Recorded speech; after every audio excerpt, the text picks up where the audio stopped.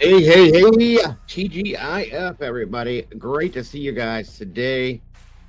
I missed you all yesterday so very much, but we're back. Today, guys, we are looking at the Madeline Soto case. Who is Jennifer Lissette? Really, who is she? And what does she actually know?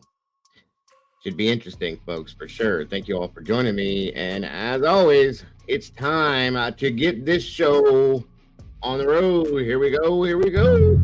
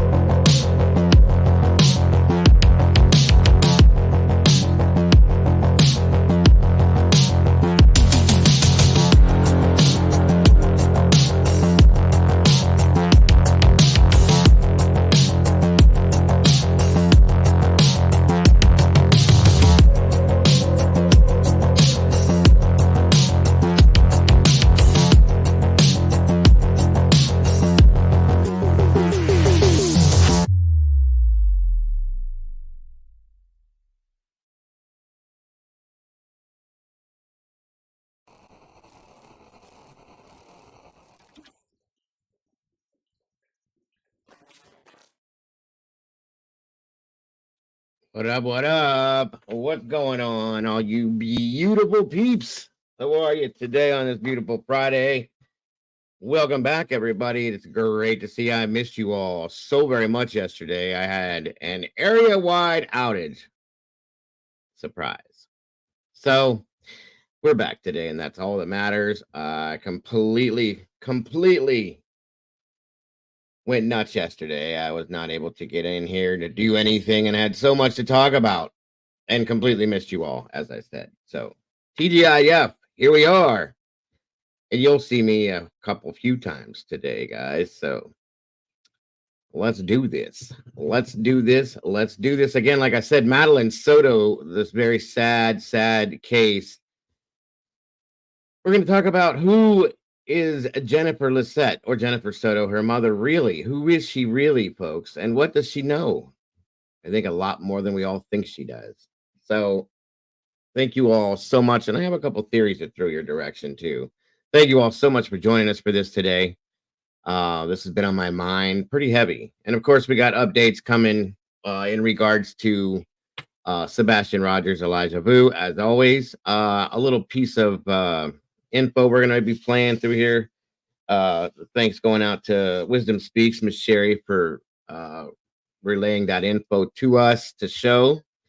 We got to keep awareness about and up on top of things, folks, and that's what it's all about. So, again, thank you all so much for being here today. You are appreciated more than you know. Speaking of which, let's see who has joined us today and graced us with their awesome presence. It looks like so far, Mandy Lay. Good afternoon to you. Welcome. Wisdom Speaks, of course, one of my amazing moderators in the house. Thank you for joining me. Teresa, thank you for being here. Cammy Q, another mod, another amazing mod. Thank you for joining us today. Party of Five, welcome back to you. Sammy Reeser, always a pleasure to see you. Let's see. Party 5, I just said that. Zelda, another amazing moderator. Thank you for joining me today. You are appreciated. Taxi Slut 61 is in the house. Welcome back to you. Great to see you. LA, what is going on? And I think I need to say hey to little Miss Gigi. Welcome, and great to have you here with us. Thank you for joining us, LA and Gigi. It's great to have you here today. Natcat, welcome back to you. Great to see you today. Thank you for joining us. War Eagles in the house, another amazing moderator. Thank you for joining us today. Jilly Bean, how are you? Good to see you. Good to have you here. Thank you for joining us today. I appreciate you. Tina B, same to you. Welcome back. Proud Mary Vibes is in the house. Welcome back to you. Let's say hey to Cooter. What's going on with you, Cooter? Good to see you today. Thank you for joining us. Tina B, welcome back to you. I just said that once again. I said I need new glasses, guys. Let's see. See-Through Fest is in the house. Welcome back to you. Great to see you, Gianna. Thank you for joining us today. You are appreciated. Moonlit Baby, welcome back to you. Great to see you today. Of course, Mr. Neil Homestead's in the house. Welcome to you, sir. Good to see you. Thank you for being here. Let's see. Let me drop down to the bottom here. You got a double take. That's right. That's right. Hope she heard me. Good. She's laughing. Good to hear it. Welcome, Gigi. It's always a pleasure to have you. Miss Shelley, good to see you. Good to have you here. That's okay. No worries. As long as you're here and listening, that's all matters. We appreciate you so very much.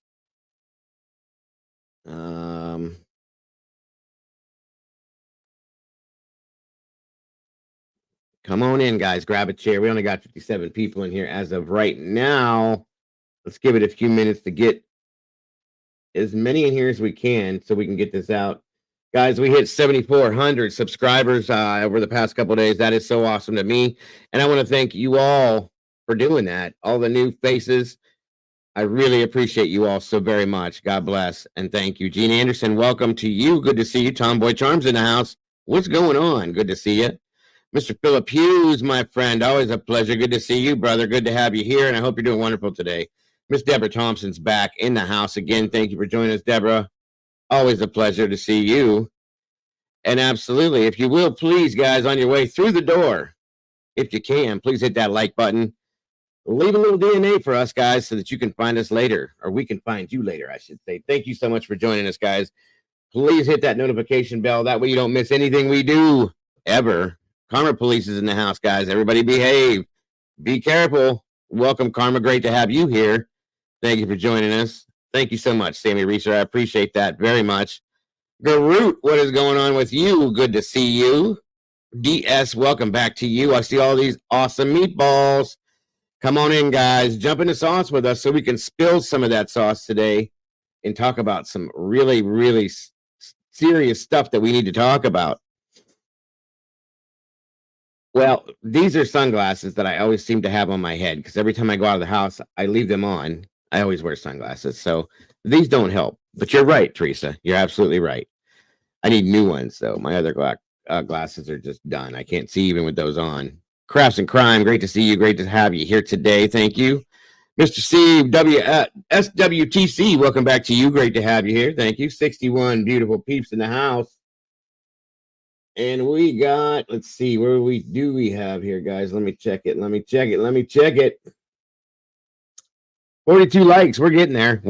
20 off. We can do that. Let's fix it, guys. Let's fix it. Share this out, guys, if you will, please. Whoever it is, it doesn't matter. I'm sure they'll be interested in what we're talking about. And please don't forget to hit that like button. I would really, really appreciate that. I always forget it. Makes me wonder. I'm going to try these out and see what happens.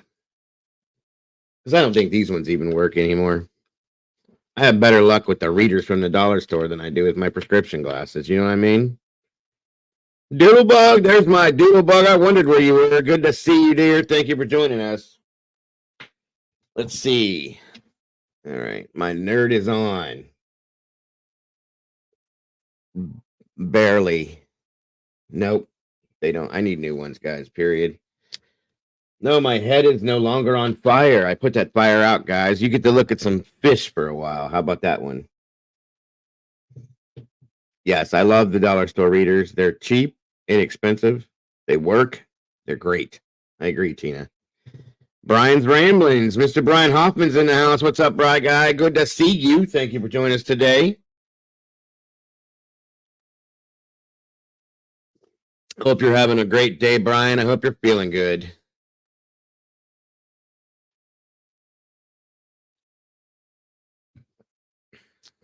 No fish in any way. They're back there, if you can see them. Might be hard. Oh, Lord. This room, my grandkids have destroyed this room. It's a mess back here, guys. It really is. I got to clean this mess up. I'm sorry you guys got to see any of this, but it's a mess. My apologies. Noel, welcome back to you. Great to see you. 84 peeps in the house, 49 likes. We're getting there. Come on. We can do this. Let's get this out in that algorithm. This all needs to be seen and heard. Yes, Noel, he's taking a break. Probably well deserved. Proud Mary vibes. Yep, Daddy Meatball is what I am, I guess. Dahlia, welcome back to you. Good to see you. Thank you for joining us. You are appreciated. I'll have to check that out, Moonlit. It's a mess. I'm very, very weird about that stuff, guys. Super duper crazy clean. I can't stand clutter. It drives me nuts. So I keep the place pretty together. And my granddaughter spent the night and had a blast back here, I guess, because I didn't even pay attention until I turned around and looked. That's all right. It won't take me long to clean it up. No big deal. SRB is in the house. Welcome back, dear. Good to see you today.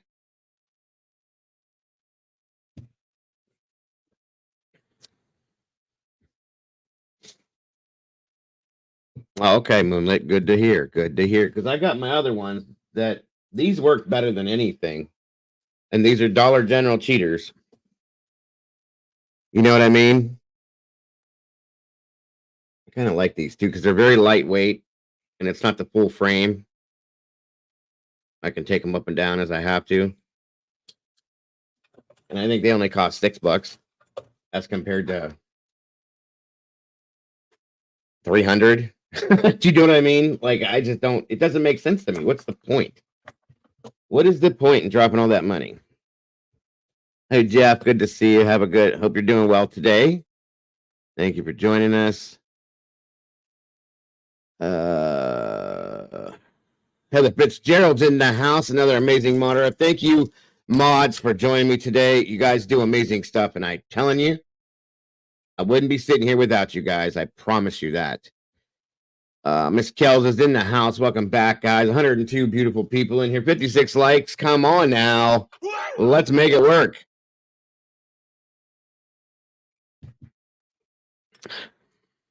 What are we saying? Anyone you know have the 2022 frat members applied data? I don't know, Heather. I'm sorry. I don't know. We could look into it, but have any of you heard of cataracts needing laser cleaning? I have heard of that before, Brian. I guess it's a new thing. They go the panel the behavior panel did a video. Oh yeah, we're going to be looking at that today. That's part of today's thing, LA, that we're going to be looking into. We're going to review that today together and have some comments. I'm going to try to get some of you guys to come up here and talk about this with me and possibly have some call-ins, but I would love to hear from you guys, having some people join me up here. That would be the thing. I have some questions, and I have a theory that I spoke to somebody else about this morning. I'm not very strong with it, but it is a theory that crossed my mind. My wife actually brought it up to my attention at one point, but you know how it goes. It's not something I'm serious about at this point, but it is definitely a theory because of what I've seen in different interviews and body language. It was, and somebody else said it to me this morning too, and it was weird because me and this person are always on the same wavelengths. It's crazy. I can't have, Mama Bear already has half my brain. I can't have somebody else taking the other half, you guys. You know what I'm saying? Good morning, Miss Bonnie from sunny Seattle. It's wonderful to see you. Thank you for joining us today. We got to get in that algorithm, guys. We're 61 likes, 110 people. We can do this. You guys are better than that. Come on now. Even you lurkers, all you got to do is hit that little like button one time. Give me a thumbs up and let's get going, guys. Come on. Pammy B, welcome back to you. Great to see you. Upstate New York, welcome. Good to have you here.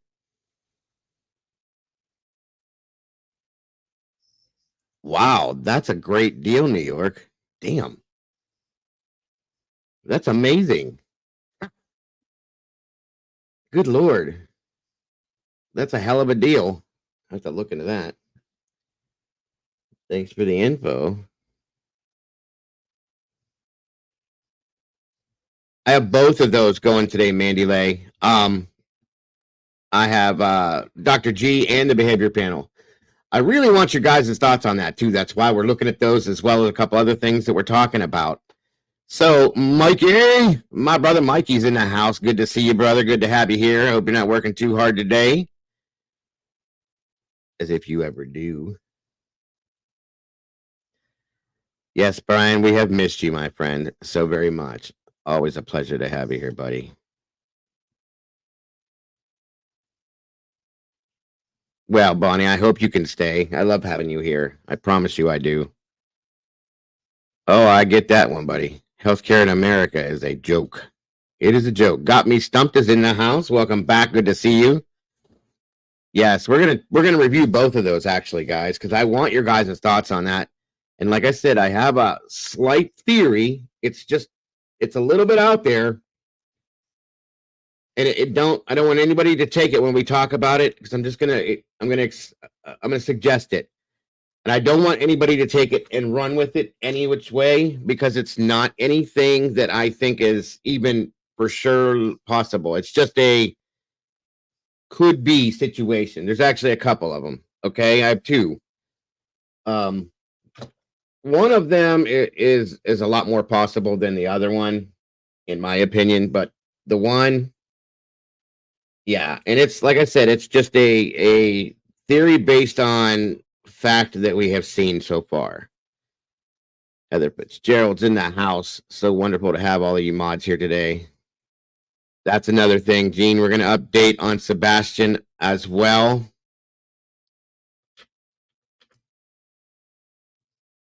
Exactly, Heather.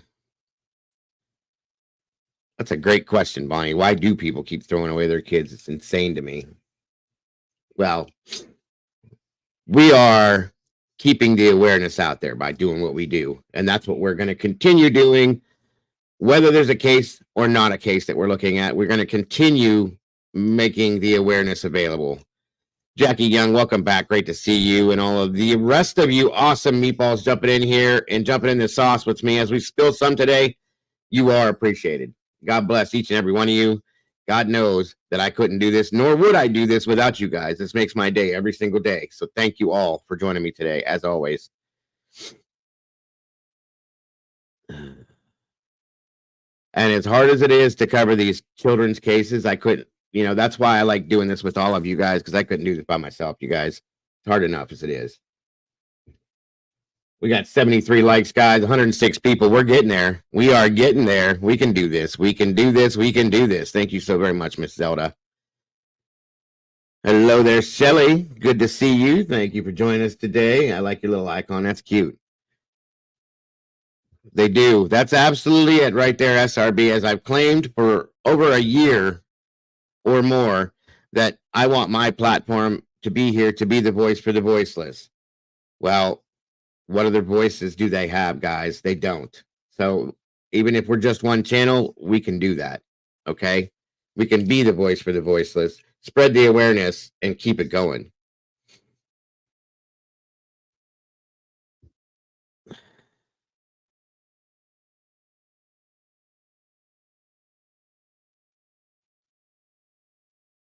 Yes, Brian, we hope that you recover very quickly. Bonnie, that's cute. I love those. Those are cute, you guys. Aloha, MIA. I hope you're doing well out there. Good to see you. Thank you for joining us today.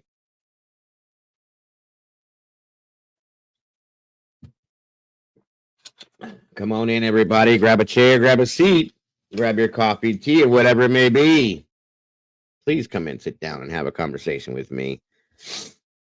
I do appreciate it so very much. Let's see who we got in here and where you're coming from. There's Polly Pepper. Miss Pamela coming from over the pond. Speaking of which, good morning, good afternoon, and good evening, good night to any one of you guys, wherever you are. All of you, I hope it's good for you because it's great for me to be here with you guys. I appreciate you all so very much. I got a lot of people over the pond, the UK, Australia, South Africa, Thailand. I am super appreciative that we are everywhere, guys. And you guys are amazing. I'm sorry, Brian. I hope that gets better. Miss Kells is a neighbor over here in Michigan. I love it, love it, love it. Lou Ellickson, welcome back. Good to see you. Yes, we're going to talk about that today a little bit too, about Sebastian. 115 peeps in here, 81 likes. Come on, guys. Come on, guys. Let's do this up. Let's do this up, please. We're almost there. We're almost there. And like I said, we got a lot of questions, folks. I got a lot of questions and a couple theories to make me wonder. As we look at these interviews, we've seen some body language analysts and experts and whatnot, so on and so forth. Something's up. Something is definitely up.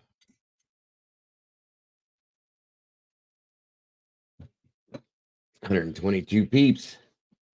83 likes. Come on. Even if you don't like me, please pretend, at least for a little while. Pretend like you like me for a couple hours. And we can do it, guys. We can do it. I want the whole world to see this, and they won't unless we get it in that algorithm, guys. That's how it works out here on YouTube, unfortunately.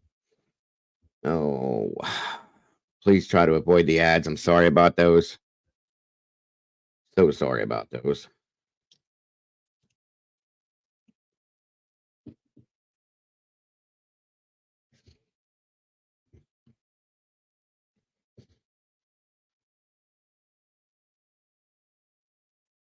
Mikey Mike.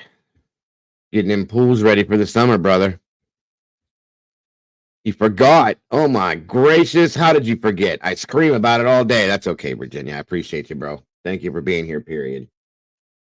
Nothing more means more than me than having you guys here with me every single day, and I appreciate that. 15 more to go. Miss Sherry's on that. She likes to play that game. Who can hit the like button quick faster? It's a pretty cool game. Thank you, Miss Sherry. I love having my advocates in here. I have quite a few advocates in this community for the safety of children and all the things that have been going on. This group of people in here really advocates against it with me and supports me with this. And you guys mean the world to me. That is the whole thing right there. It really is. Please understand that no matter how many times I say it, it's never enough. I thank you so much for that. Moonlit was number 7. Thank you, Brian. I appreciate that. Amen to that one, Doodle. That is a fact. Oop, give me a second here. I always gotta let somebody else know. Sometimes she doesn't get the things. Hold on.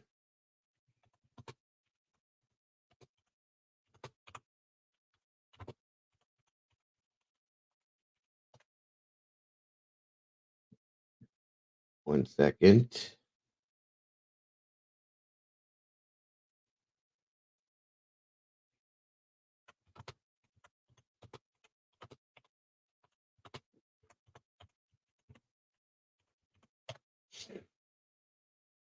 Okay.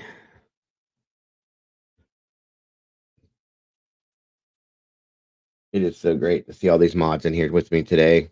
I appreciate you all so very much. 122 peeps, 96. All right, we're getting there. It's going to happen. 3 more. Come on, guys. Come on. Come on. We can do it. We can do it. It is actually really beautiful out here today, Heather. I'm not far from you, obviously. 2 more. Come on. Leslie and Billy, what's going on?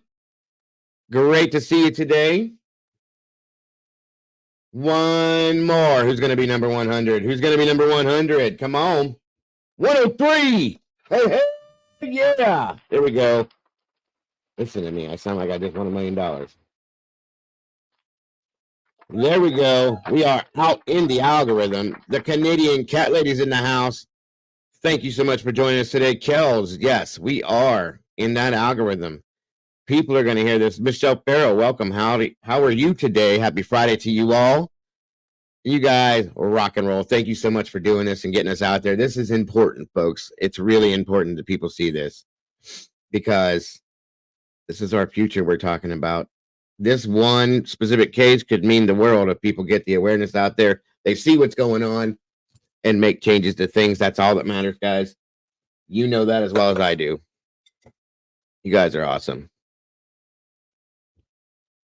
106, we're up to 106 now. It's going, it's going, it's going. Hey, you guys rock. I love it. 121 peeps in here. We did. We made it. We're out there swimming in the algorithm now, guys. That's awesome. Grab a seat. Get comfortable. You guys did the hard work. We are there now. You can relax. No way. There's no way you're blocked, Kells. No way at all. Yes, Sebastian Rogers. That one has hit. Yes, thank you so very much. That case has hit me pretty hard, folks. Really hard actually. So as a lot of these do, but that one I don't know why. I was talking to Doodle the other night. This one I've been taking it personal. I think you guys know and have noticed my reaction to this one. And if I've come off in a weird way, I apologize to you guys. I don't mean to, but that case really is like really hitting me and pulling on the heartstrings a lot. Yeah, go out and come right back in, Kels. That'll probably help. Or just refresh it if you can. That might help too.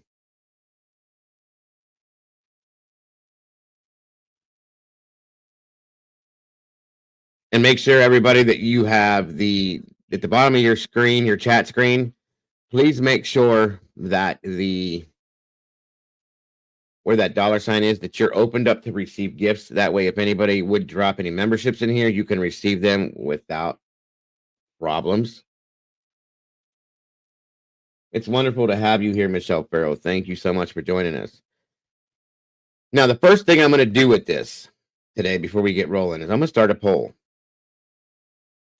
I did one the other day, but I want to ask one today because it's been a few days.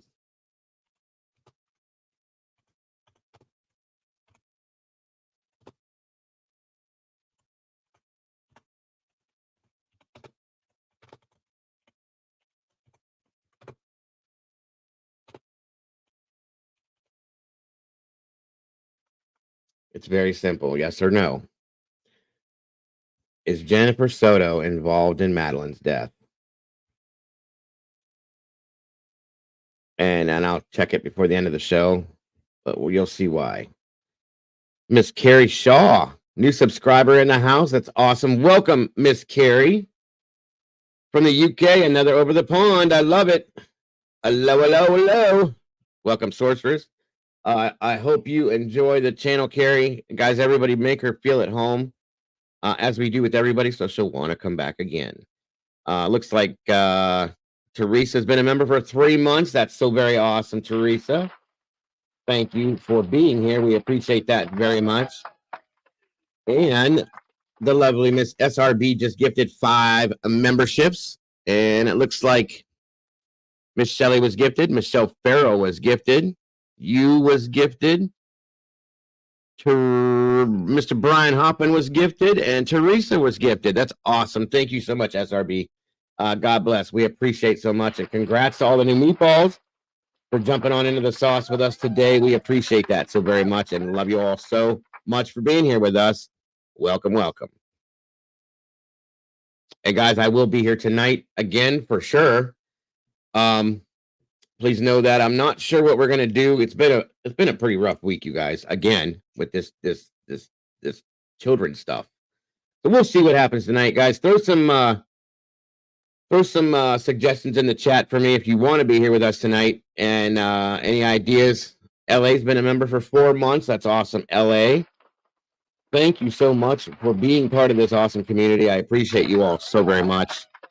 Guys, if you haven't noticed, I hate even talking about it, but I got my energy back. Okay. And it's been awesome to have that feeling back again. Um, it means a lot, guys. I'm even dealing with these cases. I feel like I have a purpose again, if that makes any sense. Okay. So that's part of it. Okay. That is definitely part of it. But my energy is flowing, folks. It is flowing like the river. So I'm glad, and I'm glad that I can share it with you guys of all people. That's one thing that means a ton to me. Um, LA says I can tell. Absolutely, absolutely. Doodle's already got the dancing queen out there dancing, and Bonnie says music with Caden, which you know he loves. He looks forward to it. He asks me every day. Maybe we'll do that.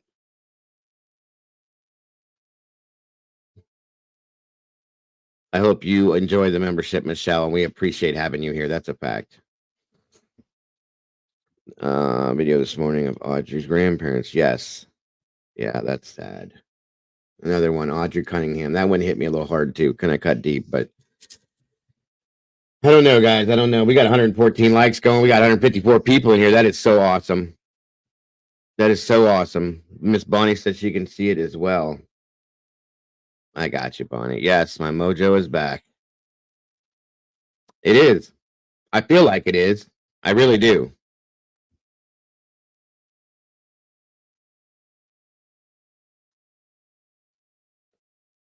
Oh, that's awesome, Kels. Dago, everyone here. Some people not here. You guys are totally awesome people. And so are you, Kels. Absolutely. You are a part of this amazing community, and I am grateful for every single one of you guys that are here. I miss you doing your weekly shows. I always have you in my ear, even if I'm not chatting. I miss the daily shows Monday through. I always tune in and hear your voice. Well, it's gonna be rolling like it's supposed to party. So don't worry, you'll be hearing me. I promise you. Right, Teresa. I know what you meant. I know you would, Doodle. I know you would. This lady supports me. I swear to God, guys, there's no way to even explain it. Doodlebug has supported me for a long time. I could be talking about taking the garbage out and she would be here cheering me on. She's an amazing, amazing person and a wonderful, wonderful part of this community I'm grateful for.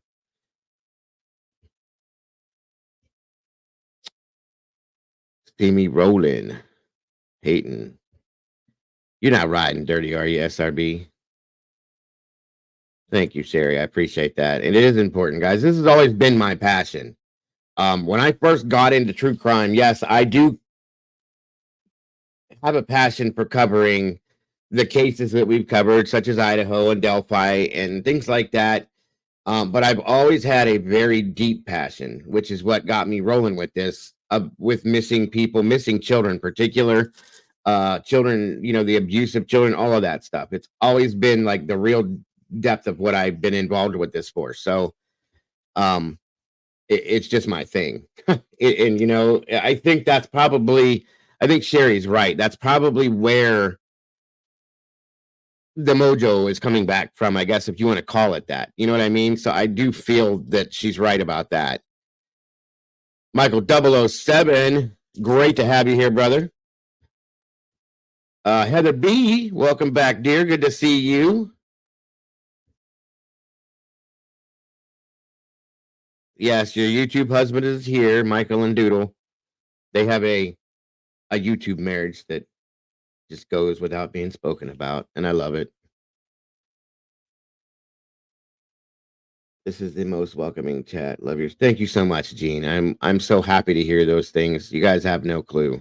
Sometimes I wonder, you know what I mean? We all have bad days, bad weeks, bad months. But sometimes I wonder if I'm actually getting out there, if I'm actually making a difference. You know what I'm saying? So hearing those things means the world to me. Somebody just said something I missed. Carrie's brand new. Seems like you have an amazing community here just by looking on like, oh, absolutely, Carrie. It is one of the best communities, I can tell you. And I'm very proud of this community, and I have been for quite a long time. So hopefully you enjoy it enough to want to become part of it permanently. That would be amazing. I've never noticed the collections in the back. Oh, God. I have, that's nothing. If you're seeing that, I have all of this over here that you can't see. So much of it. That's my other passion is toys. I love toys. I always have. I'm a big kid at heart. Well, thank you, Kels. I appreciate that.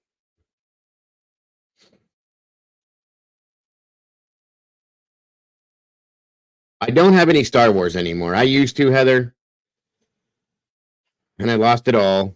And I just didn't get back into it. Mostly GI Joe, um, Marvel Legends, or like superheroes. I collect Hot Wheels and Matchbox, Ghostbusters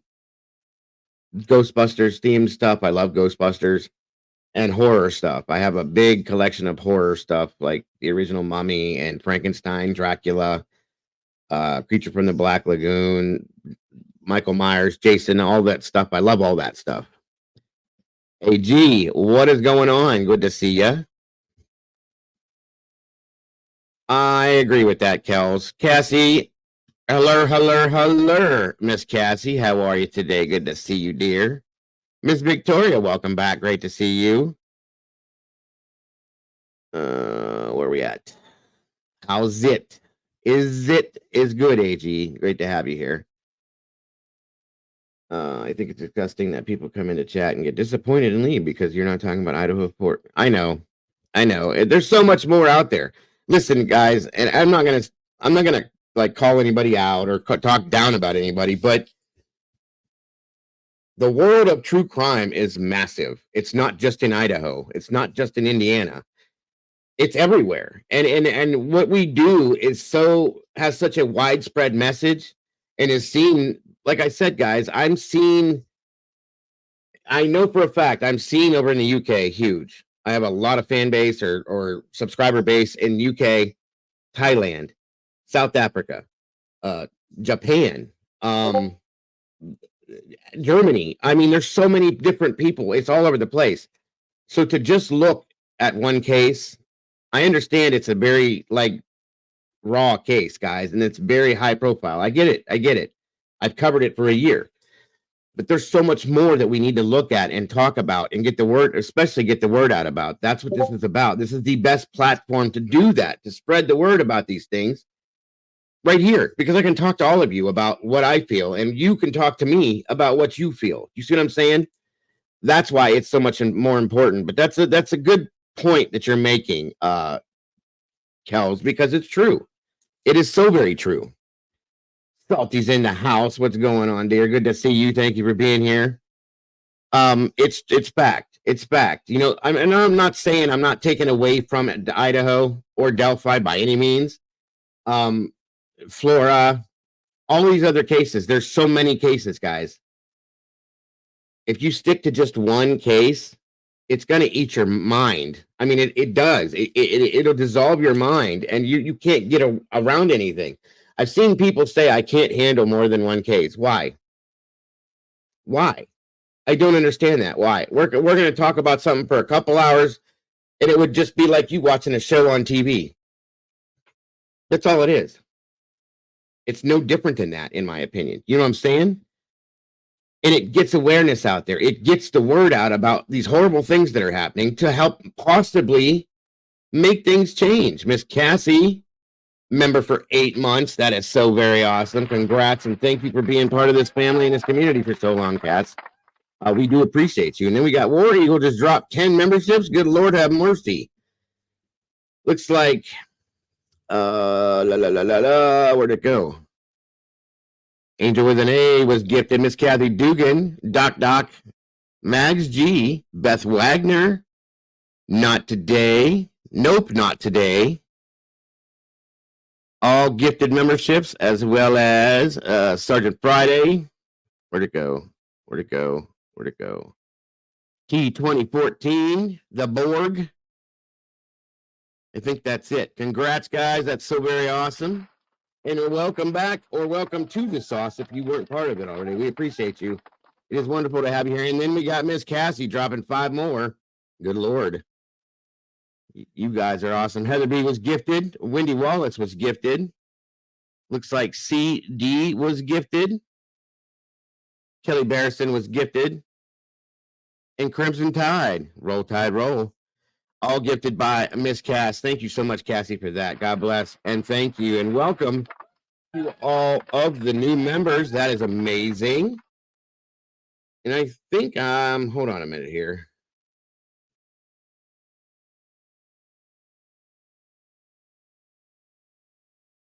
Because YouTube gives me some freebies, guys. How about that one? Imagine that. YouTube giving us anything, right? Let me see if I can do this something here.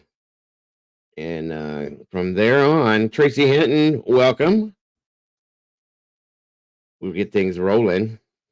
One moment, guys. Sarah with an H, welcome. Holla, good to have you here. Yes, gearing up for St. Patty's Day. It's coming, it's coming. My mama's birthday is in 2 days.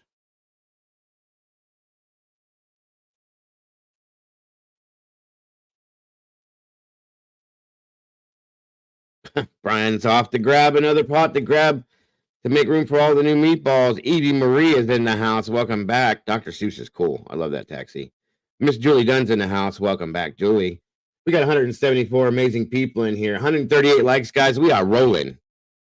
You guys are flowing it today. You got my energy level up as well. Tracy Adele, welcome back. It's been a minute. Great to see you.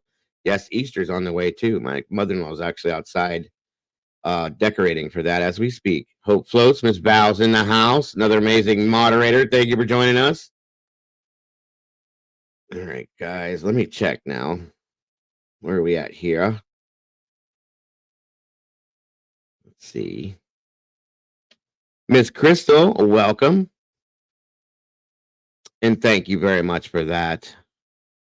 There she is. Carolyn Miller, hello, hello.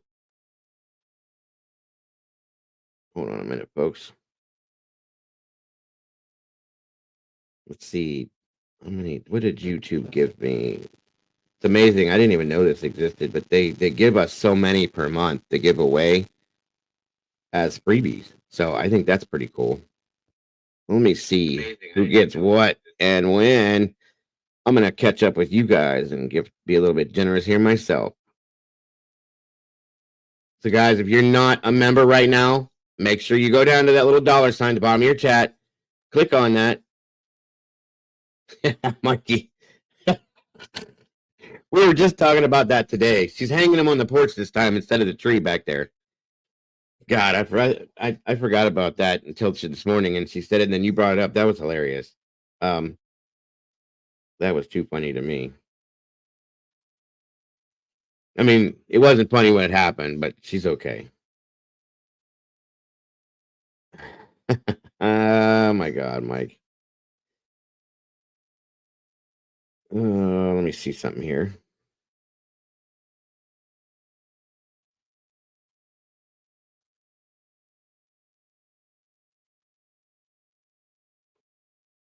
Yeah, it was Easter last year. God, that time went by quick, didn't it, Mike?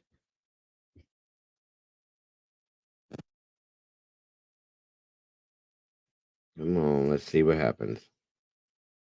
Boom, there they are. We got 5 more going out, guys. That's on me, on the house. Looks like Tracy Adele, Miss Crystal, Sarah with an H, All Things Silver, and Kel. We're all gifted memberships. Welcome, welcome, welcome to the sauce, everybody. Miss Victoria's been a member for 2 months. That is awesome. Green is the color. Green is the color. Awesome, awesome. And thank you so much. Congrats, Victoria, for being here. That's awesome. Bring forward this Saturday night, 2 a.m. We gain an hour, I think it is. Yes. All right, guys. I've been rambling at the mouth and celebrating and all sorts of stuff, but welcome to all the new meatballs. Congrats for being in this community and part of the sauce, guys. I appreciate you so very much. Let's get this show on the road, guys. We are up there and out there. There's a poll in the chat, and very simply, it just says, do you think that Jennifer Soto was involved in Madeline's death? Or we lose an hour. That's what it is. I thought spring forward, fall back, you spring. Yeah, we lose an hour. You're right, SRB. I'm taste testing Welch's jelly. Well, hey, ain't nothing wrong with that. I love me some jelly. Actually, I like jam, but all right, let's get something going, guys. Leprechauns have arrived. Gray is in the new green. That's right. So, you guys have all seen some of these things that have popped up recently. Dr. G, this and that, and everything else. I got a couple theories I've been bouncing around, talking with a couple of people, my wife. And some of these are kind of a reach and a little ridiculous, okay? But I'm going to show you why people could think this way. So let's look at one thing here. Let's go with this first. Is this the one?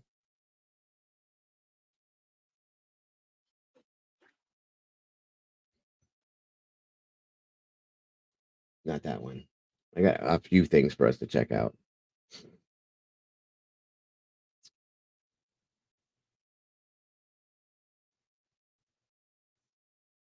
Okay, so we're gonna go first off. We're gonna jump into Dr. G's and listen to his review this about what he thought. Davy Jones, good to see you. Good to have you here. Yes, indeed. Who is Jennifer Soto? Who is she behind those eyes, in that mind? Because I'm curious myself. That's what we're gonna talk about, guys. I want to know. 180 set peeps. I can't stand peeps. I can't do them. I don't like them. Sorry. So, like I said, we're going to check this out. I'm going to speed this up just a bit so that we can get through a little bit faster. This is Dr. G. I like his analysis of things. I like him, period. I think he's kind of a fun guy. Not a mushroom, just a fun guy.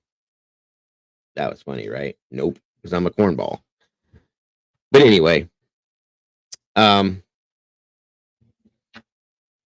let's check this out, guys, and then talk about this. Yeah, exactly, SRB. They hurt my teeth thinking about them. You know what I mean? All right. Moving on. Let me know how this sounds, folks, please. Hey, Dr. G here. I'm a licensed clinical psychologist and body language expert, and today we're going to be analyzing the behavior and body language of Jennifer Soto. Jennifer Soto is the mother of Madeline Soto, whose body was recently recovered after she went missing for a few days. Jennifer's boyfriend has been arrested due to illicit content on his phone that he attempted to wipe. In addition, he's considered a suspect in the murder of Madeline Soto. Before we get started, a couple of quick things. One, I wanted to remind you that this is not a psychological evaluation of any kind. These are just my opinions. In addition to that, I do want to remind you.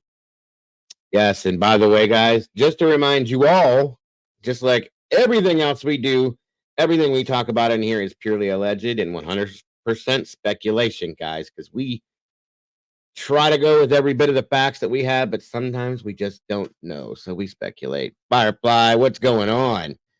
Welcome back. Good to see you. You to like and subscribe if you want to see more content just like this. All right, let's go. What we're going to be looking at today is an interview with Jennifer Soto while Madeline was missing, but before her body was found. Let's just jump right in. Jennifer Soto, JENNIFERSOTO. Mother. So you're already going to notice that she has a tremendous amount of anxiety coursing through her. Her head is shaking because her body is shaking so much. That's a lot of adrenaline. Now, anybody whose child is missing is going to feel anxious. So we've got a baseline of just feeling anxious. We're going to go ahead and start with that, and we'll see what else emerges. Jennifer, tell me how you feel right now. You can also see that her lips are pursed. She's biting on her lips or keeping her lips tucked in. We oftentimes see that as a way to pacify ourselves. Sometimes it's a way to not say something. Usually if we're talking and asked a question and we remove. Okay, I'll slow it down, guys. I'm sorry. I'm sorry.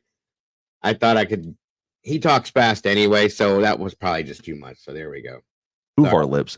That's a way of not wanting to respond. She's already doing it, so I see that more right now as a pacifying behavior than an attempt not to say something. I feel like I can't breathe. All I keep thinking about is, where is she? Is she safe? Is she okay? But we're all a wreck. My entire family is a mess. We're just so worried.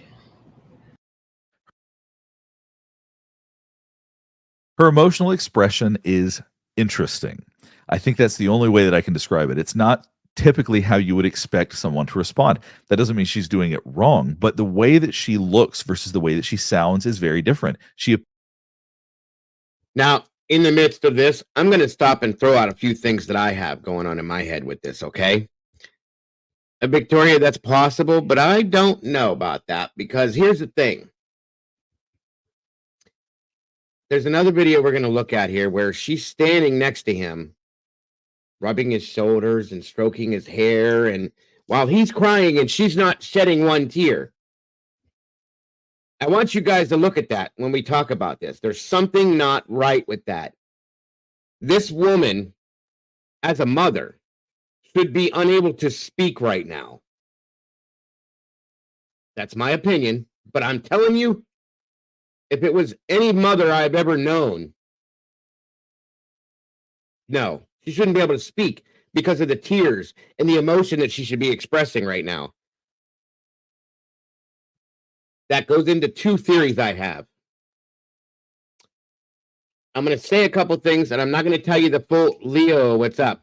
I'm not going to tell you the full theory. Hello, Natalie. Thank you for joining us. Sheraton, thank you for being here as well. And I don't want you guys to run with this yet. I'm going to give one of two theories, okay? The second one I'll give you at the end. I'm going to say one word, and you think about it for a minute while we're watching this. What if this mother was possibly jealous of her own daughter?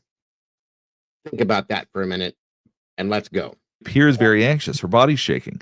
And yet there's a quality about the way she's speaking that seems very calm and casual. It's a very interesting mix of two very different ways of expressing oneself, but it can be confusing to see this. When did you first realize, or when did you file a missing report? We filed a missing report. We called the police at like 4:45 yesterday, 4:45 p.m. But she actually went missing. Now, I want you to keep in mind, she's being asked questions and she's responding directly. She is answering the exact questions that she's being asked. This cannot be said of Stefan Stearns. When you watch his interview, he's asked questions and he does not respond. He gives vague answers. He doesn't provide details and oftentimes doesn't answer the questions at all. Early that morning, around between 8:45 and 9 o'clock in the morning, she went missing. We had dropped her off close to the school. She said we had dropped her off. Now, these statements, these we statements, seem to be getting her into trouble because. Now, what I mean, though, Carolyn, is here's my thought. Let me say this real quick. If she had a thought that something wasn't right between her daughter and her boyfriend, okay, what I mean as in jealous, as in the attention that he may have been giving her, okay? It may not have been directly in front of mom, but I could imagine that this guy, because of what he was doing, was very extra special, paid extra special attention to Maddie, okay? To keep her quiet in some senses, okay? And because of that, God, with these spam calls, she may not have even realized she was jealous, okay? Because I don't see the reaction from her emotionally that I should be seeing. And it's just something I'm wondering, okay? It does happen, guys. I've read multiple stories about this happening. I've had women that have admitted to, yes, I was jealous of the relationship that my daughter had with this guy, not even knowing what was going on. So it can happen. That's all I'm saying. Apparently, it was Stefan Stevens who was the one who drove her to school. Apparently, she was not part of it. So as she's saying we, it's making it sound inconsistent. She wanted to walk the rest of the way. This look right here has been a concern for a lot of people. How could she smile and act a little bit silly while her daughter is missing when something so grave and so serious is going on? And what's possible is she may have a very unusual way of expressing her emotions. One thing that we have not seen yet, and we don't see throughout this, is her faking emotions. Stefan Stearns very clearly was faking emotions. He was wiping his eyes without tears. No, that's not Maddie. That, I believe, was either, from my understanding, some kind of a dog or an animal feeder or like a parrot thing or something. I was under, that's what I was told. I don't know, but it's not Maddie, guys. That's not Maddie. You are not seeing any attempt to fake anything here. And that's one thing that's really important to understand, is that just because somebody presents strangely, she doesn't seem to be trying to fake emotion. And that's a very essential part of understanding what you should pay attention to and what doesn't matter as much. She wanted to walk the rest of the way. Sorry.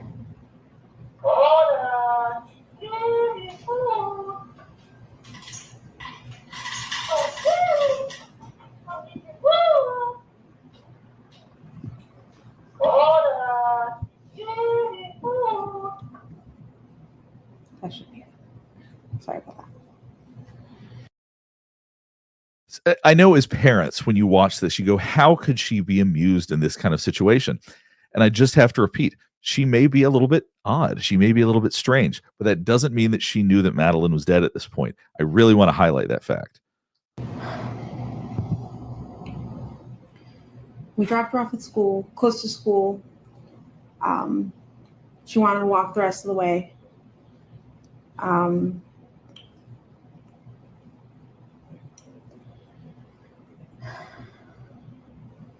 not sure what I'm allowed to share. You share whatever you feel comfortable sharing. I know you had conversations with detectives. Not sure what that conversation is, but so this is another thing that stands out, is wondering whether or not she's allowed to share different aspects of this case. And I think that that's actually a legitimate question for people who are not familiar with these types of situations, or people who don't know. I don't necessarily see that as her deflecting or not wanting to respond. She may genuinely not know what she should and shouldn't share, what details she is allowed to or not allowed to share. What I'm allowed to share. you share whatever you feel comfortable sharing. I know you had conversations with detectives. Not sure what that conversation is, but whichever you feel comfortable sharing, that we'll put the awareness out there. Yeah, she was. Now, something else to remember also, you guys, is part of what I had heard her state, or it was written too. They had an argumentative relationship, the mother and daughter did. She's a 13-year-old girl. It can happen, guys. I get that, okay? So it makes, that's part of where my little theory could have come from too, is that they're back and forth. Why are they arguing all the time, guys? It does happen. It does. The jealousy thing, and there's a video that makes me want to vomit all over what I have in front of me that I'm going to show you here in a few minutes. It's a piece of a video. It wasn't shown like it was supposed to be, but it's a piece of one. It made me sick to my stomach, like physically sick to my stomach watching it go down. Okay, and then I'll explain to you part of where that theory came from, or more of where that theory came from. Sorry. Was spotted walking by the church, by the middle school, on the cameras. They saw her hang out in the parking lot for a little bit and then get up and leave. They didn't see a vehicle or anything else. They just saw her walk away around 9 a.m. heading towards the school, but she never made it. What has the school said? So the way that she trailed off, said, yeah, at the end, that's essentially a way to put a period on what you're saying. It's just a way of saying, I don't know what else to say at this point. Now, I know people believe that she was involved in this or knew that Madeline was dead. I'm not convinced that that's true. I don't necessarily always come out with such strong opinions about this, but I do want to say she's not showing the types of deception that you would think, because oftentimes what you would expect is somebody faking certain types of emotions. We haven't seen her fake. Now I'm seeing in the chat, I hate to keep Ricky Hinkle, welcome. Thank you for joining us. I appreciate you. I'm seeing something in chat that was something that came across my mind that I spoke with my wife about too, and she said it is very possible, and it gives a motive. I hate to say it, okay, because it's so disgusting to me, but it is a grand possibility, and I'm sure that it will come out eventually. And we'll see it in the charges and something else. And it's grand possibility it's not true, but it is. If Maddie became pregnant, it leads to a huge motive to unalive her before anybody can find out. Okay? If that's the case, there's your answer to what you know, why this all went down like it did. Now, it's disgusting to talk about, but it's very, very possible, folks. It is very possible. It's happened before. It's disgusting, but it's happened before, which in turn is going to change the charges to a multiple homicide, double homicide, whatever you want to call it, for sure. I'm pretty sure how that would work. That's how that would work. And then some there's going to be multiple other charges that are going to come. As we all know, Stearns has not been charged with anything yet because, and a lot of people are asking the question as to why, because they're building a really, really, really good airtight case against this man, so that when they charge him, they can fry his ass, because that's what he needs. Okay, I hate to use those words and that language, but it's a fact. There does not need to be a doubt in anyone's mind as to what this man did, and that's why they're doing this like this. Okay. Eventually, I'm pretty sure the autopsy's back by now, but they're not going to put this out until everything is put together. So we just had to wait. And if it doesn't happen, it doesn't happen. If it's not there, it's not there. That's great. That's even better. But it is a slight possibility that that is something that could happen, and that could have been the motive for this, guys. Just, it is. And that was part of the other theory that I had. Fake emotions yet. We've seen emotions that some people may deem inappropriate or odd, but we haven't seen her faking any emotion. And that, I think, is more telling. Let's take a quick look at Stefan Stevens. Even though I did a full analysis of this video already, I do want to show you a minute of what it looks like to express fake emotion. She's a sweetheart. She's a very sweet, kind girl. Just please be nice to her. Bring her home if you find her. Tell her that we love her. Wherever she is, I hope she's okay. I mean, if someone were to come in contact with her and you gave me her diagnoses, would it be easy to? So it's very possible that Jennifer Soto is not that good at reading genuine emotion from people. Maybe she's convinced by this. Maybe she thinks he's actually upset. And maybe he's good at manipulating certain people. I think the vast majority of us watch this go like, I'm not buying that at all. But it's entirely possible that's not true for Jennifer Soto. Cameras, I don't think they've caught anything on the cameras is too far away from the sidewalk. Everything is too grainy, so they can't see specific faces. But they've looked. I do want to acknowledge how peculiar the way that she presents is, that her emotions are disconnected with the body language, that she does come across as a little bit odd. Now, what's important about that is that if you can notice that, and if I notice that, I can guarantee you Stefan Stearns also noticed that. And predators are really good at picking up people they see as vulnerable, as people they can manipulate, as people that are different or people that are unusual. So the idea that he may have seen this and maybe he somehow found her to be naive or someone that he could manipulate, it very well could be that what we're observing is what drew him to her. That doesn't mean that she was involved with this in any way. It could very well be that that's what he saw in her that attracted him to her, that made him think that she could be a victim or that he would be able to victimize her daughter. I'm just waiting to hear anything else from them. Is this normal behavior? Not at all. To just not show up or call or text or anything? Not at all, no. So as she's explaining that this isn't normal behavior, the head shakes are very consistent with her saying no. They are in sync. There's nothing there that suggests deception or that seems unusual. Show up or call or text or anything? Not at all, no. She, from time to time, she will leave her cell phone at home accidentally, and that's actually what happened yesterday. She left her phone at home. She went to school. But that happens from time to time. She's got ADHD. Her memory, she's very forgetful. She doesn't seem to lament the fact that she doesn't have it on her. She's just like, well, she has ADHD, so she forgets it, letting out a little chuckle. It's unusual behavior, but it's also not fake behavior. She's not faking crying. She's not trying to act in a way that she isn't. She just doesn't seem to know that her behavior is going to come across as a little bit awkward, a little bit weird. And I think that therein lies the challenge for people as they see this and they go, something doesn't feel right about this to me. And it could just be that this is how she presents. Told her good night, and yeah, that was it. I was the one who took her to school in the morning. That was my partner.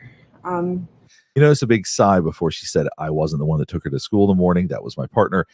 So this seems to be something that's causing her stress. Maybe she wishes she had taken her that morning. Maybe it's something else, but there definitely are feelings around that specific statement. But she's also being very clear that it was not them together, that Stefan Stearns was the one that took her to school. So she, even though she said we earlier, she is clarifying it now without skipping a beat. It doesn't seem to be that she was intentionally being inconsistent, I don't think. Yeah. 13. Her voice trailed off. It got quiet. We oftentimes do that when we don't want to be seen. We do that as a way to hide. And she's also withdrawing her lips right here, which is almost a way not to say something. Does that mean that she knew that Madeline was dead that morning?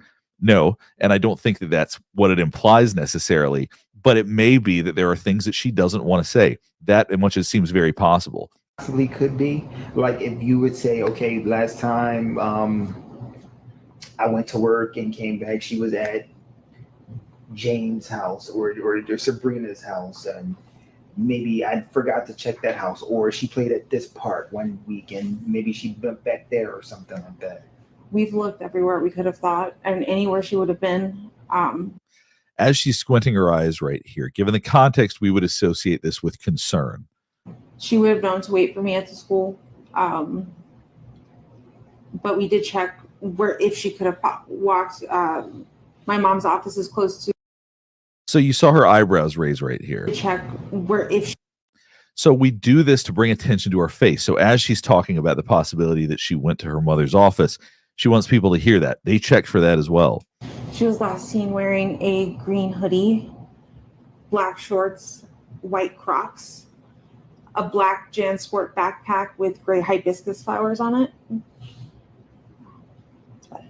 And you said this is.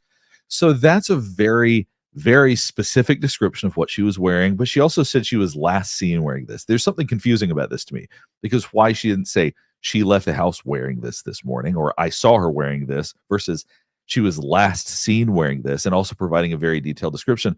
A little bit confusing to me. So was she told that?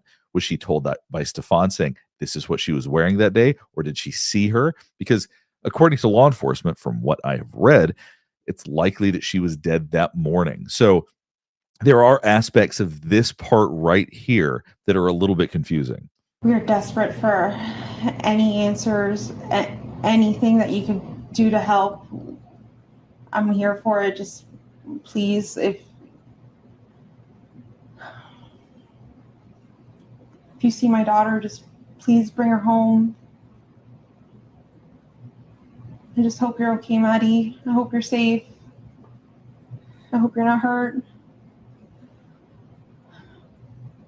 Her lack of emotional expression when saying this, when expressing this to Madeline, or when talking out to the audience or the people watching, it's these kinds of behaviors that continue to trip people up and confuse them and make them think maybe she was involved in this. I'm not saying for sure that she wasn't, but based on everything I've seen, I actually don't think that she was involved in the death. I don't think that she knew that Madeline was dead at this point. Because I want you to think about it like this. She didn't fake any emotions. People like this tend to fake emotions if they're trying to convince you that they are upset and they're not feeling it, or to convince you of something like that. What we did see was somebody who is a bit awkward. If I'm just speaking frankly, she has an odd way of presenting information. She has a strange way of emoting. And I do think that for people that are predatory, if they may see that and they may say, this person can be manipulated, I'm going to go after this person. I do want to be very clear. I am totally open to being wrong about this. And like he just said, folks, I was just getting ready to say that. Very clearly, he can be wrong, and he knows that. It's just an analysis based on what he thinks. Now, things have changed since he did this from this interview too, okay? So understand that doesn't mean that he's 100% right, folks. It's okay. It's okay. We're just reviewing this, and we're, going to talk about it. There's another one that we're going to watch just like this with other people, so.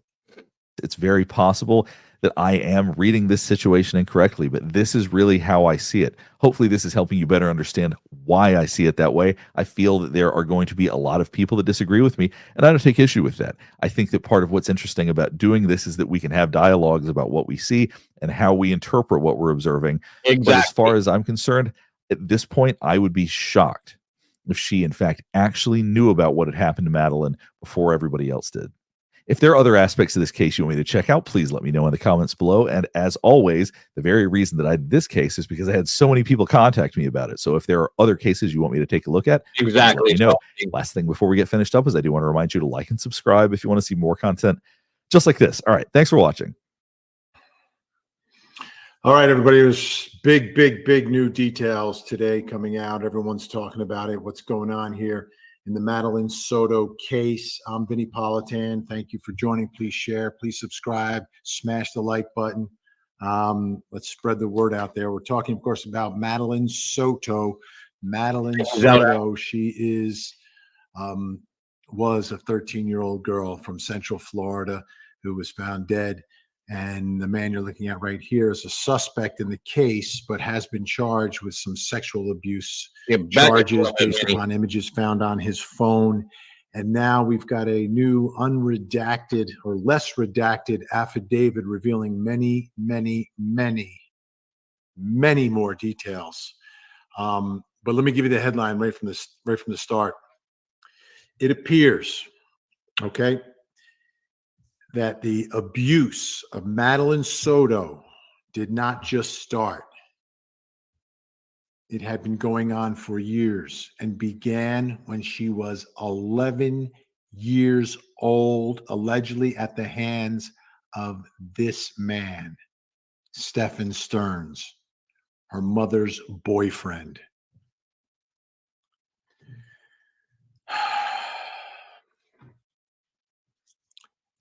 I've got the affidavit here. I'm going to read it in just a moment.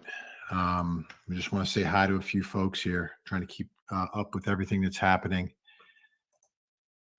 And to me, this development is going to speak volumes and raise a lot of questions we were talking about yesterday. The more information you get, the more questions you have in this case, it seems, about what was going on in that home. And I've got some more information about the home as well. So there's a lot going on here. Here's where I'm at. I'm right here. Oh, after dark. That's funny. That's funny. I like that. I'll say hello to everyone who's checking in today. Unsolved with Barb. Scott is here. Tara's here. True After Dark. Stepfather. He's a boyfriend. He didn't get married. He's not a stepfather. So to me, that's significant. She's referring to him as a stepfather. And is that because that's how he was acting? That their relationship had advanced to that point where... Or was she trying to glorify him to protect him so that people wouldn't look at him that way? From a psychological standpoint, think about that. She felt like, okay, we're a family now, even though not married. Is it a term of art? Is it purposely used because to try to demonstrate to police the nature of the closeness of the relationship? Or was it what she hoped for? Or why? So why do you think? Why do you think she referred to him to police the first time, Madeline's stepfather? Thank you, Soto. Why is that? Why is that? Why refer to him as the stepfather if he's not to be a stepfather? That means you marry the child's mother. I don't think they're married. I mean, later on, where she refers to him as partner. I get it, partner. Maybe you don't want to get married, but you don't. And again, you know, different families can do things differently. I get it. I understand, but I'm trying to understand if there's significance to referring to this man as the stepfather and not just my boyfriend. My boyfriend dropped him off, or my partner dropped him off. No. Created that relationship. See, stepfather is talking about his relationship with her, right? that Exactly, he is her Ellen. stepfather, that it's official. He's dad. He's dad. Stepfather referred to as dad. Did she call him dad? I don't know. I don't know. Don't make that face, Benny. Is it just the way this family operated, or this unit of three people operated, and those are the terms that they used every day? Now, I see a lot of people in chat making certain comments about something, and it's true. I was talking to Salty this morning, and we were questioning that ourselves. The relationship between the mother and the boyfriend, whatever you want to call it, we believe they weren't even living together. Possibly they were separated and maybe got back together, or whatever the deal was.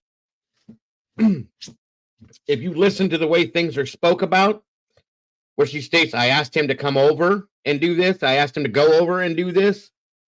Were they living together? Were they together? Had they been split up and they were getting back together? You know what I mean?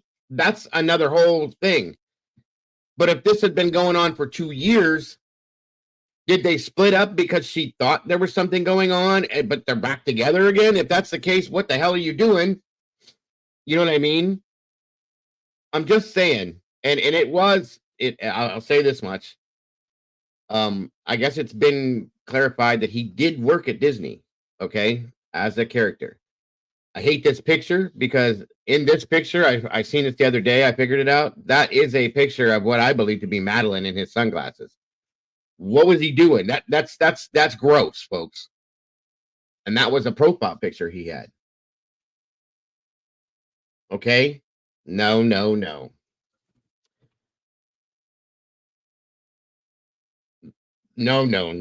folks. That's dirty. That's dirty. This dude is dirty, dark, nasty, trash.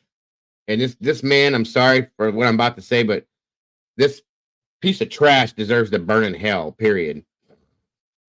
I brought that up, Kels, that it's a very big possibility she was, and that was the motive behind this. Because that is the end, the be all end all. If that happens, they're going to find out why she was pregnant. His life is over. So rather than that, guess what? We're going to get rid of the problem if that's the case. And it does happen, guys. It does happen. I'm not calling, I can't say in my opinion that right this moment that I trust that the mother's a victim yet, okay? I have questions, okay? I do. In the beginning, I stood up for her and said, wait, now her whole life is falling apart, this and that. This woman lied multiple times. Now, I could be wrong, okay? I don't think, after watching this other video we're going to look at in a minute, that she was dominated by this man. I just don't. There's too many lies. That's where my questioning came from. And then this video blew the whole control. He's controlling her situation for me. And you'll see why. I'll show you in a minute. Okay. Was it purposely used to send a message to police about the nature of the relationship and the closeness?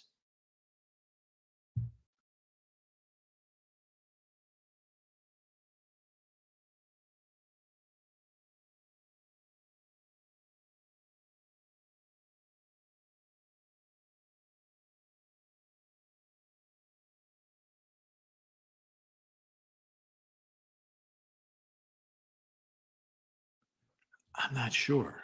Was it used to kind of throw police off? Oh, it's his stepfather. Stepfather dropped him off. Like we're a normal family. You know, everything's okay here. Everything's okay. You know, I got remarried and, you know, we're living as a family. And, you know, it's just another day. He dropped her off.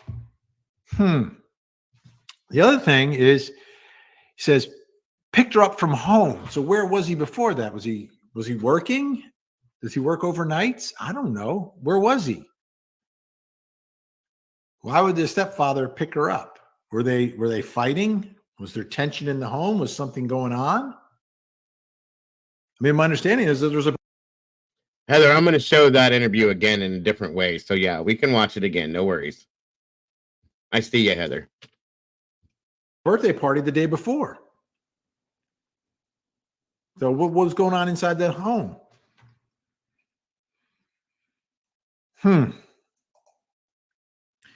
All right, Edna from the ATL.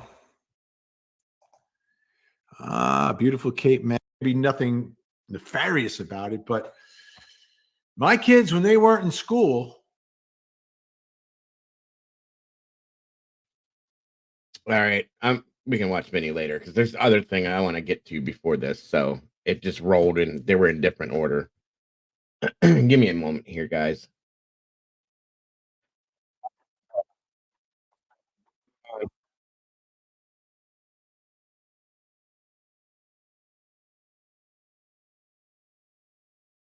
Right. We already heard you, Dr. G. Hold on a minute, guys. Sorry about that. That overlapped again.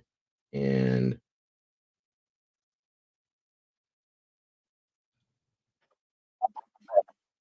stop.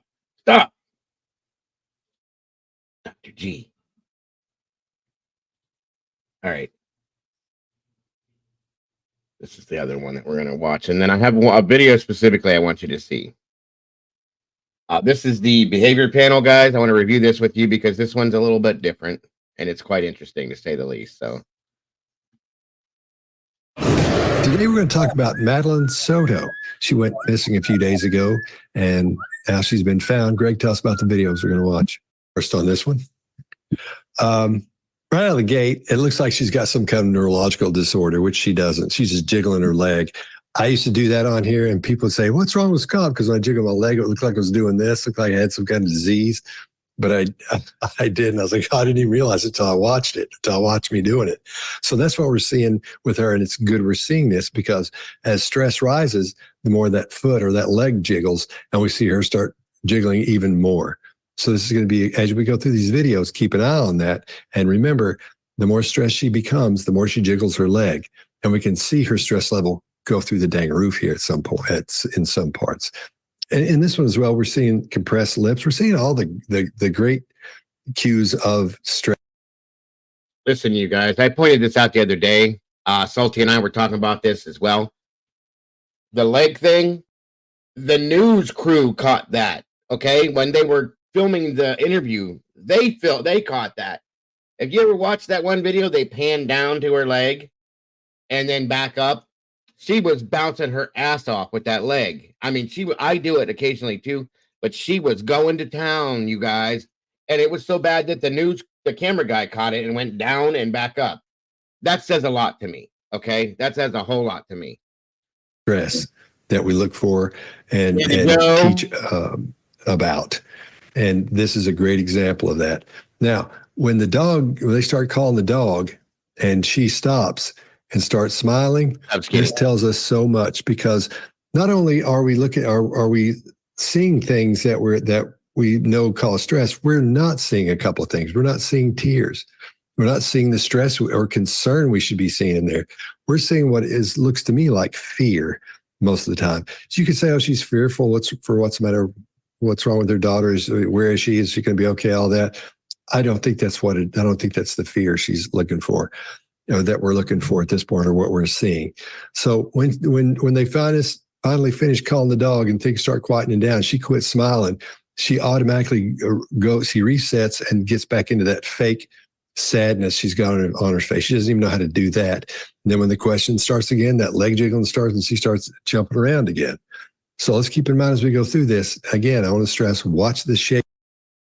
And remember, guys, when I told you the other day, she goes almost like she goes in and out of character. When that noise happened in the background, she stops, she smiles a little bit, waits. Then she takes that sigh and goes back into character almost. I don't care what anybody says. I saw it. My wife saw it.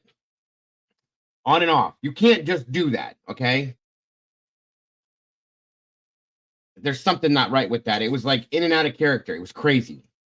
Taken because it makes all the difference in the world as far as letting you know what's happening from a perspective of stress on a human as they're going through questioning like this. And there's a reason that she's feeling that stressed. All right, Mark, what do you got? Yeah, so same as you, interested first off, is it something about the neurology? Could it be stimming of some sort? And then we get, during her answers, very little eye contact. Her eyes go up. Again, could be something with a neurotype.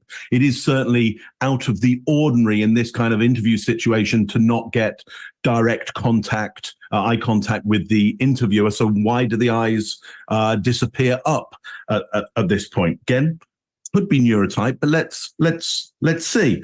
The shaking is interesting because, as you're saying, Scott, when the dog is called, everything stops. Just everything disappears. So that makes me think, to your point, this should go up even further under stress. Around the dog, everything goes. The voice change. We heard a voice at the start giving her name and the letters involved with her name and how clear and strong the voice is. When she starts into the interview, that all disappears. So that's really interesting. It makes me think that all of this could be some kind of effect that's being done on purpose. I mean, I don't know for sure at this point, first video in, but it does make me wonder, how are you able to be in this heightened emotional situation and then it stop immediately? Interesting. Oh, by the way, she says we had dropped her off. We had dropped her off. Let's see what happens to that. Greg, what do you got on this one? First, guys, is a parrot. That's a parrot talking in the background. It's going, saying whatever it's heard over and over and over. The reason she knows how long it's going to last is birds are creatures of habit, and they do the same thing over and over and over. So she's waiting for the parrot to finish. Is the reason. I thought it was one of them calling the dog. No, it's a parrot. Parrot going, food, food. Where did you hear about that? How do you know that? I just know. I know birds. I've been around birds. I had parrots around my house when I was younger. My ex-wife had a pet shop and all that kind of stuff, so I'm accustomed to them. And they're repetitious in what they do. So you get to the point where you can predict what they're going to do. That's my best guess, is it's a parrot in the background, and that's what's happening. So let's talk for a minute about grief, because a lot of people are going to say grief. Thank you, Sheridan, for saying that. That was something I was going to point out to you guys when I showed you the interviews. Somebody that's been crying for their child that's missing at all, the swelling around the eyelids is going to be evident. There is none. Okay? She had some dark circles under her eyes, just as much as I do. Maybe she doesn't sleep. Who knows? But there was no swelling in her eyes whatsoever, folks. None. I noticed that myself. Scott, I posted over in the chat a picture of her face in a still at 39 seconds. If that's not terror, I don't know what is. And it is not what I expect in this situation. I know people are going to say grief does weird things. Grief does do weird things. It slows your cadence typically. And the reason it slows your cadence is because your brain is running on two channels. It's running on trying to answer the question you're dealing with and thinking about what's going on. On occasion, grief will drive you to speed. It will drive you to agitated. When it does, it's for one reason. It's help, help, help. It's not protection of self. I see agitation and single focus at protection and answering the right question. That ain't healthy. That ain't good. My kid is missing. Everything she answers is very specific to that. I'm not going to go into a whole lot other than to say there are a handful of things missing. The mucous membrane's involvement is missing. She's not cried. She isn't crying. There's no inflamed nostrils. There's none of that you would associate with this. There's that look of terror, that look of when one of the questions is asked. And then if you want to pay attention to her eyes, I want you to start paying attention now, because we always talk about eye movement meaning something.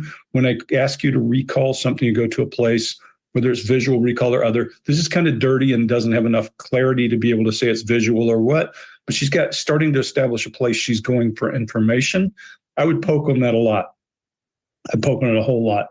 When she says, there's a lot of shifting of pronouns here, Mark, I agree with you. And she said, we had dropped her off close to the school. Now, we always talk about request for approval being forehead up, and that could mean, hey, do you get me? Are you tracking? In this case, it very clearly is, do you believe me? Because her voice lilts up at the very end and her forehead's up. This is going to be an interesting one. From here, she's got a lot of cleanup for me if I'm going to believe anything she's saying. Chase, what do you got? Today's video is sponsored by Aura. I'm excited for this because I've been using this app for over 2 years. If you didn't know how much private information is out there on the internet about you, when you first see it, it's pretty shocking and maybe a little disturbing. These people that collect all these private things about you are called data brokers, but there's a secret here. They have to take down your information if you ask them to, so they make it incredibly hard to do. So what we do is let Aura handle that for us. And you can do the same. You can let Aura do all the work, tracking down and removing all the stuff that you don't want online. And you can try Aura for really closed completely. And this is an instinctive behavior. I want to keep something that's potentially threatening to me in my view. So I'm not going to close them all the way. So this is a partial closure of eyelids. And no emotions really visible here until there's the smile that we just talked about. It's a smile of self-management, self-perception, and maybe she's thinking the news is going to cut this part out. She goes right back to a sad demeanor after that smile again. And there's no mention of the daughter's name here, which is very unusual for innocent people. This is what bothers me. Good. So the first question is if I can have your last name and spell them both out for me. Okay. Jennifer Soto, JENNIFERSOTO. Mother. Mother. Jennifer, tell me how you feel right now. I feel like I can't breathe. All I keep thinking about is, where is she? Is she safe? Is she okay? But we're all a wreck. My entire family is a mess. We're just so worried. When did you first realize, or when did you follow this report? Something else, guys, that my wife had pointed out too. There's no like worry or like concern within her forehead or her facial expression either. That's something else that I didn't catch that my wife saw. She's like, there's no like distinction in her facial changes, like her expressions. I didn't even realize that, but yeah, it's true. It's just nothing else. It's crazy. Filed a missing report. We called the police at like 4:45 yesterday, 4:45 p.m. But she actually went missing early that morning, around between 8:45 and 9 o'clock in the morning. She went missing. We had dropped her off close to the school. She wanted to walk the rest of the way. Sorry. Yeah, that's a food dispenser. You hear that noise, and then you hear the food get dropped into the thing. That's what that is, guys.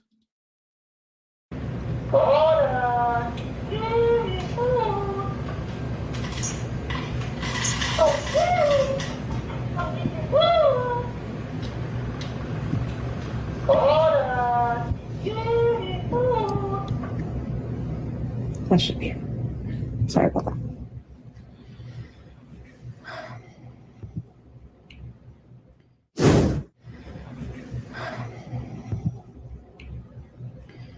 We dropped her off at school, close to school.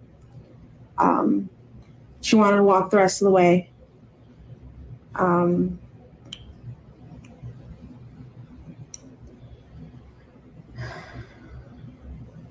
not sure what I'm allowed to share.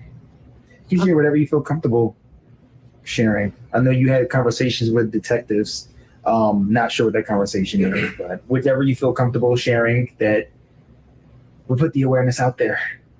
Yeah, she was spotted walking by the church, by the middle school on the cameras. They saw her hang out in the parking lot for a little bit and then get up and leave. They didn't see a vehicle or anything else. They just saw her walk away around 9 a.m. heading towards the school, but she never made it. What has the school said? Have you given in contact with the school? Yes, that they're doing everything they can. They've given me all their resources. The principals called me. They've looked at their cameras.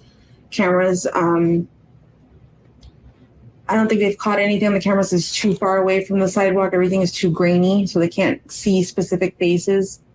But they've looked. I'm just waiting to hear anything else from them. Is this normal behavior? Not at to all. just not show up or call or text or anything? Not at all, no. She, from time to time, she will leave her cell phone at home accidentally, and that's actually what happened yesterday. She left her phone at home. She went to school. But that happens from time to time. She's got ADHD, her memory. She's very forgetful. So yeah, there's no way to track her right now because I have. Hey, Brandy, darling, good to see you. Thanks for joining us. But this isn't normal behavior now. I had a buddy, Gary Pachoza. Greg, you've met Gary, and he had a bird. Had a one of those gray. What do they call it? The gray African grays, yeah. African gray. Yep. And this thing would call his dog. It would whistle for him. And then when it would imitate him being on the phone. When he was talking on the phone, and this bird sounded like him on the dang phone, man. It was unbelievable. It was almost scary because it was like a tape recorder almost, because he would be mumbling, but it was what the bird could hear in the next room as he was on the phone in the other room. So you could hear him talking and he'd laugh like him, the whole thing, man. It was bizarre. Greg, what do you got? Yeah, that bird was actually yeah, they're claiming that it was that that whole info about seeing her at the church, this and that. Police never clarified with her that was her. They said that there was grainy video and that it could have possibly been her. It was never clarified, but they took that as it being, or used it possibly as that it was her. Okay, so it's pretty interesting. It is definitely pretty interesting. And I pointed something out the other day that you guys will see here again. Kind of a godsend because it forced her to re-ramp her story. And you can see her ramp as opposed to, I ask you a question about what happened. What do you expect the person to do? You expect them to go right into the story. She doesn't. She does a deep breath. She eye blocks. And she didn't go into what happened. This is body language of preparation to ensure I deliver the story. There's also sorrow and concern when she's talking about not sure what she's allowed to talk about. And she does a left eye accessing, again, that thing we saw where her eyes are going up in her head and to the left. Okay, let's keep an eye and see, is that where she goes to create or where she goes for memory? Because we get a really damn good example of where she goes for memory a little bit later. And I'm going to tell you, it's going to be different. So it's really interesting to watch. That bounce is going pretty good now. And she's mouth grooming. We always say, as you stress and the inside of your mouth gets drier and drier, we'll groom inside of our mouths to pull away mucus and that kind of thing. And the other thing is the adrenal cycle. Once you start dumping all these chemicals into your system from fight or flight, your body needs air to burn those. And you can see it ramping up. Her mouth is open. There's really, really a lot of oddity here. She does one shoulder shrug and she does a lip compression when she says something about. Welcome, Blue Plum. It's wonderful to have you here. I hope you appreciate you being here and joining us. I hope you enjoy the channel and want to come back, guys. Again, make sure that you guys are treating all the new faces in here as we do with everyone and make them feel at home, guys. Please do, if you will.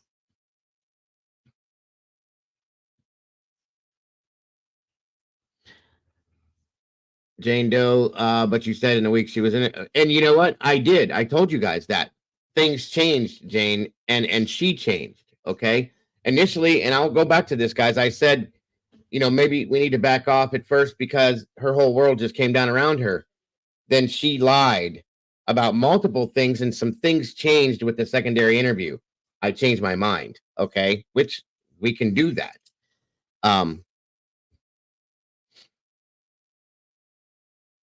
About she never made it. This is, look, we always talk about what kind of a person how you talk to a person in interview or interrogation. If I were talking to this person in interview or interrogation, you get very soft. You need to be very soft with this person, reach out, touch her, talk to her and say, help us help you. Let me know what you know and what you don't know. You get more information doing that than you do by asking really hard questions when someone's missing a kid. There's a couple of times in here, and there's a very narrow band of time in here that she looks very believable and right where she should be. She's got real helplessness. We're just waiting, and her eyes go down the right. She's got some lip compression, and her brow tips go up in sorrow. That's all the right body language. She also only uses present tense. Her agitation has dropped. Those are really much better signs for her than the first video. So I'll leave this video hopeful that I'm going to see a mother who has questions but not involved as we move through this. Right now, this tail end of this video is a lot better than what we saw in video 1 in the beginning of this one. Chase, what do you got? Yeah, I agree with you. And we're seeing that shaking, maybe let's call it a baseline, until the questions are asked again. Then she's kind of locked down. And when harder questions are asked, she locks down that shaking behavior. Now we're seeing. I went along with that, Jane Doe. I did. The shock thing. There's too many differences, though. Too many things that lied. And the fact that she lied about, the fact that she showed zero real emotion is what made me think maybe shock at first. But then watching her in this next video we're going to look at, which is what really burnt me, watching her ogle over the boyfriend made me sick. The fact that it came out that the daughter had been being abused for over 2 years. I'm sorry, but there's no way that this mother did not know something was not right. Now, whether she ignored that is a different scenario, but still, she knew something was wrong. And to me, it seems as though she chose him over her. So that's what I think changed, Jane Doe. I agree. In the beginning, I just, let's see what happens. Well, we saw what happened, and here we are now. And that's why my mind changed wholeheartedly. But I appreciate your input on this. I both ways. I really do. And I thank you so much for that. More of an upward tone. And we haven't seen that with any factual questions, like when she called the police or what her name was. Then Greg was talking about mouth grooming. We're also seeing a lip retraction when the lips go past the barrier of the teeth. This is typically a need for reassurance. And this is happening at the moment that she's saying she never made it. And, absolutely. Right at this moment when they're saying, waiting to hear anything else from the school, she's saying that there's a hard single shoulder shrug, prolonged eyebrow raise, kind of seeking approval, or do you believe me? Like Greg said in the first video, more lip retraction. And one thing that's happening here is that there's a parent sharing all of the reasons her daughter cannot be found. And this, I think, is highly unusual. And it presents a huge hurdle for me to think that she's wanting to inspire people or help or inspire hope, that there's a way that this can be done. When somebody introduces complexities and challenges like this, I've never seen someone do it who's purely innocent. She's going through all the lists. She left her phone at home. She's got ADHD. The cameras aren't good enough to see anything. There's no way to track her. And still, we're not seeing a mention of Madeline's name at all. And one question the reporter asks is this normal behavior?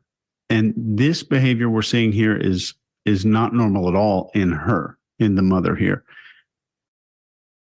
Something I want you guys to listen for throughout any interview we watch is how many times Jennifer or Jen says Madeline or Maddie. Pay attention to that. That's what he's kind of talking about. My wife pointed that out. I never caught that, but she did. Interesting. You'll see. Granted, there's some unusual stuff, so we'll take a look at a few more clips after this one. Mark, what do you got? So I'm the same with you. That blame that she's putting on Madeline around ADHD and forgetfulness is an odd maneuver in this particular situation. I don't like the look of that. Not that I'm against blaming people for stuff. It's just not right for this situation where you're wanting the kid to be found, or you should be wanting the kid to be found, just as you say, Chase. You'd want to be eliminating those things and having more possibility of that person being found, not putting barriers in the way. You're exactly right. Again, we have it. We dropped her off. Second time, we dropped her off. Okay, very clear around that. We dropped her off. Okay, good. You said it twice. Now we know. Now we know you both dropped her off.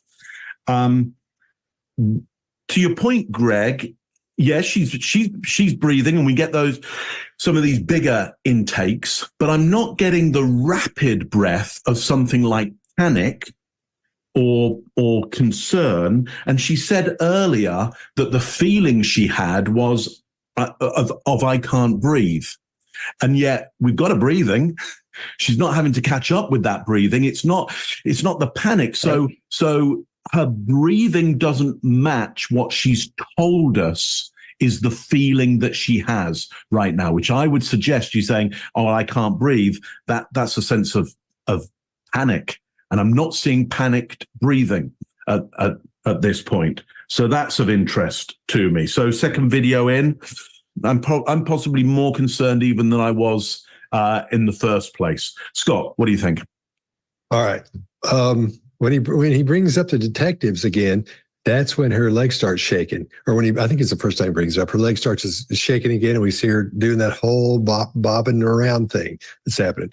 And again, this still doesn't sound like a mother who's stressed that her child is missing and could possibly still be alive, and she's worried about what's going on with her. None of that at all. Then more stress mouth with that question as well, or what I call stress mouth. That's just disappearing lips, when your lips disappear literally. And I think Chase, you made a great point, because they go back into her, up under her teeth. She's so stressed at this point. Her voice is calm and normal. It doesn't really change much. It stays almost. There's a couple of cases here in a few minutes where we get to fading facts, which we'll talk about in a minute. But in this situation, her voice stays the same. Her cadence stays the same. The volume stays the same. When you're talking about something this horrific, and as you talk about it, you're realizing the horror of what may have happened.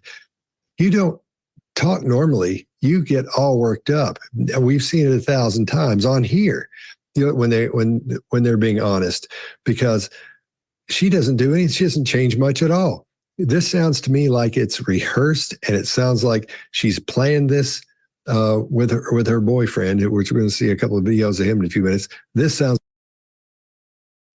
That's why we're watching both of these guys, so you can see both sides of the analysis. Okay, that's why I wanted to do this. It's very important. It's like she's ready for this. That's why she keeps saying we dropped him off. So that brings a whole other situation into this as well.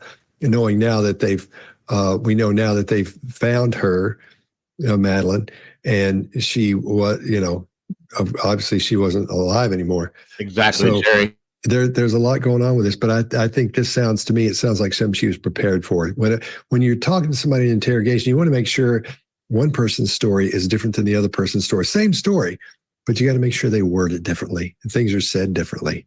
So let's pay attention to that when this guy shows up. Now, the phone being left at the house, she wouldn't have started with, well, she has ADHD and she's really forgetful, so she left her phone at the house when she left. No, you said she left her phone at the house. We can't track her. She has ADHD. That's the second part. This is the behavior panel. If you want to drop it, Eagle, you can do it. A lot of people know who they are, but yeah, go ahead and drop that link if you want to. That you think about, because everything is up front. All the details, all the major things are up front in your brain when you're thinking about what's going on with the situation. You don't go to the details of why first and then say she's left her phone. That's a red flag for me as well. And that single shoulder shrug pointing toward her chin, when she's talking about ADHD, that makes me think she's bringing that up. I don't believe the kid had that either, because of the way the mother's acting. I think they're adding that, and that's why she left her phone. That's why her phone wasn't pinging around where they found her, or when she was with somebody else. Well, we know who did it. So then I'll leave it there. It's so much more, and I'm just be covering what you guys cover. This is what bothers me. We dropped her off at school. That was her getting back into character, as I was talking about before. I mean, that blew my mind. Close to school. She wanted to walk the rest of the way.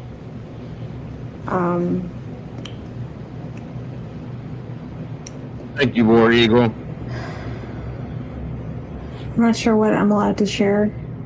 You share whatever you feel comfortable sharing. I know you had conversations with detectives Not sure what that conversation is, but whichever you feel comfortable sharing, that we'll put the awareness out there.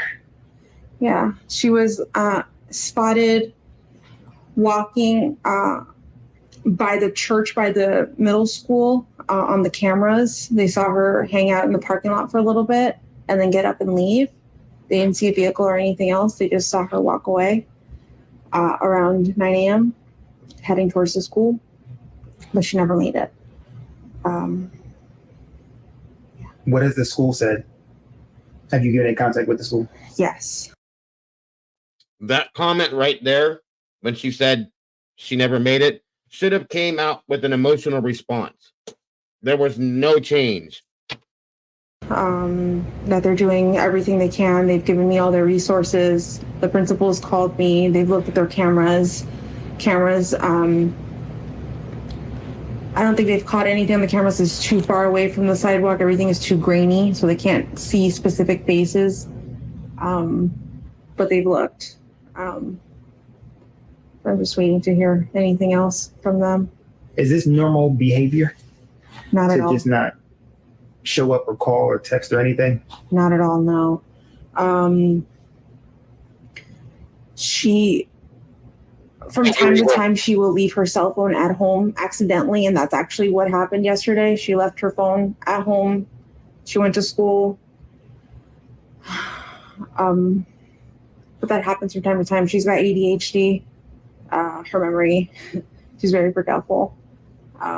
So yeah, there's no way to track her right now because the detectives now have her phone. But this isn't normal behavior now. What was the last thing, I guess, the conversation that you two had, you and your daughter? We spoke about her birthday party. She had a birthday party on Sunday. She had a great time. I couldn't make it because I was working, but she had an amazing time. She was so happy with all her gifts. I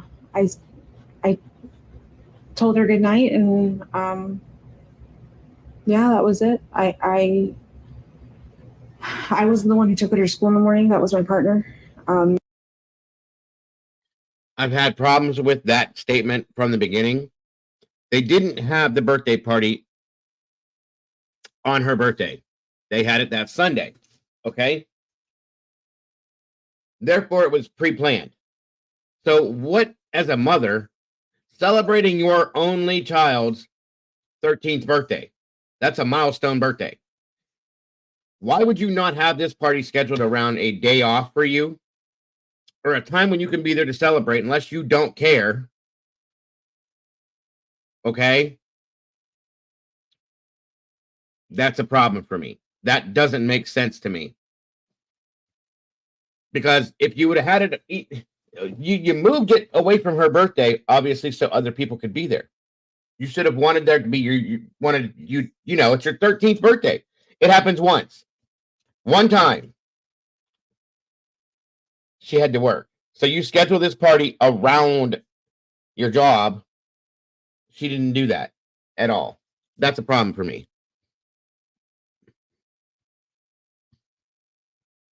Deborah Lynn, Polly Putnam, good to see you, dear. Thank you for joining us.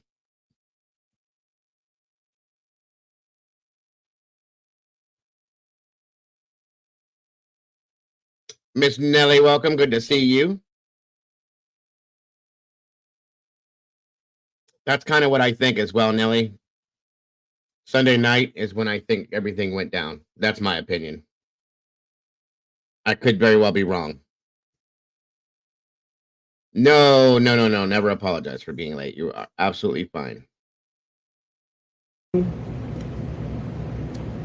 Yeah. 13?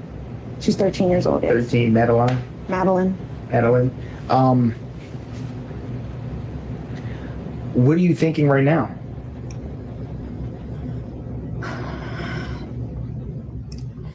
In my heart, I feel like somebody took her. This isn't like her to just pick up and run away, or just not go to school. I don't know what to think. All right, Chase, what do you got? We're still seeing some bizarre behavior here. And keep in mind, as we're saying this, none of us are saying that she was involved directly. And that if someone does have guilty knowledge, they could be covering up that guilty knowledge out of self-preservation because they've been threatened, because something else has been threatened to be taken away. So we don't know that yet. And maybe y'all will comment on what we see. Maybe there's some threats going on, or it's just self-preservation. So we'll see. But this shaking still continuing. We see it during the things we see the shaking during the parts that are provable and most likely solid facts. We see the shaking go away anytime somebody's asking details about Madeline going missing. I'm always uneasy personally when I see more fear than grief or sadness. And I'm even more uneasy when I see that fear surrounding the story of the disappearance of the child. And to add to this, when I see that a reporter has to remind somebody to mention the child's name and remind them also that they're supposed to talk about what they think happened and that they want the child to come back home. The reporter's having to kind of prod and prompt this. It's a lot more concerning. I developed a guide, if y'all remember this, for the media on how to ask questions and what questions to ask during these interviews like this. This guide has literally everything that you would need word for word and has prompts to get somebody like this to talk a lot more. Innocent people can be less talkative too, and it's helpful to get them to start talking as well. So I'll link that down there. If you guys are all right with that, I'll throw it in the video description. Scott, what do you got? All right. After the reporter says, what was the last conversation you two had? Again, this is fear. It's not the classic expression of fear, but I always say fear looks like a calm surprise because your eyes are open, your mouth is open, and your nostrils flare a little bit because you're waiting to see what's going to happen. You know, you've been shocked and then, what's happening? It's almost like a lengthened amount of shock, and it just lasts for a little while. So, and I asked Melinda Ozell about this as well. She's a big micro expression specialist, and she said, yes, that's what she's seen as well. We talked about some other things, details of it, but we both agreed that was fear. So yeah, Chase, that's spot on. Yeah, guys, we're gonna update on Sebastian too towards after we get through all this. So when she answers again, that leg goes jiggling and she starts bouncing around like she's on one of those old covered wagons in a Western movie or something. It's a lot there. So she's getting a lot of stress from that question. And then this is where the fading facts come in at the end of that second answer, when she starts talking as she's speaking. When we talk about fading facts, we're talking about someone who is giving you information that's supposed to be a correct answer or the answer. And as they get quieter toward the end, it's because their brain's saying, we shouldn't be doing this. In other words, we shouldn't be doing this, man. This is not true. So they'll get quieter as they go and down toward the end. So listen for that. We'll hear that a few more times in here because that's classic. That's not one cue shows you that someone's lying or telling the truth, but this is when you start grouping these things together, you can start making decisions about what you're seeing. If you have a whole lot of things that may suggest deception, then you can feel pretty good about saying that's probably deception, because there's no way to know for sure by one cue that someone is being honest or telling you the truth. That mouth chewing adapter shows up where she's chewing on her mouth and she's doing mouth grooming again, then stress mouth and the leg goes up. This is just everything she's dealing with here is causing stress. Every question causes stress. Everything she's asked to talk about causes stress. Every time they go even just this deep into it, that leg starts jiggling, she starts jumping around. So I also want to throw out, you guys, I read a bit of an article. I'll have to find it again, but it stated that it's believed that she was telling her best friend through school that the abuse was going on and her mother didn't believe her. Now I'll have to go back and find this article to show you. I want to say it was in USA Today or Sun Times, I think. I can't remember for sure. I don't know if that's an absolute fact, but that was interesting for me to see that too. That she was telling the mother after she said she told a friend at school, her best friend, that this was happening and that she had told her mom about it and her mom didn't believe her. I've seen that happen 100,000 times. So that is very possible to believe. Okay, just letting you know. Anyway, so I think something's up here. I think there's a lot more going on than I think anybody is aware of at this point outside of this investigation so far anyway. But then again, we hear when she says, I don't know what to think. We hear fading facts there as well. Mark, is that all of us? So yeah, fear is an interesting expression. You're right. It's very similar to surprise, and often, when you're looking at those emotions, it's the one that people will conflate. And I think the reason for that is, in my belief and understanding, is that fear has to be very, very subtle, because you don't want to show the predator that you're fearful, because it will trigger an attack. It has to be subtle enough that the people around you would detect the fear, but not so big that anything, outside of that close distance would see the fear.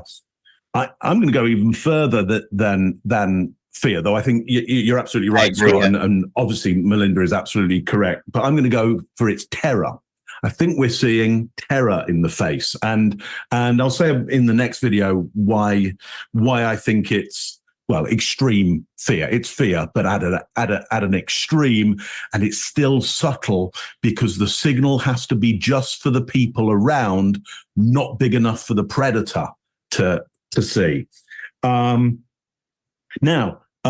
she has a theory, which is someone took her, so that's good that she has a theory, but then she changes that and she says, I don't know what to think. And that's, I think, the thing that you were getting fading facts on there, Scott. So that's interesting. She's got a theory, and that's a plus point for her. And then the theory gets taken away with fading facts. So she's backpedaling on it a little bit. Exactly, AJ. And then we get a new piece, a new story. I wasn't the one who took her to school. Well, last two videos, we dropped her off. And now she's not any part of it. The story is changing significantly here. Why might that be? There's a lot going on in this third one. Is that all of us or Greg? Nope, me still. Yeah, Greg. So I got the same thing, Mark. I think it is terror. I think it's a mild version of terror, but I think she's shocked and terrified by the question. Shouldn't be. What's the last thing you said to your daughter? Seems like a normal question. But then that agitation comes back. And we can all recognize shock, fear, terror in faces because, as you guys said, they're more subtle, but we all can recognize them. That's Darwin started that long ago.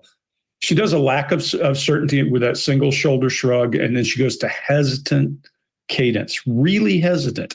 Almost loss of verbal fluency at I told her good night. Well, hell, you should remember the last thing you said to somebody like that. That's awkward for me. And that was it.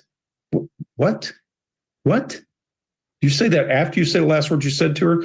And here we're back to the truth needs no support, but lies love a crutch. She's going to continue to qualify. I wasn't the one who took her, Mark. She says, now we have a first person singular declaration of innocence. Now I'm going to drop back to video 2, where I saw things that look real. I saw things that like hopelessness and fear and sadness and that lip compression.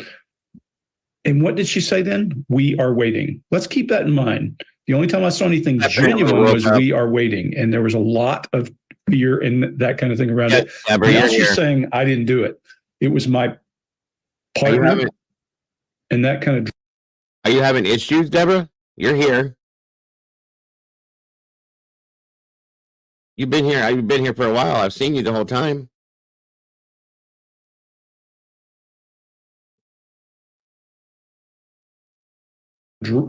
Dropped off, and then, but yeah, a lip compression. There's a whole cluster of red flags right in there. This alone, this piece right here, going back and looking at where she was showing sorrow about we are waiting, now makes me concerned, now makes me think. And Chase, to your point, could it be that she has suspicion that her partner did something? Could it be that she knows her partner did something? Could it be she was involved? We can't tell that. What we can tell is there's some behavior shift that indicates something is guarded and something is shielding.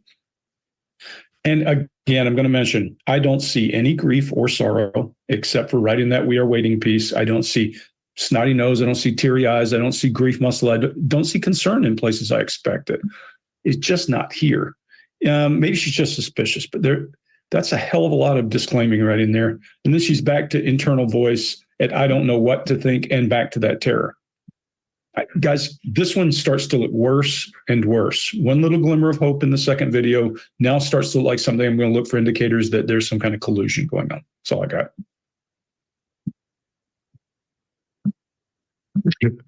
Scott, back with his contempt. Yeah, if you guys are getting booted, you might have to do the update. I know that a lot of people were having that problem. Did the update and they're fine now. So try that out if that helps. Thank you, Zelda. This is what bothers me. What was the last thing, I guess, the conversation that you two had, you and your daughter?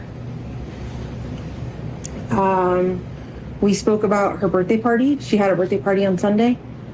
She had a great time. I couldn't make it because I was working, but she had an amazing time. She was so happy with all her gifts. I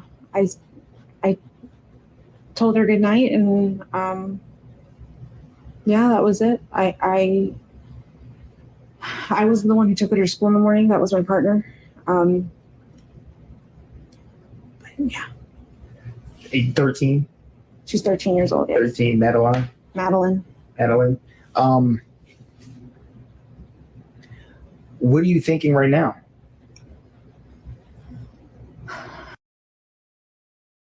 Yeah, try to update the YouTube app and see what happens. That should help.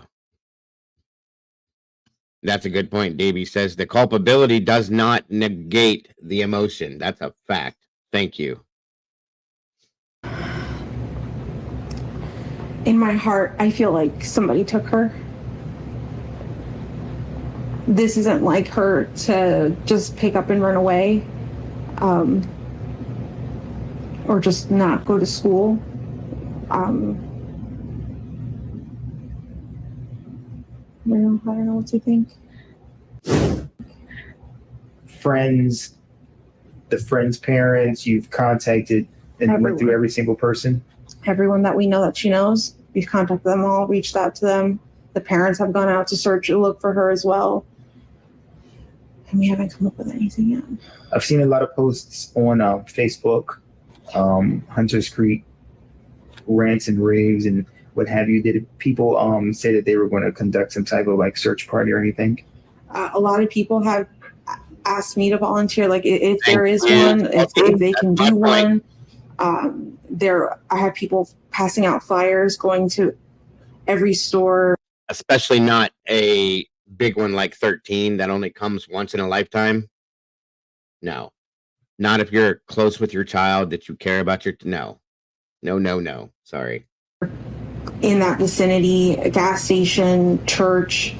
I think people were being stopped in the street this morning in front of the school to see if they've seen anything, if they've heard anything. My family they're going all out right now. Yeah. I know as a mother, a lot is going on in your brain. So much. To bring her back home. What have the law enforcement told you that you are able to share?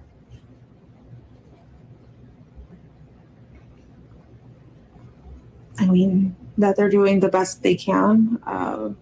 They've had detectives come out, interview us. They took a piece of her clothing for the canine dog to see if they can. Also, another issue I have with this, folks, is she never went. Tracy's right. She didn't go look for her. And she was asked about that. And she said, well, I stayed here by the phone. These are portable, folks. They go in our pocket. The phone can go with you. If this was my child, I wouldn't have had time for this interview. You'd have had to interview me on the road looking for my child. Period. That makes no sense. Sniff her out. I'm not sure when that's being done. All right, Greg, what do you got? So she's really boiling the air down now, if you can't miss. She's inhaling it more heavily, her mouth's open, all that bouncing and terror in her face. And now she's added batter on deck. She's rubbing her thighs. I don't expect all of that when a person is feeling grief. I just don't. Grief Go back to the McCanns, when you guys beat us up about all the time in the comments, where the McCanns were lifeless, and you said that was an indicator that they had done something wrong. No, that's an indicator of grief and their brain. I'm not 100% sure about that, Davey. I do know that they hurried up. This funeral was fast, like within a day. Okay. They hurried up, did the autopsy, cremated her, had the funeral. Boom, it's done. And the cremation bugs me too, because now you can't go back and exhume her for any other situation. Remember that. Is running out of energy and that kind of thing. There is not agitation. Now, there is a part of grief that causes people to go from denial to anger, which she's not in anger. She's not in denial as far as we can tell. It feels like she's just in the moment. She's guarding again. There's a nonsense answer that really does mean something if you listen to her words, but her sentence structure is just really poor. When she talks about people have asked me to volunteer if there is one, what she means is people have called and said, if there is a search, I'd volunteer. Or can you help us organize one? And. Well, here's question number one when somebody says that he missed. They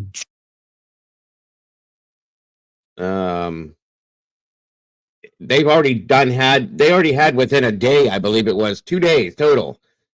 The cremation, the ceremony, everything's was done within 24, 48 hours, period. That was it. Autopsy included. Everything was done. Why so fast? Okay. And I think the cremation, I always go back to that. When somebody's cremated, is because then you can't go back. There's no way to have the body exhumed to check for anything else. Not that they wouldn't have already had it, but still, okay? It's like if she wanted it over with. Let's move on from this. It's very weird. I'm sorry. Yeah, exactly, Heather. I don't know, Nelly, but they've already had the funeral. Everything was all said and done within like a 24 to 48 hour period. Bing, bang, boom, all done.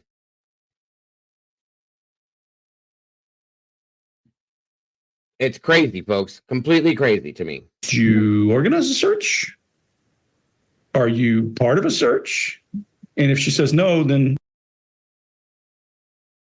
Victoria, I know that too. It's just one more of those things that makes me think, okay?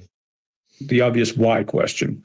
There's eye movement now, deviation from what she was doing earlier for facts. When she was doing facts earlier, now she's talking about these people, her eyes are going back to the opposite side of her brain. So something's going on here. Can't tell what until we get further in and we get a clean question. But let's pay attention to this. I don't know where this is almost telegraphed. Chase, you say it most of the time. Where's my baby? Let's get out there. Any of you, if you're missing a dog, would be, where's my baby? Let's go get this, much less a human being. And she's just been handed the question. I'm wrong with that, Victor. What would you like us to do? They didn't ask that, but she says people have asked, they've volunteered, but she still doesn't bring it up. She still doesn't say, where's my baby? There's still no grief. There's still no agitation there. The agitation is all about protection and about protection of facts. Every fact that she's bleeding is one that's being pulled out of her. Now, does that mean she did something? No, but it means this is a hell of a lot of red flags that would certainly get my attention talking to her, and I would start pulling and pulling and pulling. And when I say pulling, I'd be real friendly about it until I wasn't, until there's a reason to have some kind of case. Because remember, you're just interviewing this person and you're trying to get to facts. Mark, what do you got? Yeah. So I'm interested in the blink rate here because it seems super What low. blink rate? Yeah. Rate. Yeah. Well, I think I counted one. I think I did count one. So we can, we can give a one on that. Chase, I think you're right in suggesting that often it's the case of a low blink rate is hyperfocus. So let's take that as let's go with that idea because I think it's a good idea. So then we go, okay, so what is she focused on? What is she so hyper focused on here? Now we've got this. And they just may know that, Victoria. We don't know yet, okay? Because they're holding very close to the chest with this to build a good case. And it may come out. And if she's not, you guys. But it sure as hell, based on what a lot of people are seeing, looks like it, okay? That is what it is. So, but if they know, they do know. You're probably right. They probably do know. And they're building an airtight case on this, which is why think about this. There have been no charges as concerned for Maddie's murder put against him yet. None. Don't you think that's a bit interesting? Because I do. Big eyebrow raise with that as well. Now, talking about terror and fear, there are some indicators in fear. Fear, you want to let a lot of information in there. You want your blink rate to be low, so you're getting that information in. Also, the eyebrows are a good way to signal to other people in the room that there's a threat in the room. There's something, there's a predator around. So high focus because of no blink rate, eyebrows up, potentially, could be approval, but potentially not approval, could be signaling to others there's a risk in the room, there's a predator in the room right now. I don't know whether there's somebody else in the room at the same time as this interview or in the certainly a parrot around and about, and something has disturbed the parrot. Greg, it sounds like you know parrots better than I do, but maybe something else in the house has disturbed the parrot, and the parrot wants feeding, or maybe the parrot just shouts out like that at a certain time of the day. I would be interested. What else is happening? What else is in the room? Who else is in the room or in the vicinity at the time? Chase, what do you got on this one?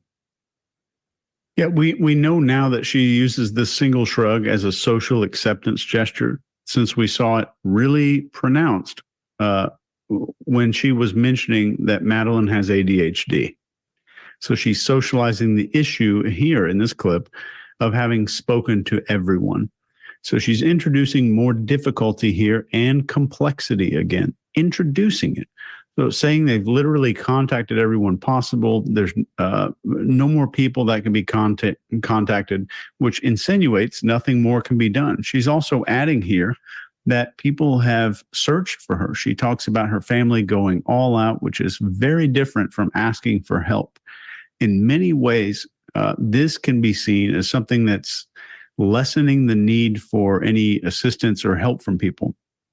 And I'm surprised by this point, there's not one mention of her name unless it was directly asked of her, and no mention of getting Madeline back home. And essentially she's saying that all that can be done is either happening or has already happened.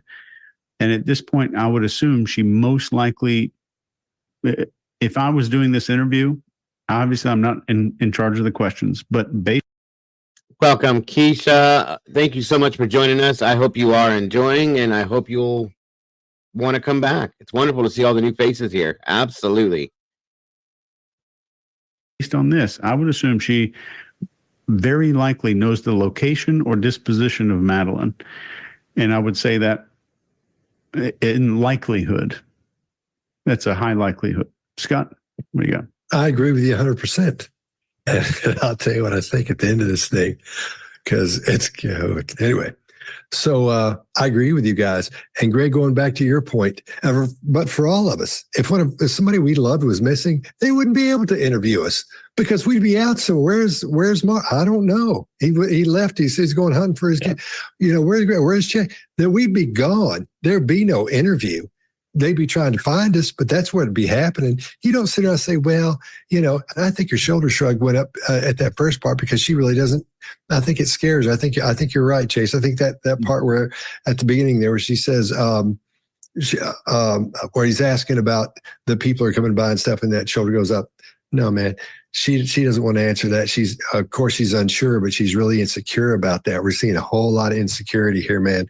We're seeing somebody who's afraid. We're seeing fear. Why would we be seeing fear other than being afraid for your daughter, Madeline, who is never named in this? Never, not one.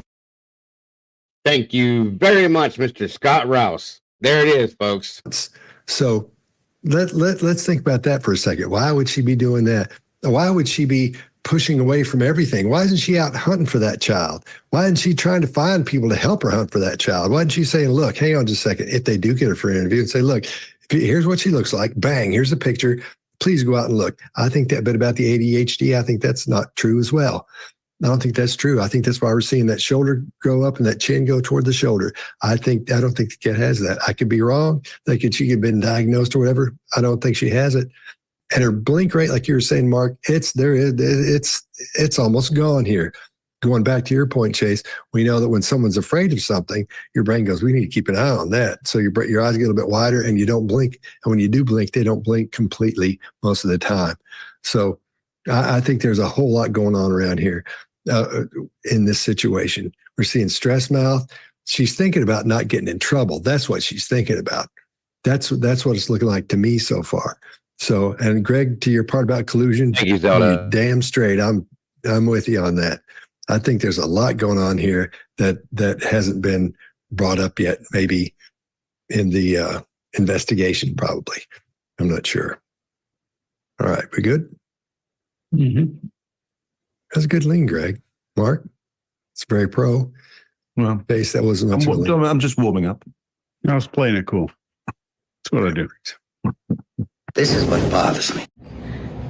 Friends, the friends' parents, you've contacted and went through every single person? Everyone that we know that she knows, we've contacted them all, reached out to them. The parents have gone out to search and look for her as well.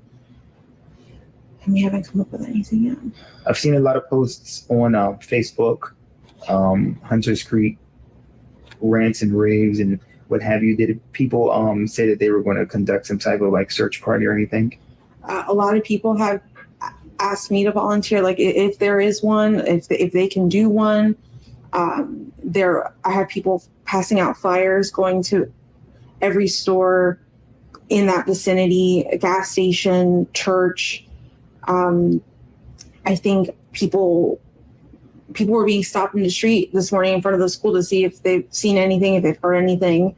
My family they're going all out right now. Yeah. I know as a mother, the family is, but she's not. That's interesting to me. A lot is going on in your brain. So much to bring her back home. What have the law enforcement told you that you are able to share?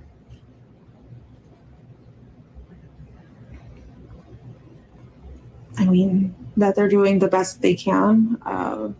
They've had detectives come out, interview us. They took a piece of her clothing for the canine dog to see if they can sniff her out. I'm not sure when that's being done.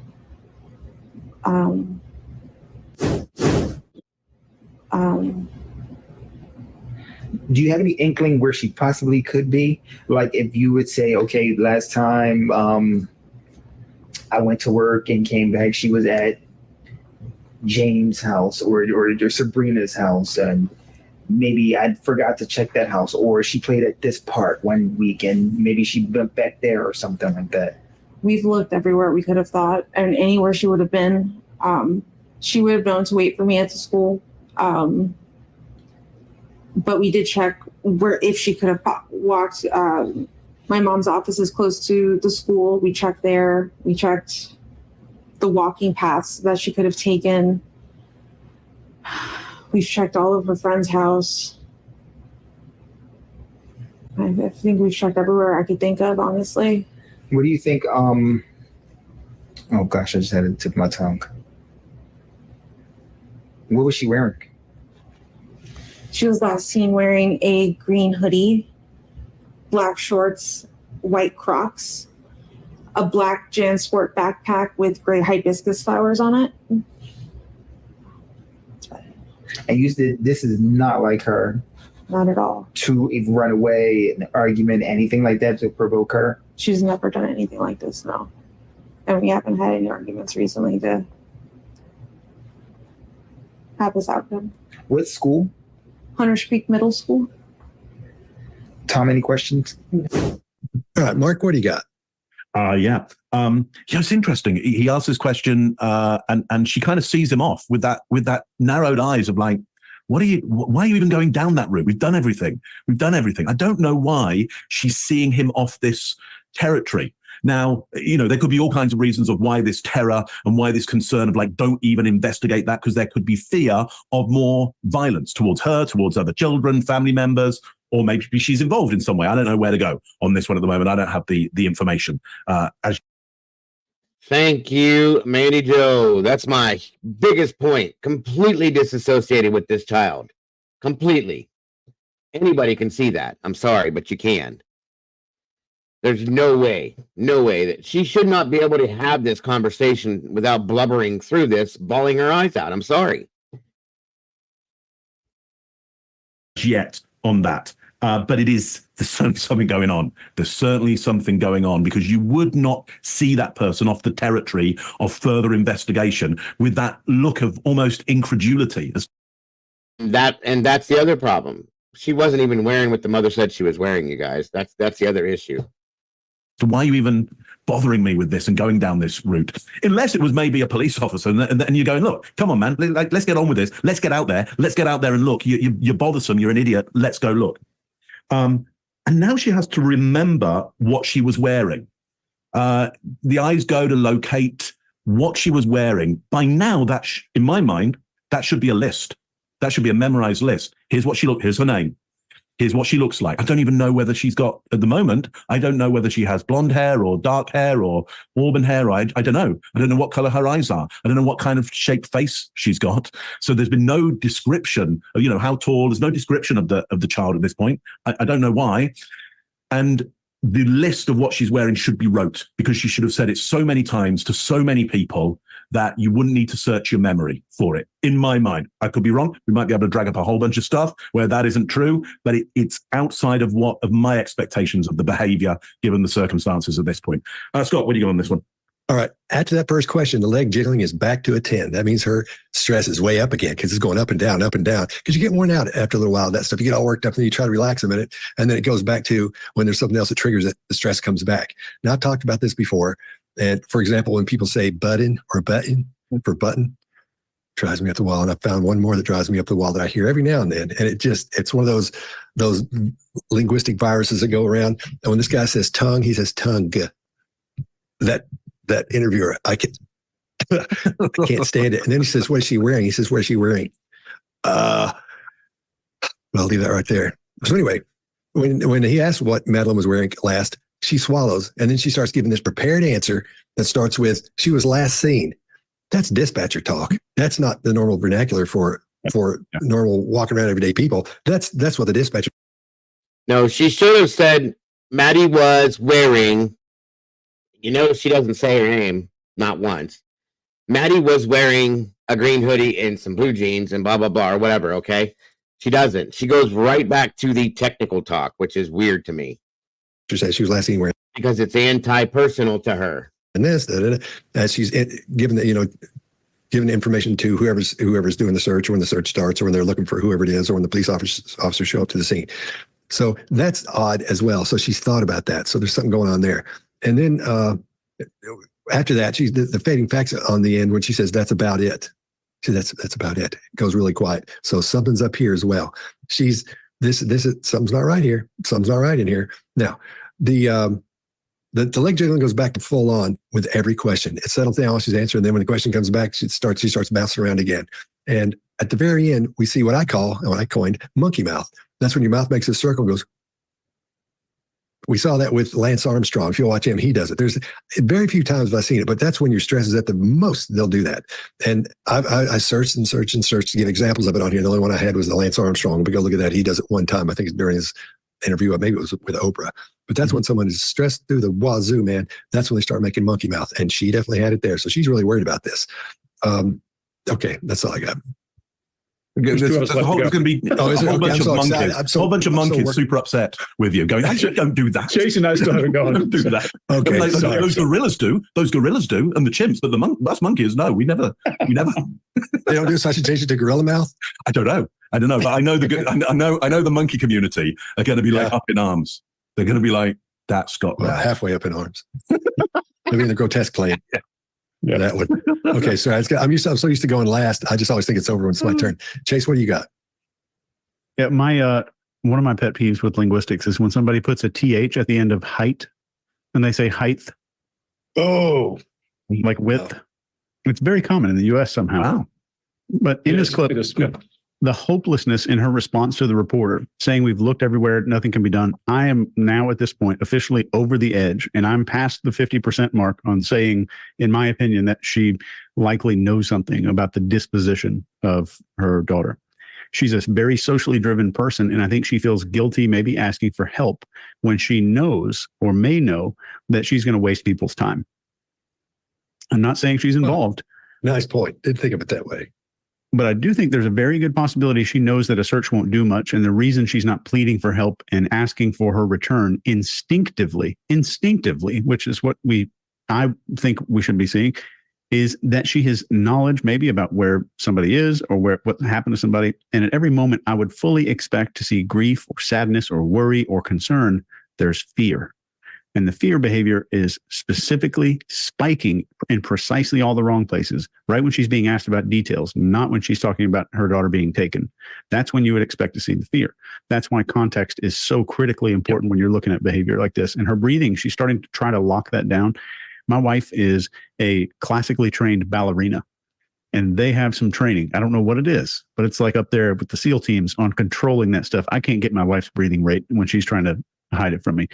And she's getting close to this little locking it down. The trouble with locking down your breathing rate when you're under stress and pressure, as Mark would say, is that it's like plugging a hole somewhere where that's going to come out, and it's going to be more exaggerated and more dramatic because the demand for oxygen that adrenaline sends to your body, it doesn't go away.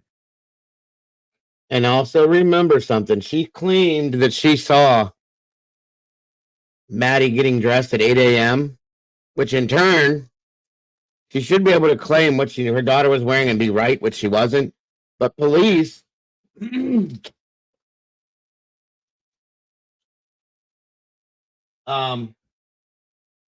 backpack was dumped in the dumpster at 7:35 that morning. Police believe she was already deceased at that time. I think she was deceased the night before. I'll just tell you, okay? Just so you know. So that's why we saw that big spike here, in my opinion. Greg, tell us about your ballet thing. You know more about that than we do. Tell us about that. The ballet thing? Oh, yeah, that's me. It fits me perfectly. From your training. From your training. I had some training with that. Sure. Yeah. Do you know why? You know why you're bothered by the word button being pronounced that way? Because you're a boomer. Because people under 40 all pronounce it that way. They just do. Pronounce it button and button. They've changed the way the pronunciation from like words like Manhattan, button. It's changed over time. It is one of those things. Just like I guarantee you still put 2 spaces between a period and the next word. And that annoys the hell out of me. Younger people don't. Exactly. Younger people don't. The word's changed, Scott. Just so you know. And it's okay if I did ballet. I didn't. I just had to say that, Scott. Yes, you did. So here's one of the funny things in this. When she first starts off, when people say that is a pause word, and they don't say it when they're out of information. They say it when they're looking for the next thing to say. So they say, if I'm saying then I'm going to say something else. And even Forrest Gump knew when it was time to say, that's all I know about that, but she doesn't. She tries to fill in and she tries to add something new. And she says, I don't know what to add. Well, you shouldn't add anything. You should just shut up. When you're done delivering the facts you have about this case, to your point, Chase, it's starting to look really, really stinky. If I go back and look at the places I've seen stress, they were around waiting. There was a lot of stress and something odd. Then there was stress around what was the last thing you said to her. There was a stress about where was she or where is she? Those things are all in the wrong places. It should be stress about when did she disappear and that kind of thing, but there isn't. And then if you pay close attention to her breathing and all of the increase in concern in her brow, all of that stuff comes. Her face changes. All of it comes at that one question about, do you know where she might be? Mark, I agree with you. Those eyes narrow, the face twists. This is a deviation from everything we've seen to now. More importantly, she loses verbal fluency and starts to edit as she's speaking. She says, well, she would have waited for me, but we checked close because she was close to my mom's office. That's just more information that has zero value to what you're asking and where you're going. And then she gets to that the last indicator with the eyes is that intake eye. I'm always saying, and Chase, every one of us except Mark knows from shooting dominant eye, that intake eye gets narrow in people when they're really uncomfortable in the situation, and watch hers get more and more narrow as we go in there. I agree with you. The last scene wearing is a weird choice of words. Who says that? Chase, if I ask you, hey, tell me what your son was wearing this morning. Well, he was last seen wearing. No, that's odd. Nobody talks that way. That's guilty knowledge. And there are 2 other things. Yeah, there's 2 other things that are really interesting to me. I talked about baseline eye accessing. This down to the gray hibiscus flowers is a memory thing. It is a memory thing. And she's going boom, boom. She's going to a locked space, but it's exactly opposite of where she's been going when asked questions about how the day unfolded. That's enough reason for me to be agitated and go after more information and try to figure out where the deviations are. And that is a clear, clean, single sensory channel question. It's all about appearance, nothing to do with feelings or look or sound or any of that other stuff. So now we got some deviation in baseline there. The last one that I would be really concerned about is the guy asked a question about an argument where she would have left, and she says, not recently. Not recently. And when she says not recently, she breaks eye contact in an uncomfortable way she hasn't done. The follow-up question is, okay, were you ever in an argument that would have made her leave? 2 days ago, yesterday? What was recently to you? I would have asked those questions. Thank you, LA. Something may be up. My that question. It's a pretty innocuous when she brought it up. That's all I got. And I don't have any ballet training. Trust me. If you'd ever seen me dance, you would know that. He shows us all. Show us the plie. You know, tell us that story about that time you're in a video game from the 80s. I think it's a plie. No, plie. Isn't it plie? They go plie and they do something. Plie? Yeah. Never been to ballet in my life. Don't know. Plie. No, plie. Very true, Danielle. Thank you. I will. This is what bothers me. Do you have any inkling where she possibly could be? Like if you would say, okay, last time I went to work and came back, she was at James' house or Sabrina's house, and maybe I forgot to check that house, or she played at this park one week and maybe she went back there or something like that. We've looked everywhere we could have thought, and anywhere she would have been. She would have known to wait for me at the school. But we did check where if she could have walked. My mom's office is close to the school. We checked there. We checked the walking paths that she could have taken. We've checked all of her friend's house. I think we've checked everywhere I could think of, honestly. What do you think? Oh gosh, I just had to tip my tongue. What was she wearing? She was last seen wearing a green hoodie, black shorts, white Crocs, a black JanSport backpack with gray hibiscus flowers on it. And you said this is not like her. Not at all. To even run away, an argument, anything like that to provoke her? She's never done anything like this, no. And we haven't had any arguments recently to have this outcome. What school? Hunters Creek Middle School. Tom, any questions? You can call. Let me put it up here real quick. There's my number across to there. You can email me. Let me put up my email real quick.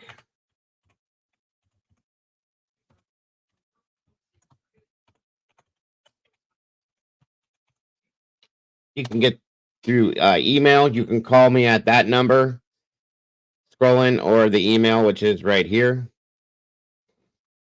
Any bit of that. Pick me. Yes, absolutely. The email is probably the best way to get me going, and then we can get in contact that way if you'd like to.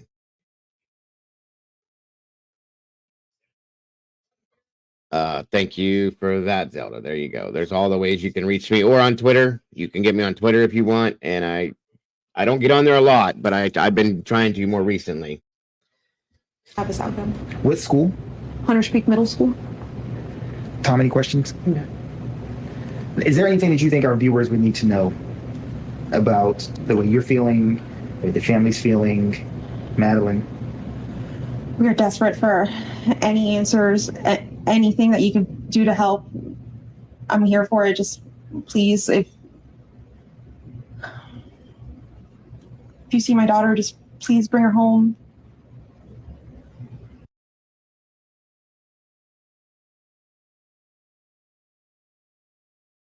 I just hope you're okay, Maddie. I hope you're safe. I hope you're not hurt. You're right. She does look like she's vibrating. That's crazy. Well, she was moving pretty good for that. I mean, I'll be honest with you. I just hope she's okay. Once again, that statement should have sent her into a blubbering mess. When did you notice that she was missing? Because this was at the beginning of the morning. Really, absolutely right. She got dropped off in the morning. We did not notice until after school pickup at 4 o'clock when I went to go pick her up, and she wasn't at school. So we're going in 24 hours now. Yeah. Just about. Yeah. Nothing. Nothing. No word. No text message. No. That's why I'm saying she should be a blubbering mess. 24 hours? You guys, I couldn't handle an hour. This is a mother. 24 hours? There's no way. No.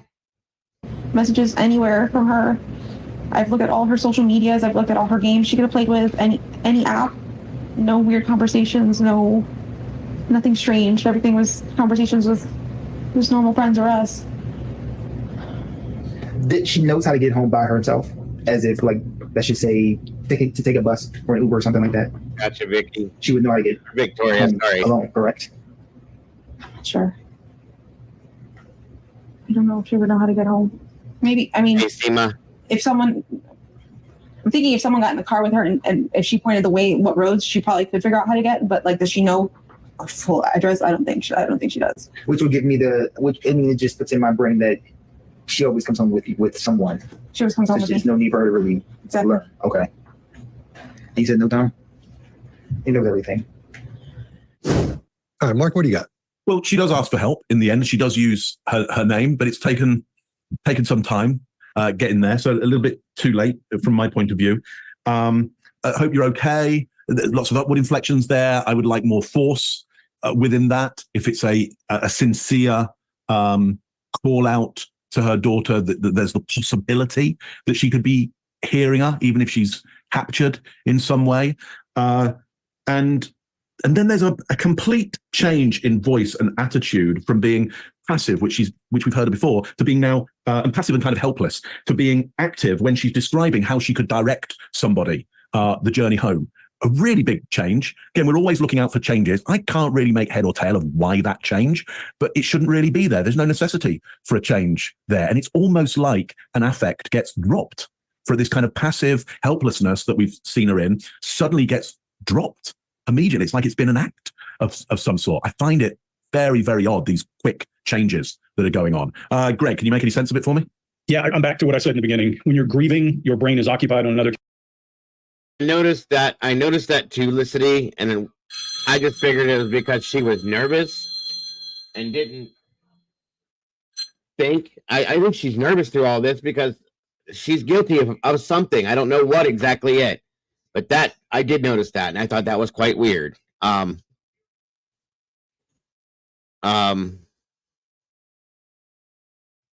good question, Heather. How's she calling an Uber when the phone's at home? Oh, yeah. I know what you're talking about, Victoria. Great one. I know exactly what you mean. That's a good one to compare it to, too. 100%, Miss Sherry, 100%. Category, and you are responding to what's given you. It is not your single obsession to chase. You call it socially focused. I think it's fearfully focused on what this person knows or doesn't know and trying to make sure you're managing that as you go. And I think it is social, but I also think it's fear driven. And I think when you're facing grief, you said it early too, you don't care. I don't care what you think. I want my kid. There's way too much focus, Mark, on what this person thinks is what I think you're seeing. Her intake eye is damn near closed. Now look at that left eye. It's closed down real tight. We have not seen a single tear, not a grief muscle, that arch series of muscles that shows that very little concern. There's See what I tell you about the forehead, you guys? Nothing. It was flushed the whole time. Smooth as could be. Nothing changed about her facial expressions, her facial appearance. Nothing at all. That tells a whole story by itself.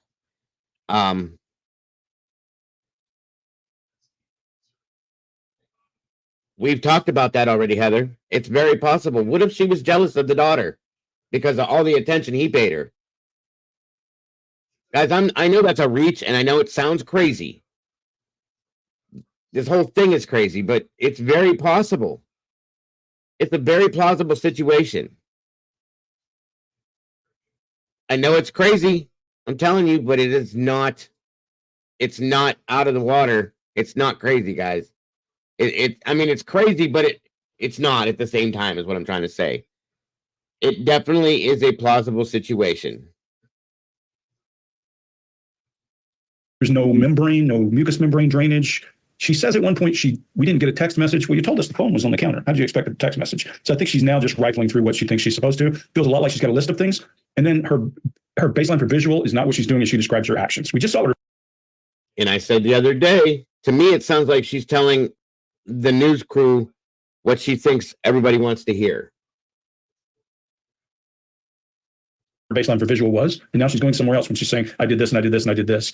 There's a big deviation when she's talking about games and apps. She's back to that narrowing of the face and that dismissing with her face, and her bouncing is increased. I think she's in circuit overload here. At one point, she can't understand what the guy's asking questions. And then when he throws out that life ring about her coming home with somebody, she'll grabs at it because it's back to her being able to get connection with the guy again. Again, I'll go back and say grief doesn't agitate. Grief slows. Grief causes you to be more contained and zombie-like. Agitation comes when there's a reason why you're trying to get contact with somebody or to hide something or do whatever else it is in there. And that can be, now that agitation can come out in, I want to find my kid, but that's not what we're seeing. We're seeing agitation at perception management. Chase, what do you got? Perception management is what we're seeing for sure. I agree. And I think she's afraid to ask for help. So there's 6 ways that I teach people are driven, and social needs, or the need for acceptance, is one of those. And that's what we're seeing here. Having the need for acceptance means that you naturally have, as a byproduct of that, a fear of tribal retribution or pissing off the tribe. So asking for help and then this information coming out later means that she will face the wrath of her tribe. And that's what I think we're looking at here. They give her the entire floor here to say whatever she wants. And the first thing that we hear, she asks for answers. And we just want answers, not the daughter back. You guys are. And then she says, on point if you today, see my daughter, you. just please bring her home. If she was taken, I don't think that's what she would say. No confidence in this at all. And just kind of assumes that she wasn't taken, maybe lost in the streets. So just a few seconds right before this, she said in her heart, she feels like Madeline was taken by somebody. And in this moment, she's saying, I hope you're not hurt. Try to mimic her behavior when she says, I hope you're not hurt. Mimic her facial expression, her tone, and her breathing. See how you feel if you copy what she's doing. And I think that will give you a magical key to see behind the scenes here. At the moment of saying, I hope you're not hurt, something goes off in her head and she freezes. And I just think she doesn't know what to say. I also think that phrase, saying it out loud, is something that's sending her mind into dark territory. And she could be recalling something she knows to be true, or something she's fearing, or something she actually saw. I've never heard a parent say anything like this in one of these videos. This pause that she takes after saying all of this hit me in the stomach watching it this morning, going through these videos. Scott. Yeah, and the part about imitate her and see how you'd feel. Paul Ekman did a whole study on that, and he would have people make a smile, smile or make a frown or whatever, and they would start. You can fire up the emotion by just using your face. That was, I can't remember what the name of that is. What do you call that? That triggers that. There's a term he came up for it. Mirror neurons. No, well, the mirror neurons, what we see in the copy. Theory of mind. What the brain does. Yeah. Yeah, but he's got a specific thing for that. It's all those things you guys are talking about, but it's one little phrase in there. I'll see if I can find out what it is in the break. All right, you guys pretty much covered everything, but after that first question, it's dang downhill all the way. That leg gets jiggling. Her blink rate is almost stopped. It looks like her eyes are frozen open, except for that one eye that's all squinched up. It's almost like you were saying, Greg, it's damn near closed. This for me, like from video. Now they're talking about something I don't know if you guys know about, the blink effect. Okay, when somebody knows that like something is brought to their attention, okay, they're talking about something that she knows is a dangerous territory to be talking about for her. You don't blink as much because your mind tells you that you have to keep your eyes on that person because they're talking about something that could endanger you. It's a defense mechanism that we do as human beings. So it's an automatic reflex to just, you're watching everything that person's doing because now they've stepped into your bubble and could possibly harm you. It's a defensive thing that just happens. Animals do it. Cats do it. Dogs do it. If they see another animal coming in their territory, they freeze and they stare at that animal. It's an automatic defense mechanism that we have as human beings. And she does that. Her blink rate goes to 0 to almost nothing. You can't control it because you don't know you're doing it. We all do it. If somebody starts to get in our danger zone, we're watching that person. It's just instinctual, folks. Fact. Look it up. I promise you. One, I said something's not right here, and then the more we go forward, I as we talked about before we started this, I think she's in there. I think there's collusion in there somewhere. We'll get into the details of that here in a little while. But the first thing we hear more fading facts. I'm trying to add things you guys haven't already talked about. I don't think I am. This is what bothers me. How does that happen? What school? Hunters Creek Middle School. Tom, any questions? No. Is there anything that you think our viewers would need to know about the way you're Now watch this close and pay attention to this.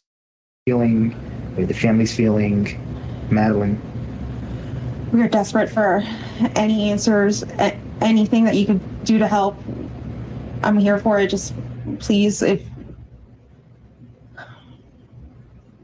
you see my daughter, just please bring her home. I just hope you're okay, Maddie. I hope you're safe. There is no real emotion behind that right there. Any mother that says, if they have, we think before we speak. She's thinking about what she's going to say before she says it. So to have the thought that something could be wrong with Maddie is what brought her to say, I hope you're okay. I hope you're safe.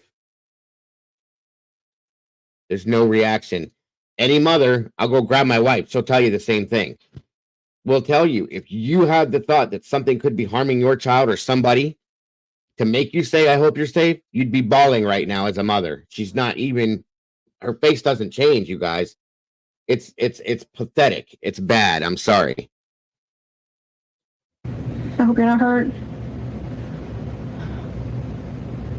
I just hope she's okay. When did you notice that she was missing? Because this was at the beginning of the morning. She got dropped off in the morning. We did not notice until after school pickup at 4 o'clock when I went to go pick her up, and she wasn't at school. So we're going in 24 hours now.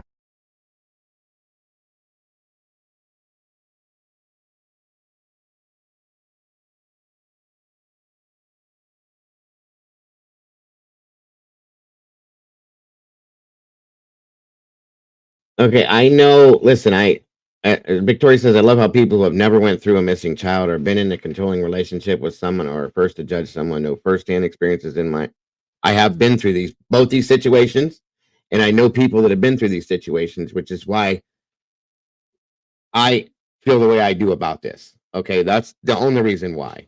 Okay, I do know exactly how this feels. With my older children, my daughter went missing for quite a few hours, for almost 5 hours when she was 5 years old. Okay, thank God that she was found. Everything was fine. It was a whole thing with the school, but still. And I know it wasn't days, but 5 hours is 5 hours. Anything could have happened and she was a 5-year-old little girl. I do know what it feels like. Okay. And I've also been in a very controlling relationship from the opposite side with the creature I was married to. So I know how that feels as well. That's why I'm making the assumptions that I'm making with this, okay? I just have to let you know. I'm not trying to be rude, but that's fact for me. Yeah. Just about. Yeah. Nothing. Nothing. No word. No text message. No messages anywhere from her. I've looked at all her social medias. I've looked at all her games she could have played with. Any app. No weird conversations. No. No, I know, hon. I just wanted you to know. I didn't want you to take that as me being like rude to you. I want you to know that I've been through those things. That's why I'm making the personal assumptions I'm making personally. Anybody else, I'm just talking about me. I don't know. But anybody else, I don't know. You know what I mean? Nothing strange. Everything was conversations with just normal friends or us. That she knows how to get home by herself, as if, like, let's just say, to take a bus or an Uber or something like that. She would know how to get home alone, correct? I'm not sure. I don't know if she would know how to get home. Maybe, I'll be honest. I'm thinking if someone got in the car with her and if she pointed the way, what roads, she probably could figure out how to get. But like, does she know a full address? I don't think she does. Which would give me it just puts in my brain that she always comes home with someone. There's no need for her to really learn. Okay. And you said no, Tom? He knows everything. All right. The first question is if I can get your first and last name and spell them both out for me. Stephen Stearns, STEPHAN STERNS. All right, so Stephen, you seem very emotional right now. Explain to us. I dropped her off. Everything looked fine when I drove away. So last time we saw her. What were the conversations that y'all had in the car when you dropped her off? Not much. She was asleep for most of the way. Told her have a good day at school when she got out. I love her. She said thanks. Love you too. That was it. And so where do you think she could possibly be? I mean, this isn't, as I was told, this isn't normal behavior.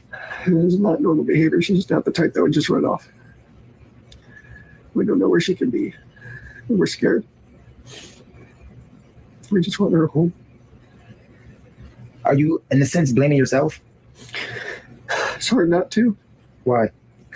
I dropped her off early. I could have waited longer. She looked okay. She was walking towards the school when I saw her. It was like any other day, so I went on with my day. It's hard not to blame myself. Chase, what do you got? So you'll notice his tone here. Maybe Scott will include a special rendition of this that he was doing off camera here a second ago in our final clip. It's one of finality, though. It's finality. Even his language, if you listen closely, it's all about things being over and done with. He makes an appeal for her to come home, but it carries the same. Listen to this when it comes back on. His appeal for her to come home has the exact same emotional weight as you see and hear when he's spelling his name for the camera. When I see this, there's always something wrong. Hey, Molly. Always. So the question was ambiguous and open from the reporter. And Stephen, I think is his name, could have said anything that he wanted to.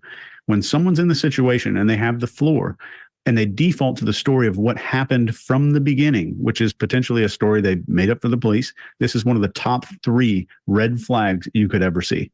The number one concern is the story which explains his innocence and not her disappearance or her return or her being found. Mark, what do you got? Yeah. So emotions are expensive. They take up a lot of oxygen to get them going. There's a lot of respiration involved in emotions. In order to get that kind of action in his eyes and that kind of tonality, not quite being able to get his words out, it would take a lot of oxygen and carbon dioxide, a lot of respiration to get that going. His breathing rate is not up at the right level. Just immediately, the breathing does not fit a heightened emotion of any sort whatsoever. So it can't be a real emotion because they're expensive and he's not taking in enough oxygen and expelling enough carbon dioxide to support any kind of heightened emotion. So straight off the bat, I go, well, that's made up. He's making that up. He's acting that right now and not well enough. Not well enough for me not to be able to see it. Hey, Sloopy, welcome on. She was asleep most of the way, he says. I mean, I think that's... And that was always an issue with me from the beginning as well, because when you're on your way to school, okay, when a child's on their way to school, I've never seen a child fall asleep and sleep on their way to school. Somebody else did something the other day and said that it could have been that's how he saw her because she was already deceased. That makes sense to me, but I never believed that she slept on her way to school. That doesn't make sense, okay? Again, if you didn't hear me, welcome, Sleuthy. It's good to see you, hon. I hope you're having a great day so far, and thank you for joining us.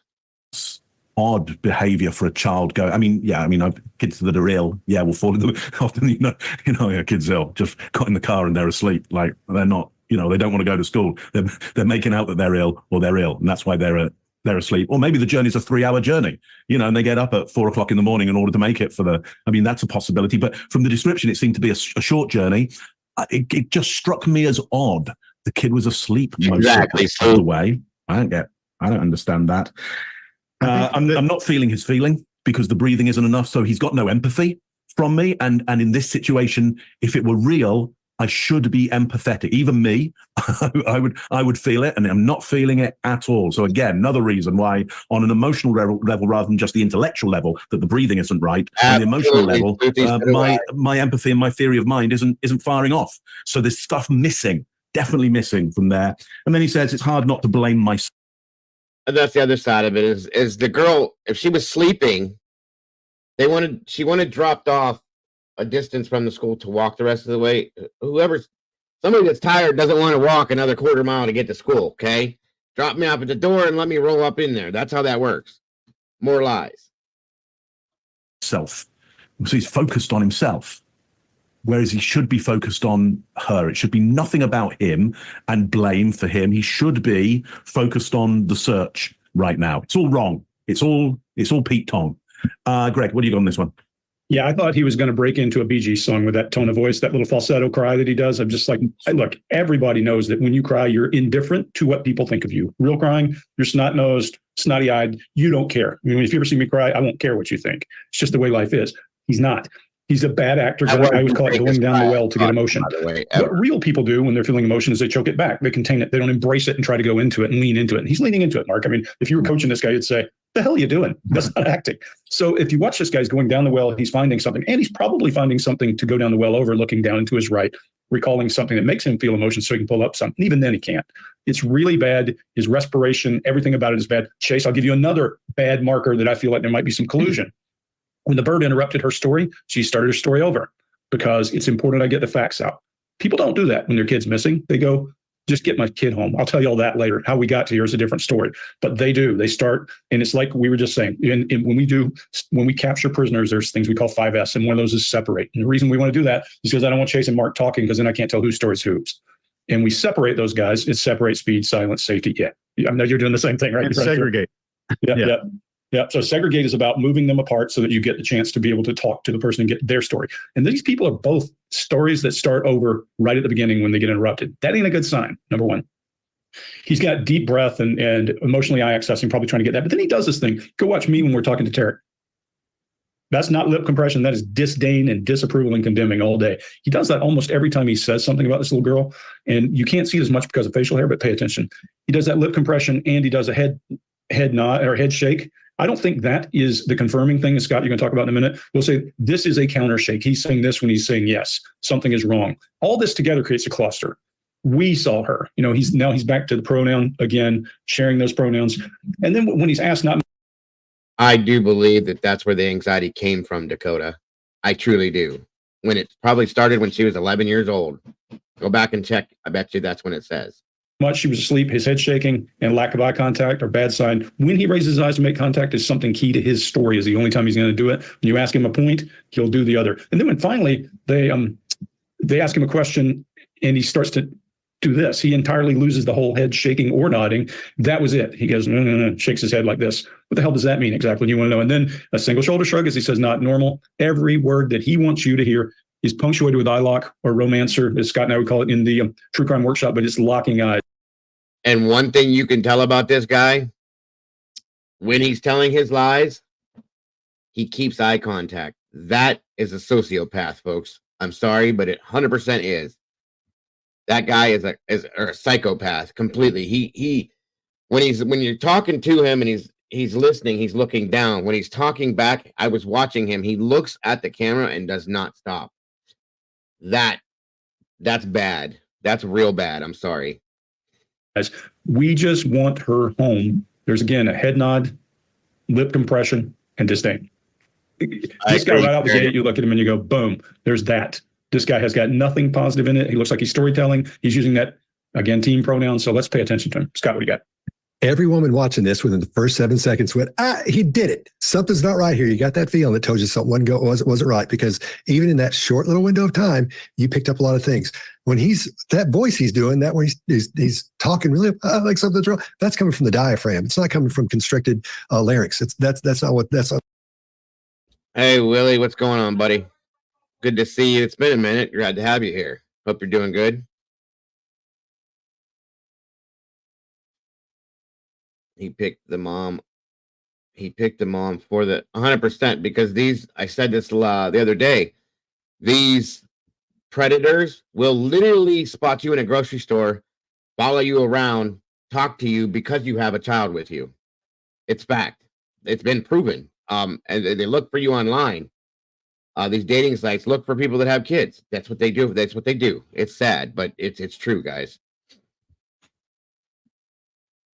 What's happened there? It's not that constriction that makes your voice go up. I know this because having sang background vocals for years and years, and literally we would do 50 of the low part.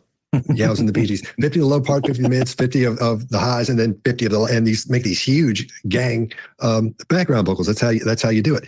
And that's what I would do every time. That's what everybody I know would do every time. And I know what that sounds like. And that's what he's doing. So that's fake. That is the worst I've ever heard somebody try to fake being sad. Is that's so bad. Right out of the gate, this whole thing is just full of odd behavior. So let's, like you were saying, let's pay attention to how many times we shows up in here. He says we dropped her off. Although the last time we saw her. So that tells me I think that mom might have been with him during all this. And Mark, the point about the sleeping that you were talking about, what they found out was that he had her in the car after she wasn't alive anymore, and had it looking like had her sitting up in the car driving as he was going, and they had video of that. That's why he said she was asleep most of the time. So, and I just happened to watch a video about that. I was like, oh, that's more on the kid. So that's what he's talking about. You didn't have that info, so you didn't know. But that's a good call, because why would she be asleep at that point? Then he says nothing. It was like it was an ordinary day. Everything else was normal. He didn't say except for it's not normal, because she would be let off in a church parking lot. I understand how sometimes kids want to have their parents let them off when they're down at the end of the sidewalk as they walk up. That's cool. But being let off in a church parking lot way back there, remember when the mother said they couldn't tell if it was her or not because of the grainy video at the church? But then she said that was her. They could see her in the parking lot there, and she wandered off. That wasn't her. Obviously, it wasn't her. So these two have been talking about this. They're in collusion. She knows what's up. She knows what's happened here. She knows exactly what's happened here. That's why we're seeing all the fear and terror on her face. And he's doing this real quiet thing. This guy doesn't even move much. And the expressions we're seeing, that's not sadness, man, at all. He's trying to fake sadness. We don't see anything that shows, of course, he's got a beard, but you can see through those things. You can see the movements in there. We're not seeing those things we should be seeing, like you guys were talking about earlier. You can see the mouth moving there. You can see what's going on with the mouth, even though he has a beard. There are things that are going to show you that. These two are working together. These two, and it may not be out yet. So fellas and ladies, if you're watching this and you're working that case, heads up. Something's up here. I hope we're not letting this out of the bag. So she. Exactly, Lily. That's my thought. That is my thought, which is why earlier when Georgia Rain, good to see you too. Why earlier when I said that little bit of a theory that I had that the mother very possibly could have been jealous of her daughter. The jealousy was of the way that Stefan felt about the daughter. Okay. That is what I feel that came from. That's my opinion only. Just saying. She starts protecting herself, but I don't think in this case that guy's probably going to tell her anyway. He's probably going to. I would say. So something's up here. I think they're colluding. I really do. Of course, this is just my opinion. It may not be true, and it may not be valid and all that. It's just an opinion. So there you have that. Oh, and the part about where he does it, it's hard not to feel guilty. It's hard not to feel guilty because, oh my God, you guys, am I on mute? No? What's so funny? No, we've all done the lean in. Yeah, you ruined our lean in. Best lean in ever. Thing. And another I thought thing. you guys were, I thought I was muted. I thought, and you guys were laughing. Like, this was beautiful. Oh, dude. I'll rewatch it, and here's what I'll do. I'll go back through and I'll choose a winner on this when I review it when I'm editing. Okay? All right. I promise you that's what I'll do. Sorry.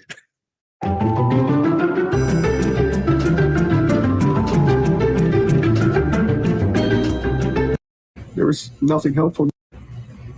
We had a good day at school when she got out. I love her. She said, thanks, love you too. That was it. And so we're And I feel that was a lie as well, because when you look at a child and say, have a good day at school, love you, thanks, love you too. I've never heard a child say that to me when I say that to him. you think she could possibly be?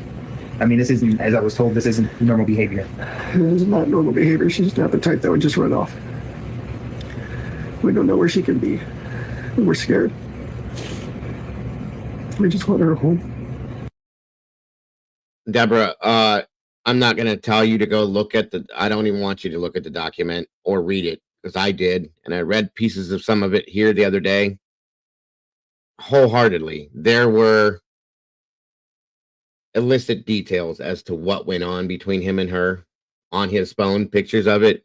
It's disgusting to even think about, let alone talk about. There was a fixation, in my opinion, and I feel that he probably had stronger feelings for the child than he did for her mother, as disgusting as that is. Okay, it just makes me I can't even think about it. But anyway, that's what I'm saying. Are you, in a sense, blaming yourself? It's hard not to. Why?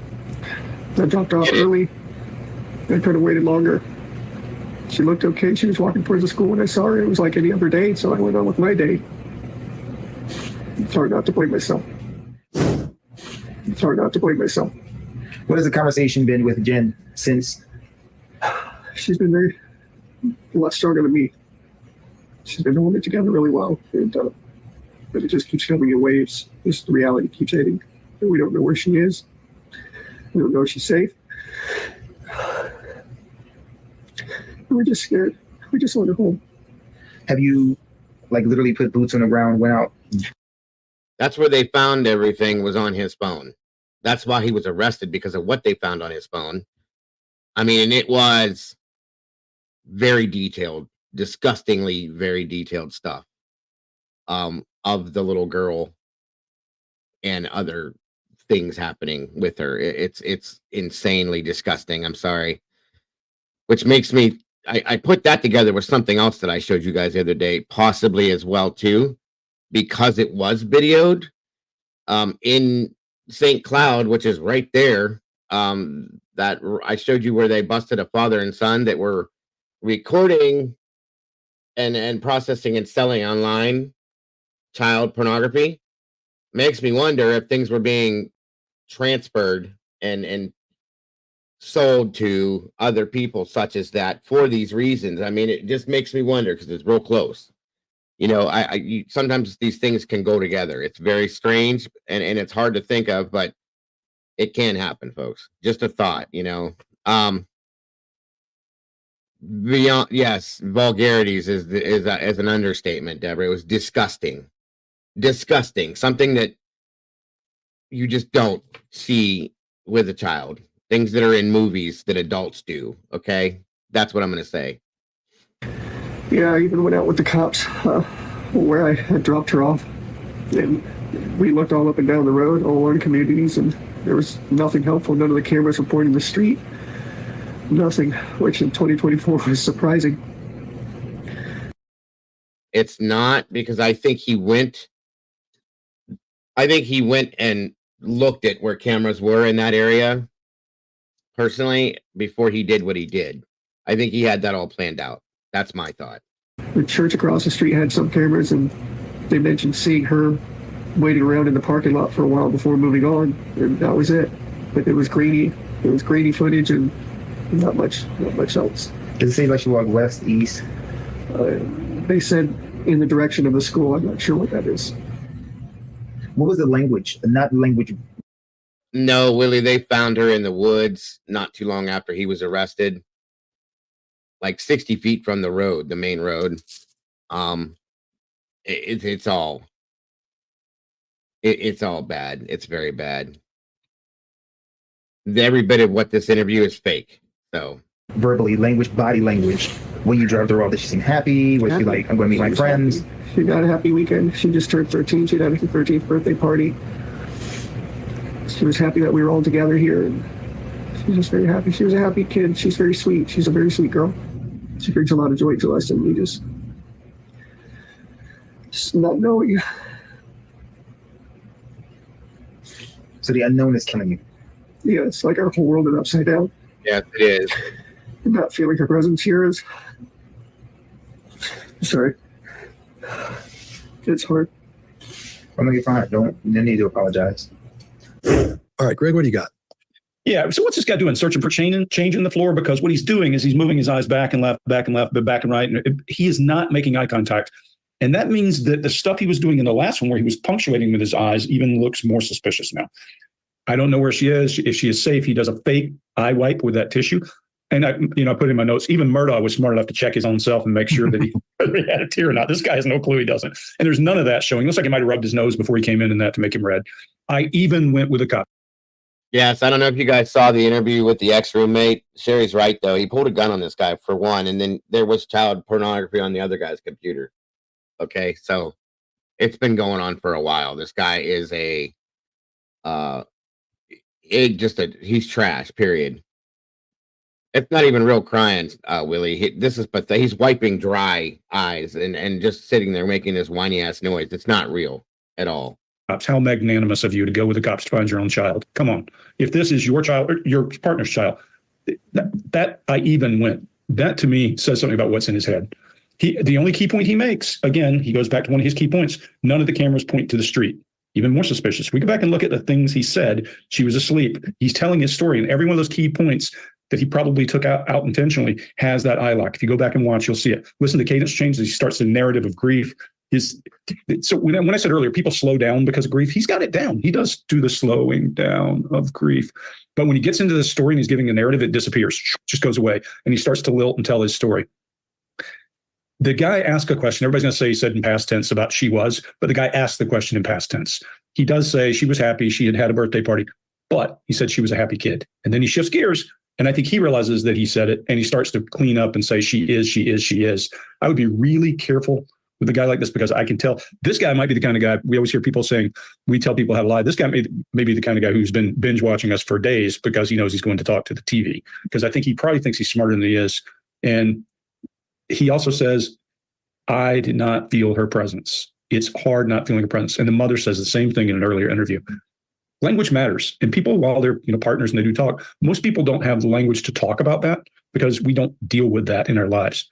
If you've lost somebody very close to you, you may use that language. But if you haven't, who walks around using those words? Most people don't. So this guy, look, we all know now he's been arrested for, and there was evidence against. And if you want to know about that evidence, go look it up. But there's plenty here to make you really want to dig further and ask a bunch more questions. Mark, what do you got? Yeah, I agree. Rather than saying, look, we miss her, we want her home, get her home, not feeling her presence here, that idea is usually reserved for the dead. So, yes. It's out of place here. I agree with you, Greg. We have the question is asked: what was she feel? What was her demeanor the day before? She was happy. Makes sense. What was it like the day before? She was happy. Then she was a happy kid. Okay, well that's now a generalization in the past tense, and that which could be fine if it wasn't corrected to go. She's a happy kid. Right. So that does stand out for me there. And this last thing here is he hasn't looked at the footage on the video. There's an idea that there's some video out there where she is seen, but it's grainy in some case. If I was looking for my daughter, I'd be like, and I've seen that video and it's her, or I've seen that video and it wasn't her. I would have looked at that video because I would be going, I'm going to know my daughter better than anybody else. I'll be able to tell if it's her. I'll be able to tell if she's being followed. I'll be able to tell from a gate if she's happy at that point or not. I will have more information than anybody else if I can see that footage. He hasn't even looked at it from his description. Well, that's odd. That's odd. Even if he's guilty. If I was guilty, I'd be going, I want to look at that footage because I want to see whether what the hell's happening? What the hell's happening here? I want to see whether this is enough for me to go, yeah, see, that is her, that she's alive at that point. Yeah, not dead in the back of my car right now. That's her alive. Yeah, I would want an alibi out of that if I was guilty for a start. And if I was not guilty and I'm looking for my kid, I want to see that footage. He's not even looked at it. That is bizarre. Chase, what do you got on this one? You all covered a lot here, and I agree. When he says it keeps coming in waves, reality keeps hitting, those are things you say after an event has concluded, after there's some certainty about the end of that event. And he's still injecting difficulty into the search with more finality in his tone. There's no real emotion, no tears, no facial expressions of grief, can't make eye contact during the critical times when it's reasonable to do so. And when the details aren't helpful or relevant, when a child's missing, parents who are innocent don't spend time on those details, ever, ever, ever. So when you see a mountain of detail about everything that's just a pile of known facts, and then parents briefly skim over the fact that they want help finding the child or they want the child home, these parents need lots of attention, if you get my drift. So the acting here is pretty bad, but it's hard to fake wanting to find somebody if you don't want them found. And it's harder than acting on TV or movies because you have to pretend that everything is the opposite of the truth, not just a version of the truth. So that's why everything feels off here. So he mentions happy 3 times in this. Did y'all pick up on that? Like happy and happy and happy. That's something I would love to ask about if I was this reporter. And again, I wish the media would just download that PDF I put in the description down below. It's helpful, and it will help us to analyze your videos if you ever have to interview anybody like this again. Scott, what do you got? Hey, before you go there, if you're watching this, you're welcome to contact us if you're getting ready for an interview like this, and we will help you go and ask the right questions. We mean that. Oh, yeah. Yeah. Get a hold of us. The behavior panel at gmail.com. And behavior is spelled BEHVHAVIOR. There's no U in there. And it's not behavioral. A lot of people think it's behavioral panel, but it's just the behavior panel at gmail.com. Email us. We'll hook you up. So, all right. So when it comes to facial expressions, especially those that deal with true emotion, those expressions don't fade very fast. His expressions do. When he puts on that fake little crying face and it goes away quickly to a face where he looks like he's almost trying to observe something, it goes away. Fake won't stick. That's one of the things about true emotion. If you have true emotion, it lasts. Sometimes if you have a surprise, the surprise doesn't last very long. Anger lasts a while and happiness lasts a while. But even at its largest, when you're happy, it starts fading some. But when you see someone who has a sad face and it goes back to normal, the sad face goes back to normal, it's not because they're thinking it becoming sad and it's going away. It's because they can't make it stick. He thinks he's still making that face, or he's under the impression because he's trying to do that, but it just starts fading away. That's what we're seeing here. That's what lets us know he's not truly sad about anything. That little Mickey Mouse voice he's got going and that fake expression fading like that. He looks normal. He looks unbothered. If you just stop this and look at it, and it looks like he's looking for something.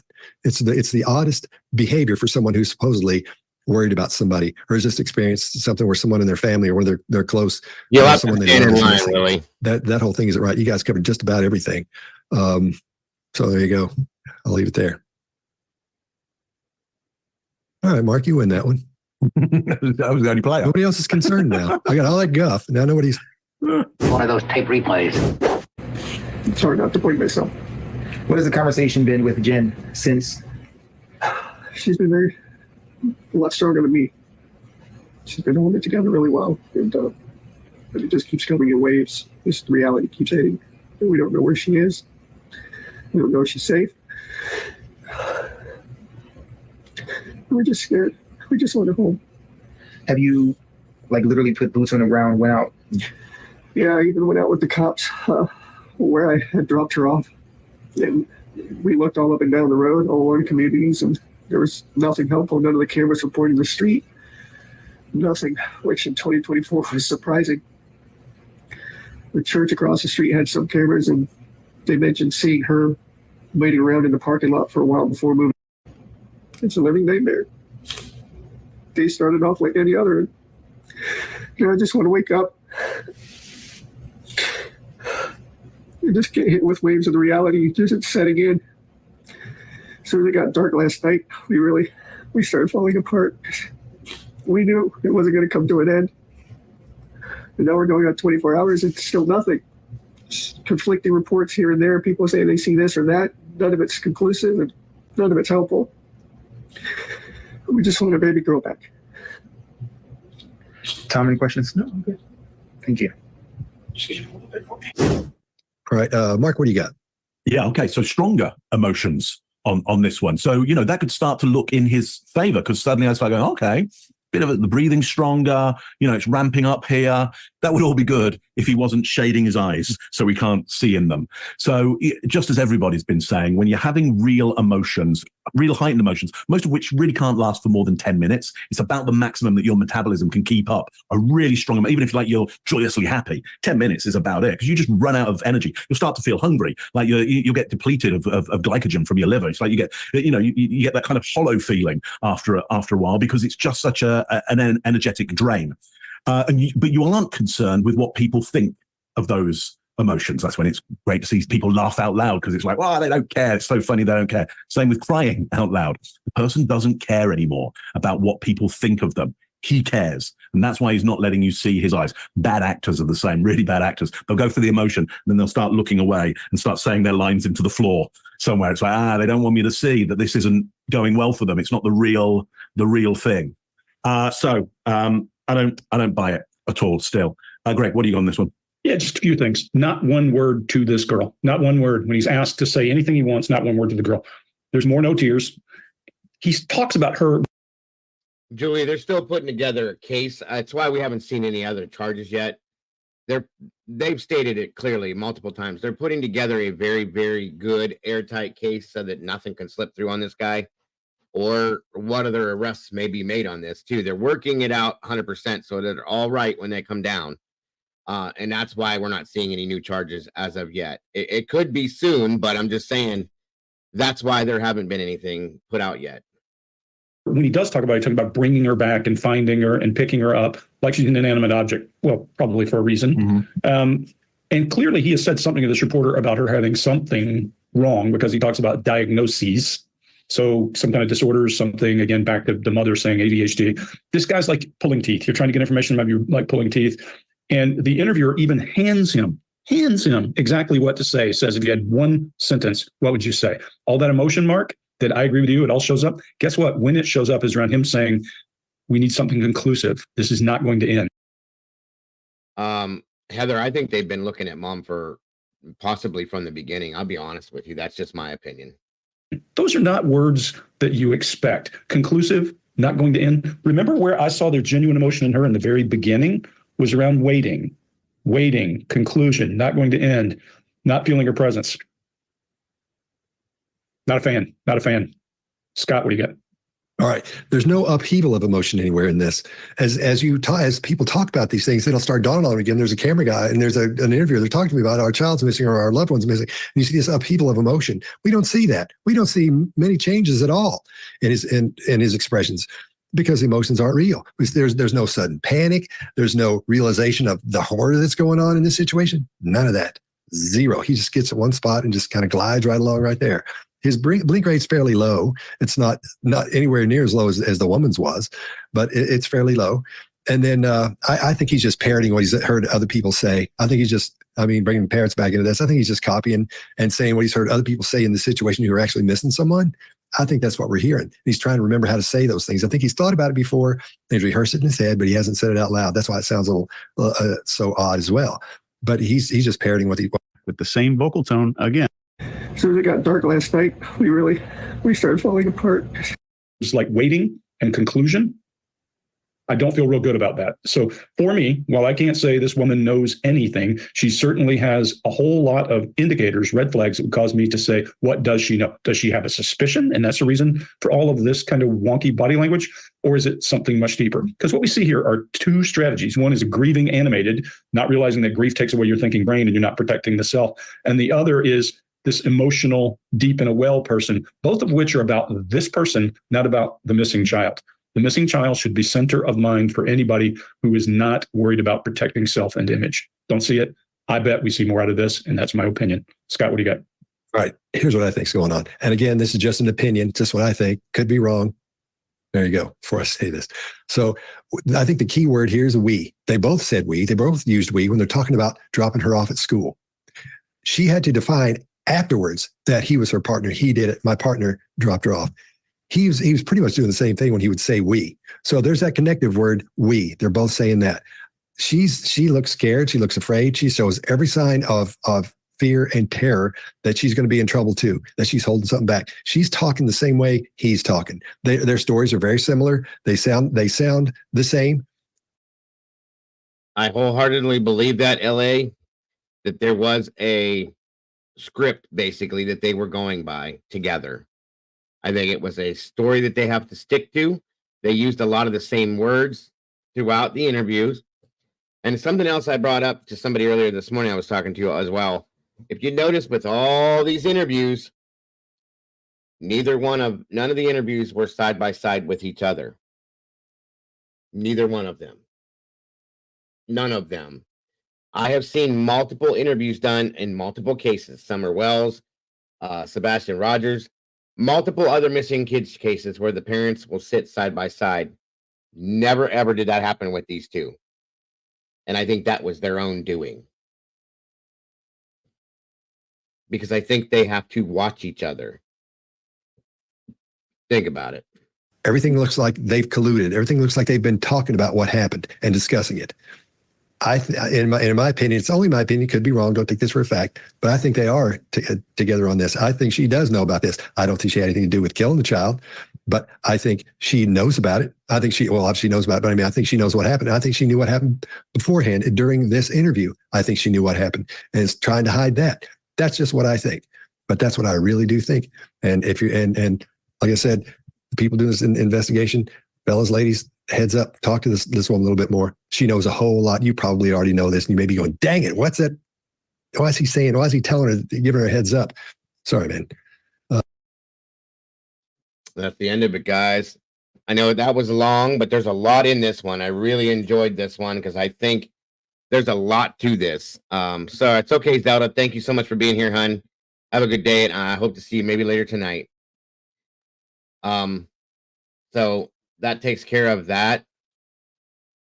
I know it was long, folks, but it's well worth watching every minute of it, in my opinion. Just saying.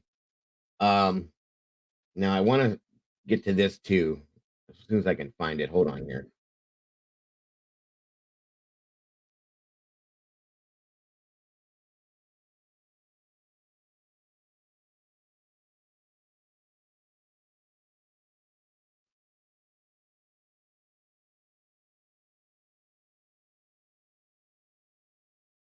Give me a second.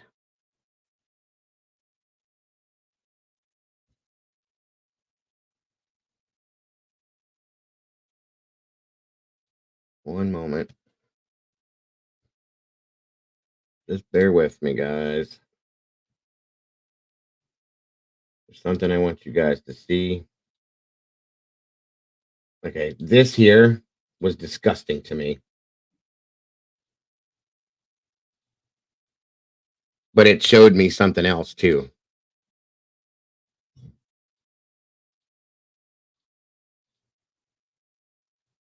People may disagree with me, and that's okay. It's okay. Hey, Beth, good to see you. Happy Friday to you as well. Morning. Her mother's boyfriend, Stefan. All right, hold on a minute here.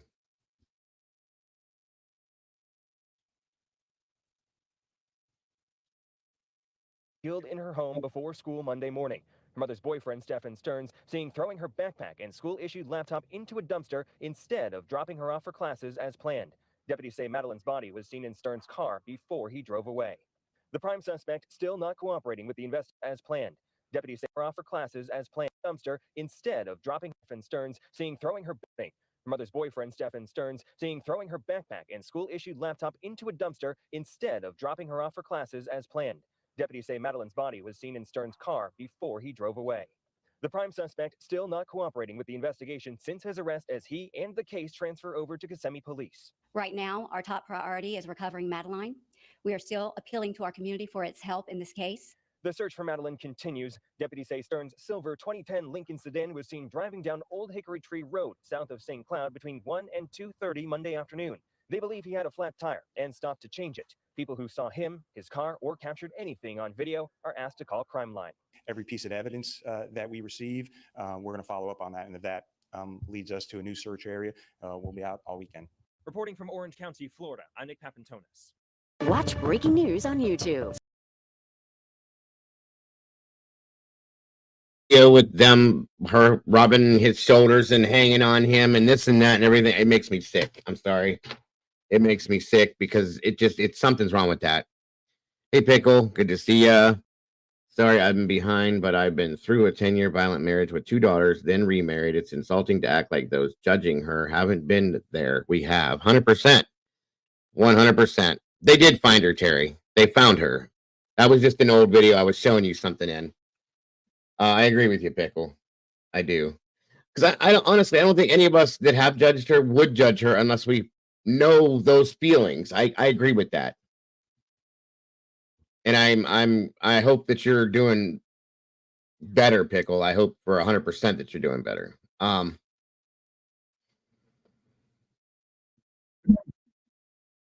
right, now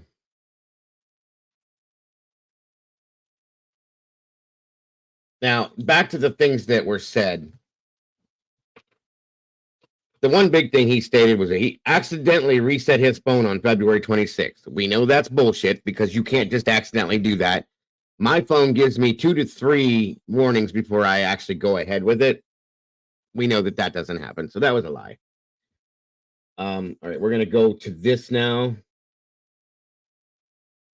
And I wanted to show this. This will probably be the last as far as this part of the show. And then and this won't take very long. So stick with me, guys. This is interesting. But her mother, Jen Soto, could not make it. But her mother's live-in boyfriend was there, Stefan Stearns. Should have been a great day for Madeline Soto, her 13th birthday, celebrating a new phase in her life, becoming a teen.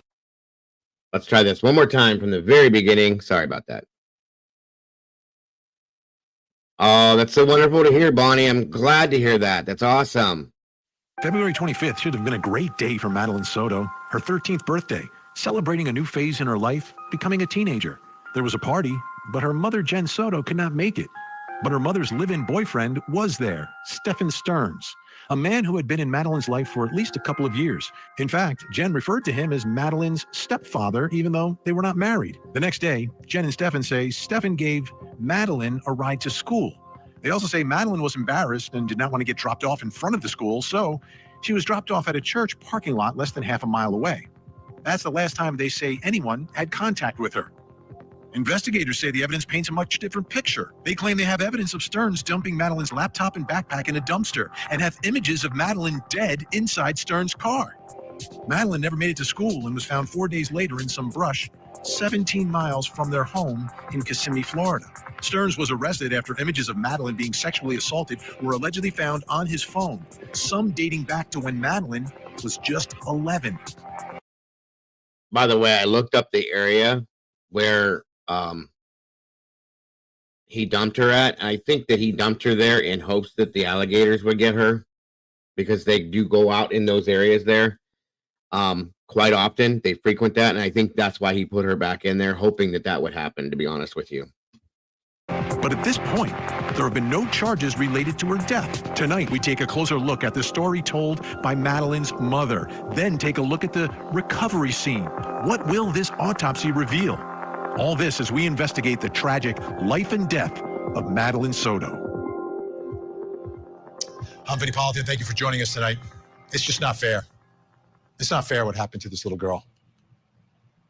I'd like to know where the father is. Tough life. She's being tortured. She was being tortured. The allegations are that this was going on for years, this sexual abuse in this home, and it's not stopping. You know, why didn't it stop? Why didn't someone step in? Why didn't anyone know? A lot of questions tonight, but the bottom line to all of this, she only lived to her 13th birthday, and it's not fair what happened to her. Now, let's talk about Mr. Accidental Factory Reset Stearns over here. I mean, this is the guy. He's in custody now because of what was on his phone. The phone that he accidentally did a factory reset on the day that this little girl disappeared. Like, come on. Does he really think everyone is that stupid? Like, you can't put two and two together? And by the way, how do you accidentally reset your phone? How do you do that? Explain it to me, please. I'd like to understand how that can be done accidentally. But I don't believe in coincidences. I just don't. Most of the time, they do not bear out. You know, you can put pieces together. In all the cases and the trials we cover on Court TV, all these little circumstances, all these facts, you start putting them together, and it leads in one direction. And that's what's happening here. And the question is, what happened? What happened to this little girl? When was she murdered? Where was she murdered? How was she murdered? Those questions have not been answered yet publicly. Exactly, Steve, you can't. There's an autopsy. Hopefully that autopsy will reveal a lot of that information. And when I say information, I mean evidence, because every piece of information is evidence in this case. Because this just can't happen without someone being held accountable for what happened to Madeline. The other thing that's confusing me tonight is Mom, Madeline's mother. What's her story? What exactly is her story? What is she saying? What has she said? What does it mean? I don't have a clear picture yet. And obviously she's not talking anymore.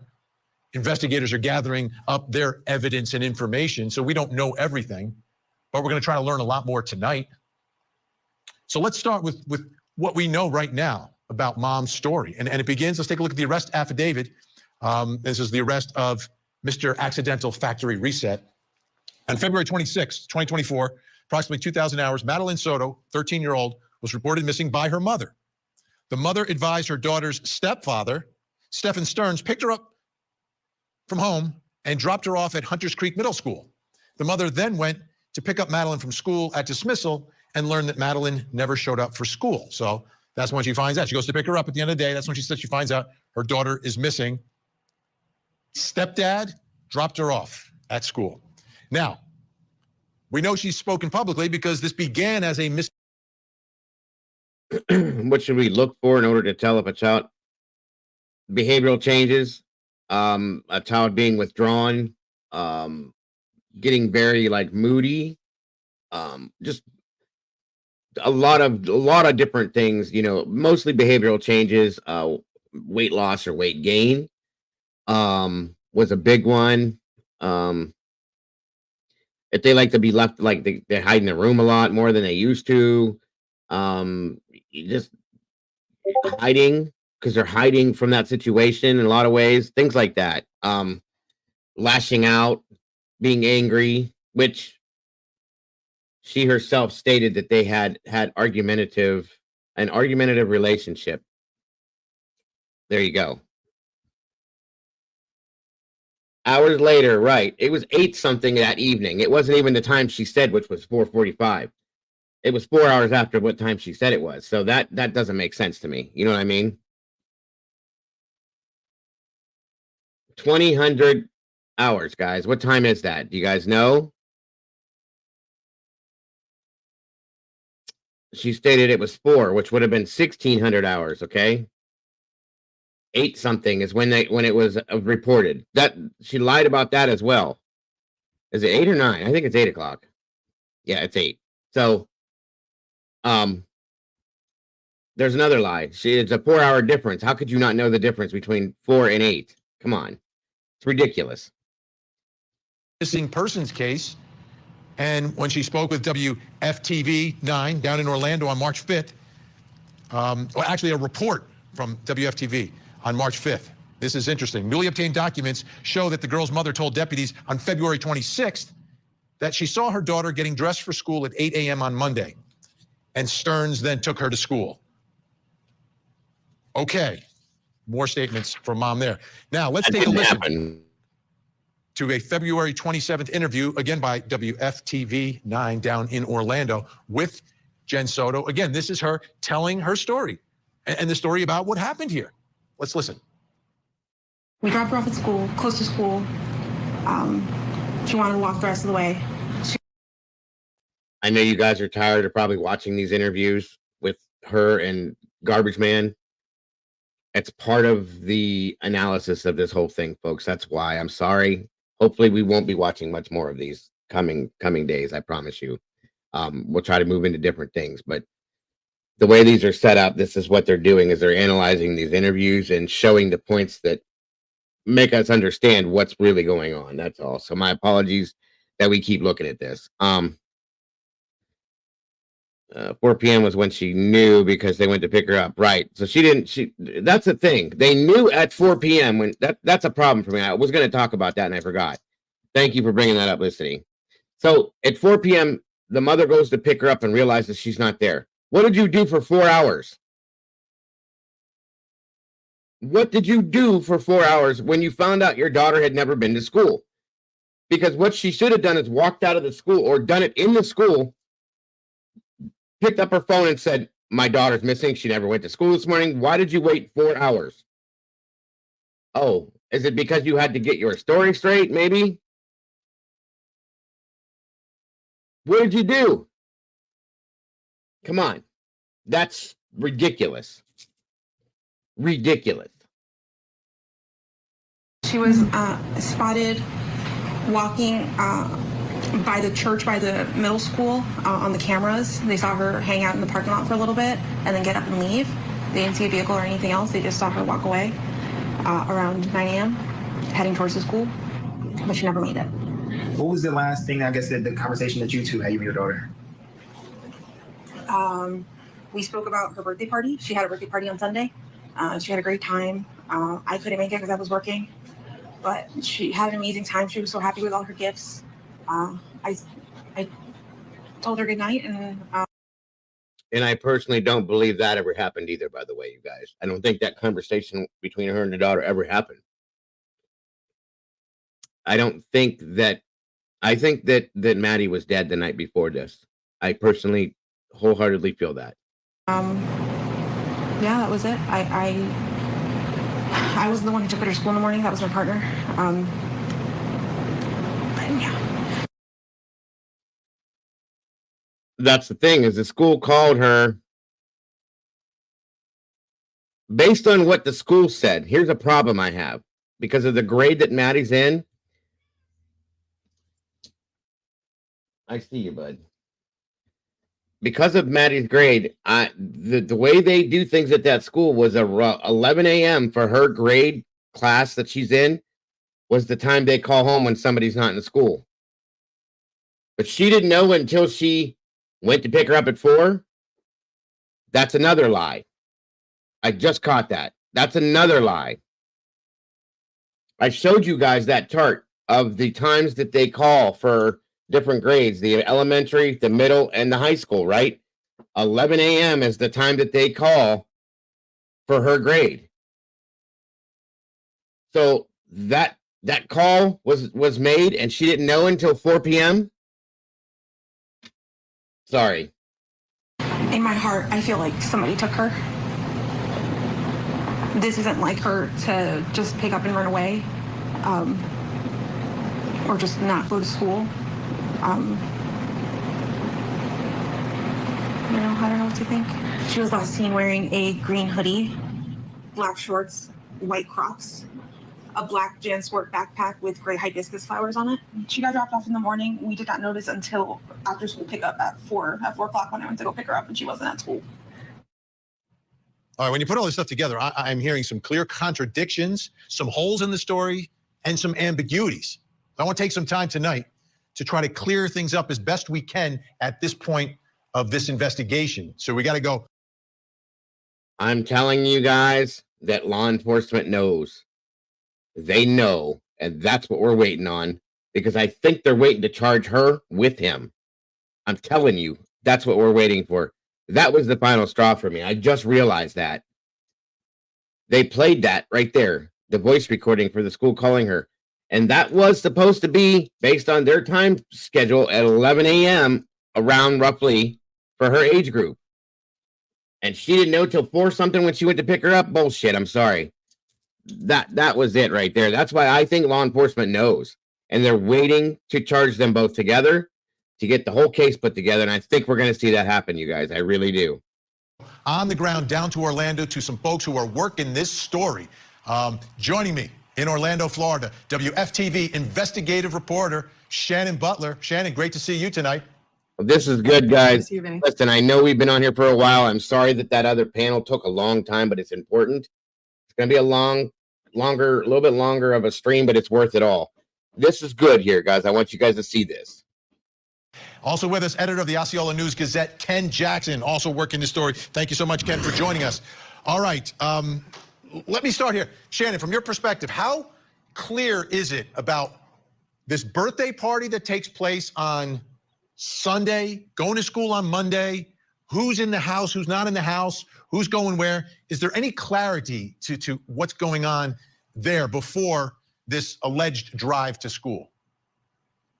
Well, that's the time frame that we're still trying to piece together as we try to look at this timeline of events. We know that the birthday party happened. We know at some point she was in that home. We don't know who was in the home with her at the time because the stories have not been clear. We've talked to Stephen Stearns, we've talked to Jen Soto, and the stories weren't quite clear about what happened then. All we know is they claim that he took her to school, and that's when she had vanished.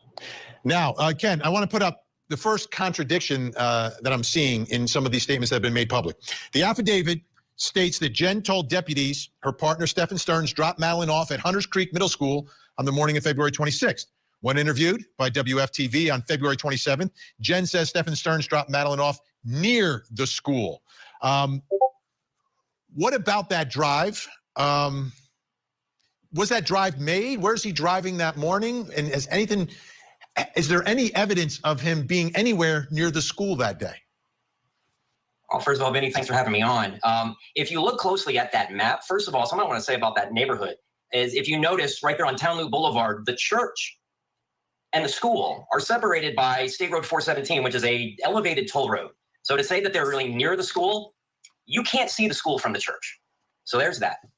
And then we do have the inconsistency of, in the affidavit, the mention is that Stephen dropped her off. And then we hear from the mom that we dropped her off. So that's something that we're trying to confirm right now. I did speak informally with a member of Kissimmee Police Department on, on Tuesday night. They're now the lead agency in the investigation. I was there for an unrelated event. And I asked about any investigation that's currently going on in the mother. To tell you how tight this investigation is right now, I was told, and I'm paraphrasing here, was that we have a focused investigation going on in order to present an airtight case to the state attorney's office. That's all the Kissimmee Police Department is saying right now. And you need that airtight case. I mean, Shannon knows I spent a lot of time down there in Central Florida. Was it more than a decade ago? And we thought that case was airtight. All right, Shannon, here's another contradiction I'm seeing. In her interview with WFTV, Jen says, and this is what Ken just said, we dropped Madeline off for school. In the same interview, Jen says her partner, Stephen Stearns, dropped Madeline off for school. What do you make of that contradiction, the we versus like, oh no, he did it? Well, I think at first when she told that story before we know what we know now, we just thought it was one of those conversations where you have, you know, you and your husband, you're like, oh, we dropped her off at school at 8 o'clock. But then when that affidavit came out and an initial report that says something completely different about when she last saw her daughter, we started to go back to that interview and listen to it again. She told us twice in that interview that we dropped her off at school. And then she says, well, I didn't drop her off. My partner dropped her off. That's another thing. She calls him a partner. We've heard it's the stepdad. We've heard it's the boyfriend. Also, that's unclear about that relationship too. So we know she wasn't dropped off near her school or at school because the video evidence that the deputies have and police now have, that doesn't add up. It was nowhere near the school. Next contradiction. Told WFTV that Madeline was spotted on camera in the church parking lot walking towards the school around 9 a.m. on February 26th. And this is what Shannon's saying. Police say video evidence leads them to believe Madeline was already deceased 8:19 a.m. on February 26th when video footage shows Stephen Stearns' car at their apartment complex and Madeline's body is visible. Ken, this was the part of that interview that confused me the most because she's referencing something about being on camera at 9 a.m. I think you're right, Mark. Impossible. Do we even know if there is surveillance video at that church? Well, we know that there is surveillance camera at the church, but we don't have. We don't at 9 o'clock. We don't have her on that. Where's all his tears and fake emotions during this? Stone cold. He won't even look at the camera. Now, something else that we're trying to confirm right now is that we're trying to confirm, it's part of the affidavit was that they have it on camera that Stefan dumped some of Madeline's items, the backpack and the laptop. And I'm curious as to welcome Lissette Fleming. Thank you for joining us. It's awesome to see all these new faces. I so appreciate you. Why is this man wearing the white suit? Was he arrested and in the nude?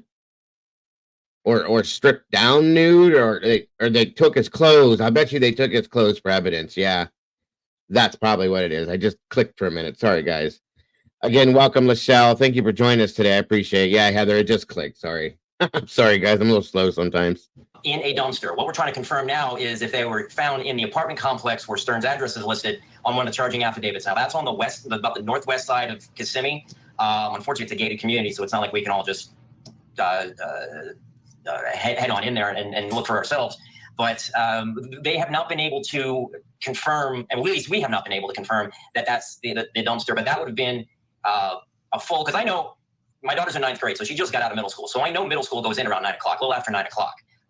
The timing from the affidavit says that they saw the car about 7:45. It dumped the items in the dumpster, and then at 8:19 they was on camera again with what they think is Madeline inside the car. They believe that at least the Orange County investigators believe that she was already dead. So there's a lot of things in here that aren't adding up that we're hoping will come clear once the investigation is revealed by Kissimmee Police. Another contradiction, Shannon. Ready? Here we go. According to a WFTV report, Jen Soto told deputies she last saw her daughter 8 a.m. on Monday, February 26th, getting dressed before school. But she also told you guys in an interview she last spoke to her daughter on Sunday, February 25th. So to me, this is the biggest mystery that I have. Where's mom in the morning? Who's in the house? When could this have happened? Where was the party? What time was the party? Where was mom? Did mom speak to her in person? Did she speak to her on the phone? Any clarity on any of this, Shannon? Well, we know that her mom said that she was not at the party, and I think folks at that party confirmed that she was not there. She somehow was back in that apartment, and not for the mom to say that she had that long conversation with her about how excited she was about the party, how she liked her gifts. We have video of that birthday party. We know that the little girl did celebrate her birthday, but once she got home, that's the problem that we're having. Did you say goodnight to your daughter as you told us originally, and then someone told you that he took her to school? Because then in the affidavit or the incident report, the first responding deputies, when they talked to her, she said she saw her get dressed for school. Then she saw Stephen Stearns drive her then to school around 8:30. But remember, that video evidence at 8:19, according to the sheriff's office, shows that she was likely already deceased. So if she saw her get ready at 8, and then said he took her at 8:30, it's not possible if you look at the evidence that those deputies pulled from the apartment complex. They believe at 7:35, when her backpack was dumped in that dumpster, she was likely dead then. In fact, one of the reports, it says that Stephen Stearns said that he saw her in that parking lot actually open her book bag and was digging for something. And he said, I thought it was her headphones because she was always looking for her headphones. That was the same backpack that detectives said. Also, headphones to plug into what phone? Because she left it at home, or it was left at home on purpose. So another bullshit lie. He threw in the dumpster at 7:35 in the morning. There is video at that church parking lot, but they've never said that's actually her. They had some conversation with them early on, and they've held on to that story that she was in that church parking lot. But no one has ever said that was actually her. It was grainy video, but detectives do not believe that was her, seeing as how at 8:19, they believed she was dead. This is, I know investigators know so much more than we do, right? They're holding back to put together, as you described, that airtight case that is necessary to prove a case beyond a reasonable doubt. But this is just, it's not adding up. Like, it's not adding up. What she is saying and what he is saying and what he is doing and the way her story has vacillated a little, something strikes me that is just wrong here. Ken, any indication when they say investigating, because no one's been charged in the murder, right? No one's been implicated in what happened to this girl in terms of being either, abducted or killed or wherever that happened. Is mom part of the subject of that investigation? Well, like I said, KPD was pretty tight-lipped when I talked to him on Tuesday, but I have to believe that she is, she's the only person who is around for this who isn't currently incarcerated. So currently, we still do not have murder charges in the case. We only have the sexual battery and the possession of child pornography charges against Stephen. But like I said, I mined for information on that the other day, and while I wasn't told that per se, I have to believe that she is part of this investigation. So because, like I said, she's not in jail. Stephen is. This is going to be a very interesting investigation when it comes out. I'll tell you that. All right, Shannon, as we sit here tonight, what's the question on the top of your mind that you want to be able to uncover the answer to? Like, what is the one thing that is really sticking in your head tonight about what happened to Madeline? What her mother knew before her death in those 2 years where detectives say she was being abused by her boyfriend, what the mom knew then and what the mom knew in those final hours. There's a lot of question there. There's a lot of different stories. I think investigators are still trying to piece together. We're still trying to piece that together. I think until we know that, because remember, there's two separate investigations going on here, what happened before and what happened leading up to it and after. I think that they will look at the mom on both of those things. We still don't know what happened in those final hours or the hours just after Madeline was reported missing. And we don't know what the mom knew, if anything, about the 2 years, maybe even more, that her daughter was allegedly being abused. And how about you, Ken? Well, what I want to know is, so the investigation includes that the sexual abuse that was on Stephen's phone occurred in 2022. When the affidavit redacts the name of the victim, but it lists the date of birth and it matches Madeline's. Okay, so if it happened in 2022, number one, she was younger than 12 years old. And can we say for sure that it occurred consistently ever since 2022, so for the last 2 years? And if so, what I want to know is the mom coming from a position of being fearful as well? Like we said, like Shannon said, what did she know and when did she know it? Was she covering for Stephen? I mean, these are things that, as a parent of a 15-year-old myself, I really want us to get to the bottom of. Yeah, and that's also, Heather, that's horrific. The sheriff accidentally posted a picture of her body at the crime scene on Instagram. Like, what the hell?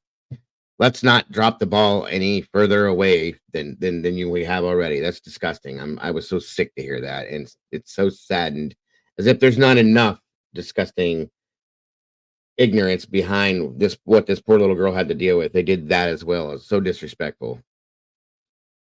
Absolutely. Absolutely.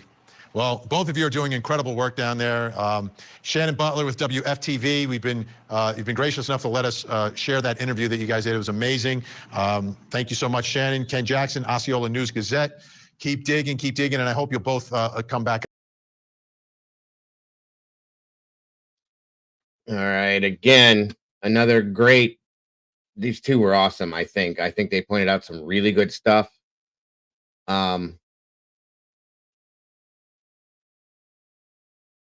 Hold on a second here.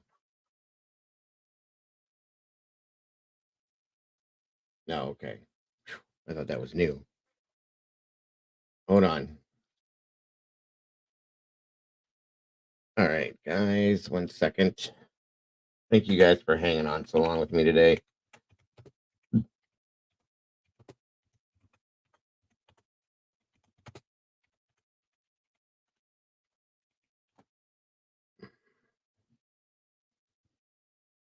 One moment here.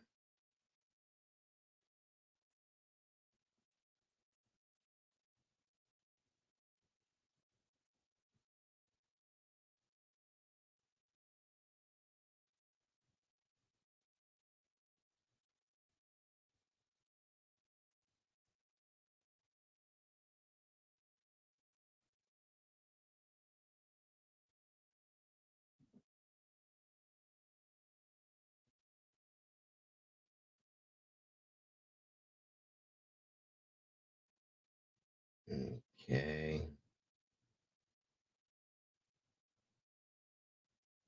1 second. Sorry, guys.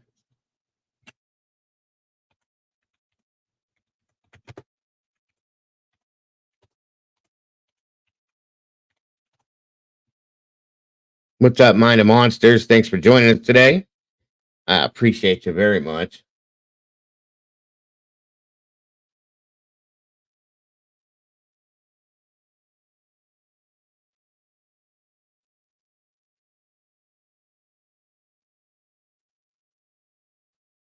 So, like I said earlier on, guys, I don't have facts to support this. Obviously, none of us would. But is it possible? And it's a reach. I know it is, but is it possible that this poor little girl possibly had become pregnant, and that is what the motive was behind this? Because he did this for years. Why all of a sudden stop and take her life? Something pushed that button. Okay, something flipped this. Absolutely, monsters. I'm just saying. And I don't like to think that, but something had to make this happen. Something had to push him to this point, or whatever the situation is. I feel horrible thinking that, guys, but I've seen it said multiple places. Even some news streams have put up, the thought of it, and I just don't want to. I don't want to think about it because it's horrific to me. But it's at this point, it's very plausible, folks. I hate to see that, and I hope to God that that's not what it is. Unless it was brought up that she started talking, and I think she did, because I read an article, like I said, and it was brought back up in here, that she tried to tell her best friend at school that she tried to tell her mom, and her mom didn't believe it. Okay, which is horrible. That's horrible. You should be able to go to a parent when this is happening and tell them this is what's going on. I hope that's not. If that's true, that's disgusting to me. I'm sorry. Absolutely. Good point, Mind of Monsters. There's 5 points that can be linked to a murder cases, and he fits every one of them. I agree with that.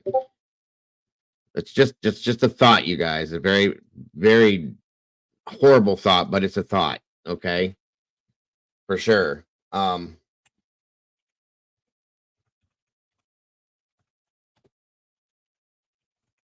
let's get forward here. 1 second here. 1 second here.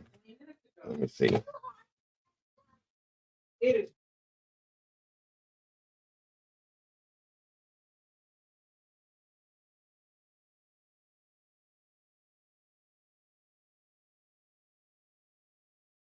That's kind of what my thought is too, Sleuth. Is that it started to come out.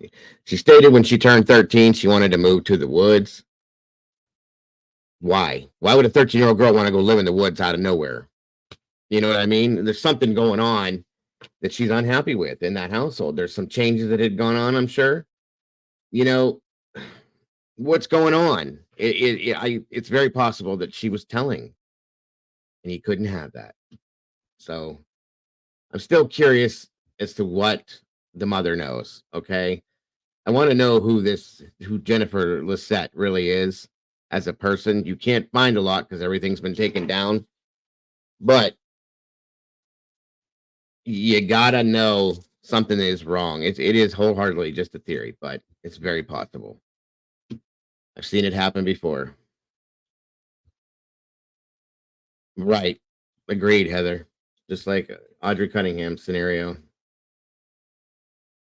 Let me see here. So, as you all, I don't know if you guys knew this or not, but I didn't get the report yesterday because I was shut down. I had an outage. My whole area had an outage. So, in the Sebastian Rogers situation, they moved to look to go dig through a landfill because of precautionary issues, they stated.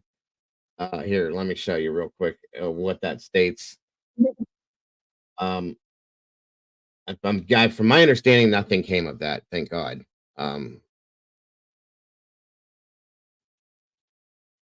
second here.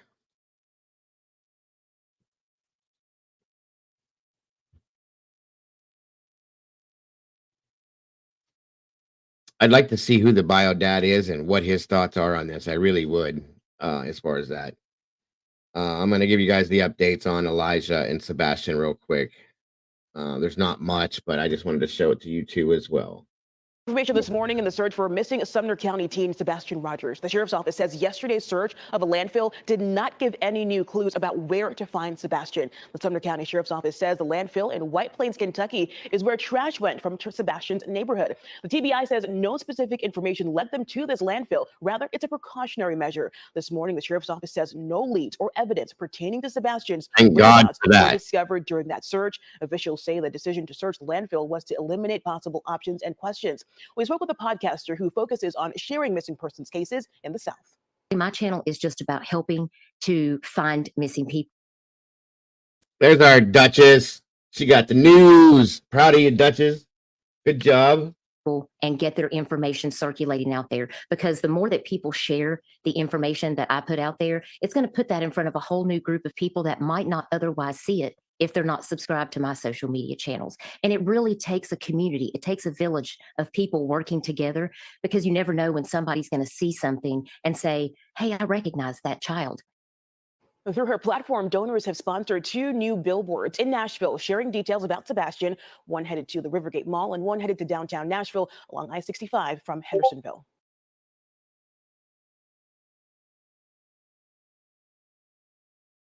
Yes, Heather, she's in Tennessee.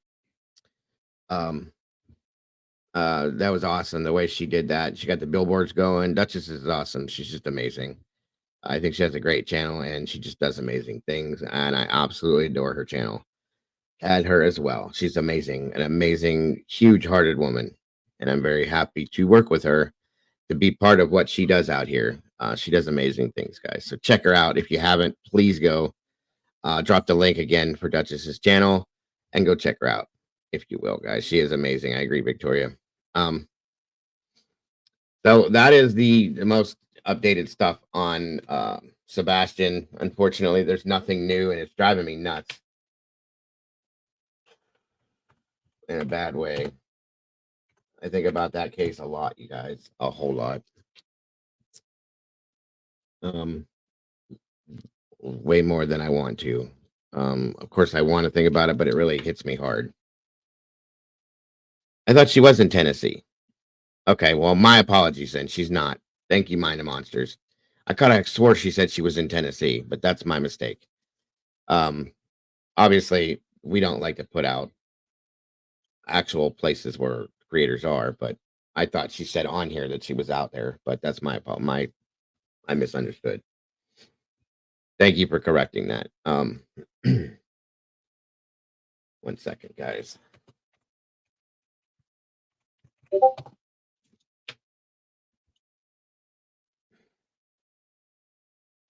Let me back up here.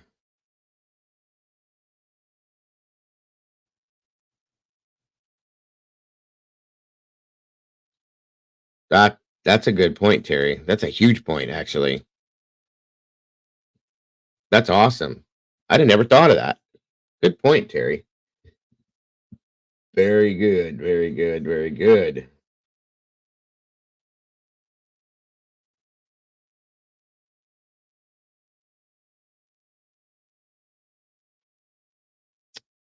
Oh, come on. There's got to be some new.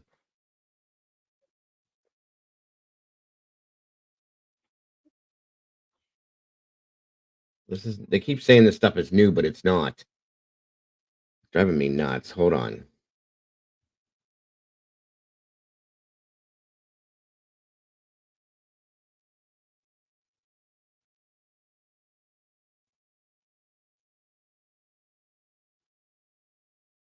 Oh, here we go. Now we got some new charges that were put against Elijah Vu's mom.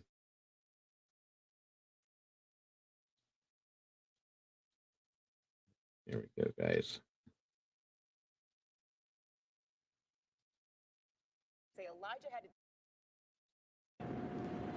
Alleging she neglected not only Elijah, but Katrina Bauer. Sorry, guys. Hold Into on. investigators detailing the conditions they say Elijah had to deal with days before he disappeared. Alleging she neglected not only Elijah, but Katrina Bauer's second child, a 6-year-old, who she told investigators has autism. The district attorney adding the additional charge after police reviewed Bauer and her boyfriend's text messages. She's been worried sick, not knowing where her son is. A plea by Katrina Bauer's attorney, asking her client, the mother of missing 3-year-old Elijah Vu, be released from custody. However, that didn't happen. Instead, the district attorney leveling more charges against her Thursday. We have now changed count 1 to chronic neglect as party to the crime. We have also added the count 4, which involves neglect to another child who is 6 years old from February 14th. A new criminal complaint against Bauer gives new insight into the days before Elijah went missing. Days when police say she lied about being in Manitowoc County. She told police she sent the boy to her boyfriend's apartment for discipline. After doing forensic reviews of her and Jesse Vang's phones, text and Facebook messages now reveal she and Vang were messaging late February 13th, discussing Bauer coming to his apartment to have sex. Investigators say Vang told Bauer that Elijah can be placed in the bathroom while they have sex. The complaint says Bauer told Vang her 6-year-old daughter can sleep in the car.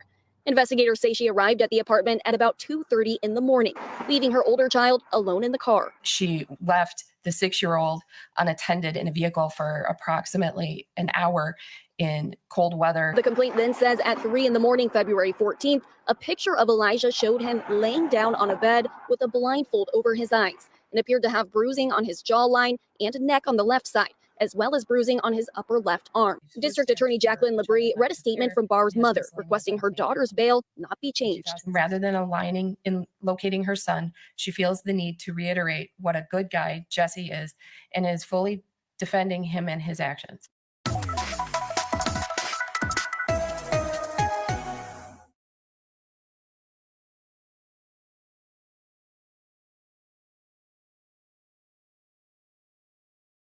I don't even have words. I don't even have words.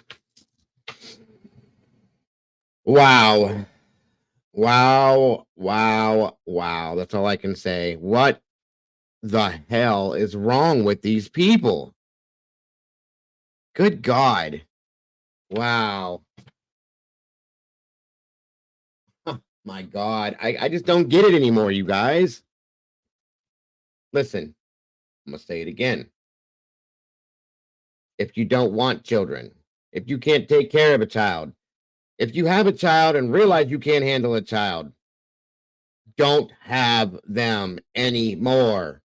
Stop having children if you're not going to take care of them, or give them to somebody that will. Don't abuse them. What is wrong with these people? Good Jesus. I swear to God. Exactly, Sherry. Thank God her mother stood up and said, no, my daughter is a piece of shit. Excuse my language, folks. This makes me so mad. Wow. Wow. I don't understand it. I don't understand it. There's no words.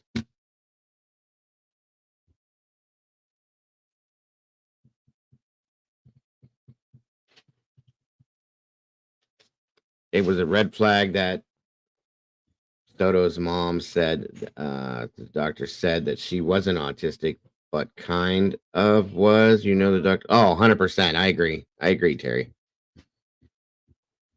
Wow, you guys. Well, I don't even know what to say to some of this stuff anymore. It just doesn't make sense. It does not make sense. Okay, folks. We're at like 4.5 almost hours, and I'm going to be here tonight. So I probably should take a little break. Again, guys, we need justice for Maddie. We need to bring home Sebastian. We need to bring home Elijah and have justice for him. Bye. I love you. You going home? Yeah, I'm going home. All right, be a good girl. I love you. Love you. Yes, Teresa, I did, which that can happen. So I'm gonna have to thank you, Heather. I'm gonna have to bring this down.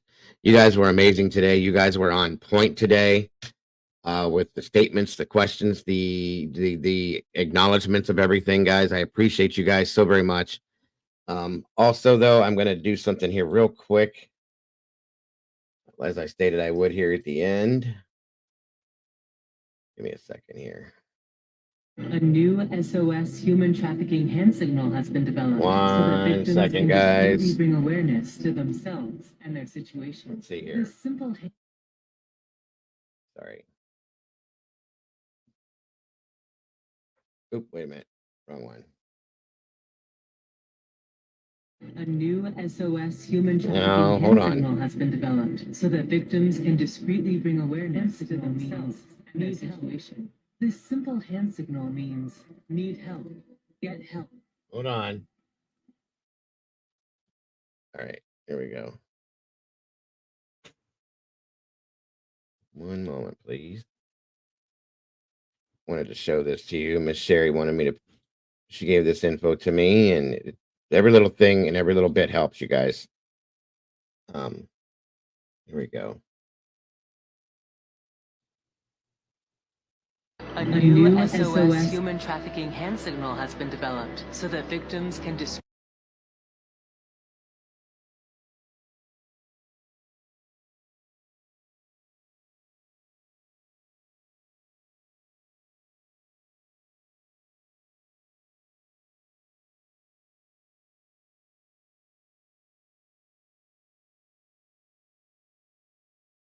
A new SOS human trafficking hand signal has been developed so that victims can discreetly bring awareness to themselves and their situation. This simple hand signal means need help, get help.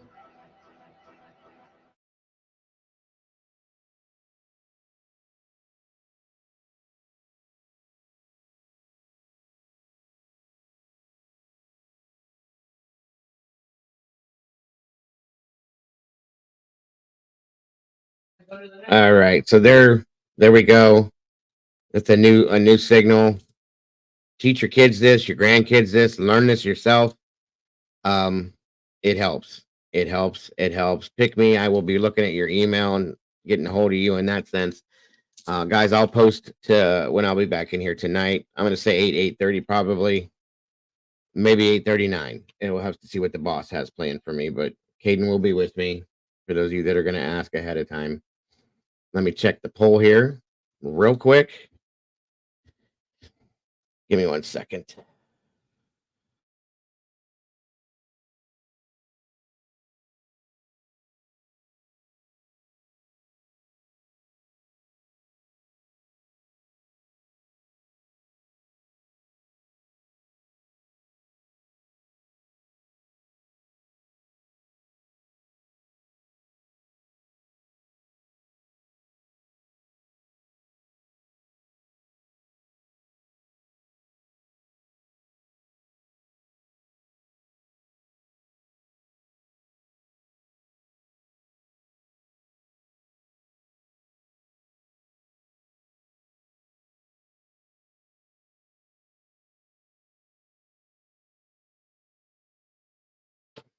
Okay. All right. So the poll is closed. Is Jen Soto involved in Madeline's death? 86% of you said yes. 13 said no. That's 599 votes, folks. I feel the same, Mrs. M. Thank you. I feel the same, guys. So, like I said, guys, I hope to real quick. Let's do this before I end this. We're gonna do a 1, a 2, and a 3. I think most people already gave me what they want. If we're gonna do that, Caden will join me. But just to clarify, actually, we'll just do a 1 and a 2. Do you want to come in here tonight, guys, and do a music thing? Caden will join me. Or do you want to come in here tonight and just kind of hang out? 1 for the music thing and 2 for hanging out. In chat, if you will, real quick.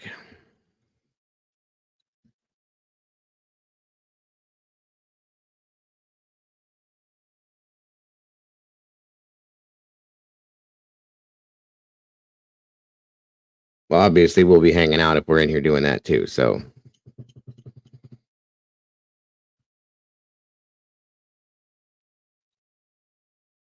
that's a good point, Terry, and that scares me. That scares the hell out of me, actually.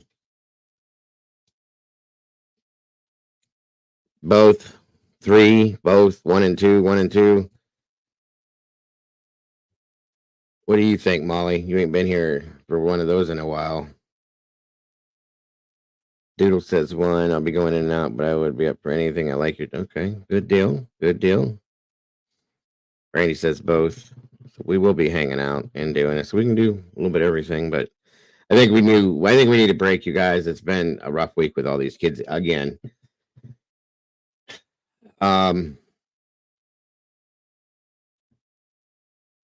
We are sad. It's Friday and we have no place to go. Well, you can come in here for tonight, Terry, and hopefully I'll take some of the sadness away.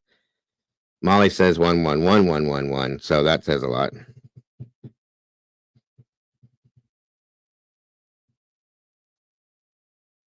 Remembered this just now. It was because of the man in Oklahoma was shot. Yeah, I know what you're talking about. Sorry, your finger got stuck. I bet it did. Depends. It'll be like 8:30. I'm gonna say roughly. I'll post it for you guys to see it. You don't have to stay all night, but you know, that'll give us a little break, some time to relax, and get some of this off of our chest. You know what I'm saying? I appreciate you guys very much. And I think you guys deserve some kind of a relaxation thing. So I'll be back in here tonight. I'm looking forward to it. I'll put something up to let you know. And make sure you join me. All right.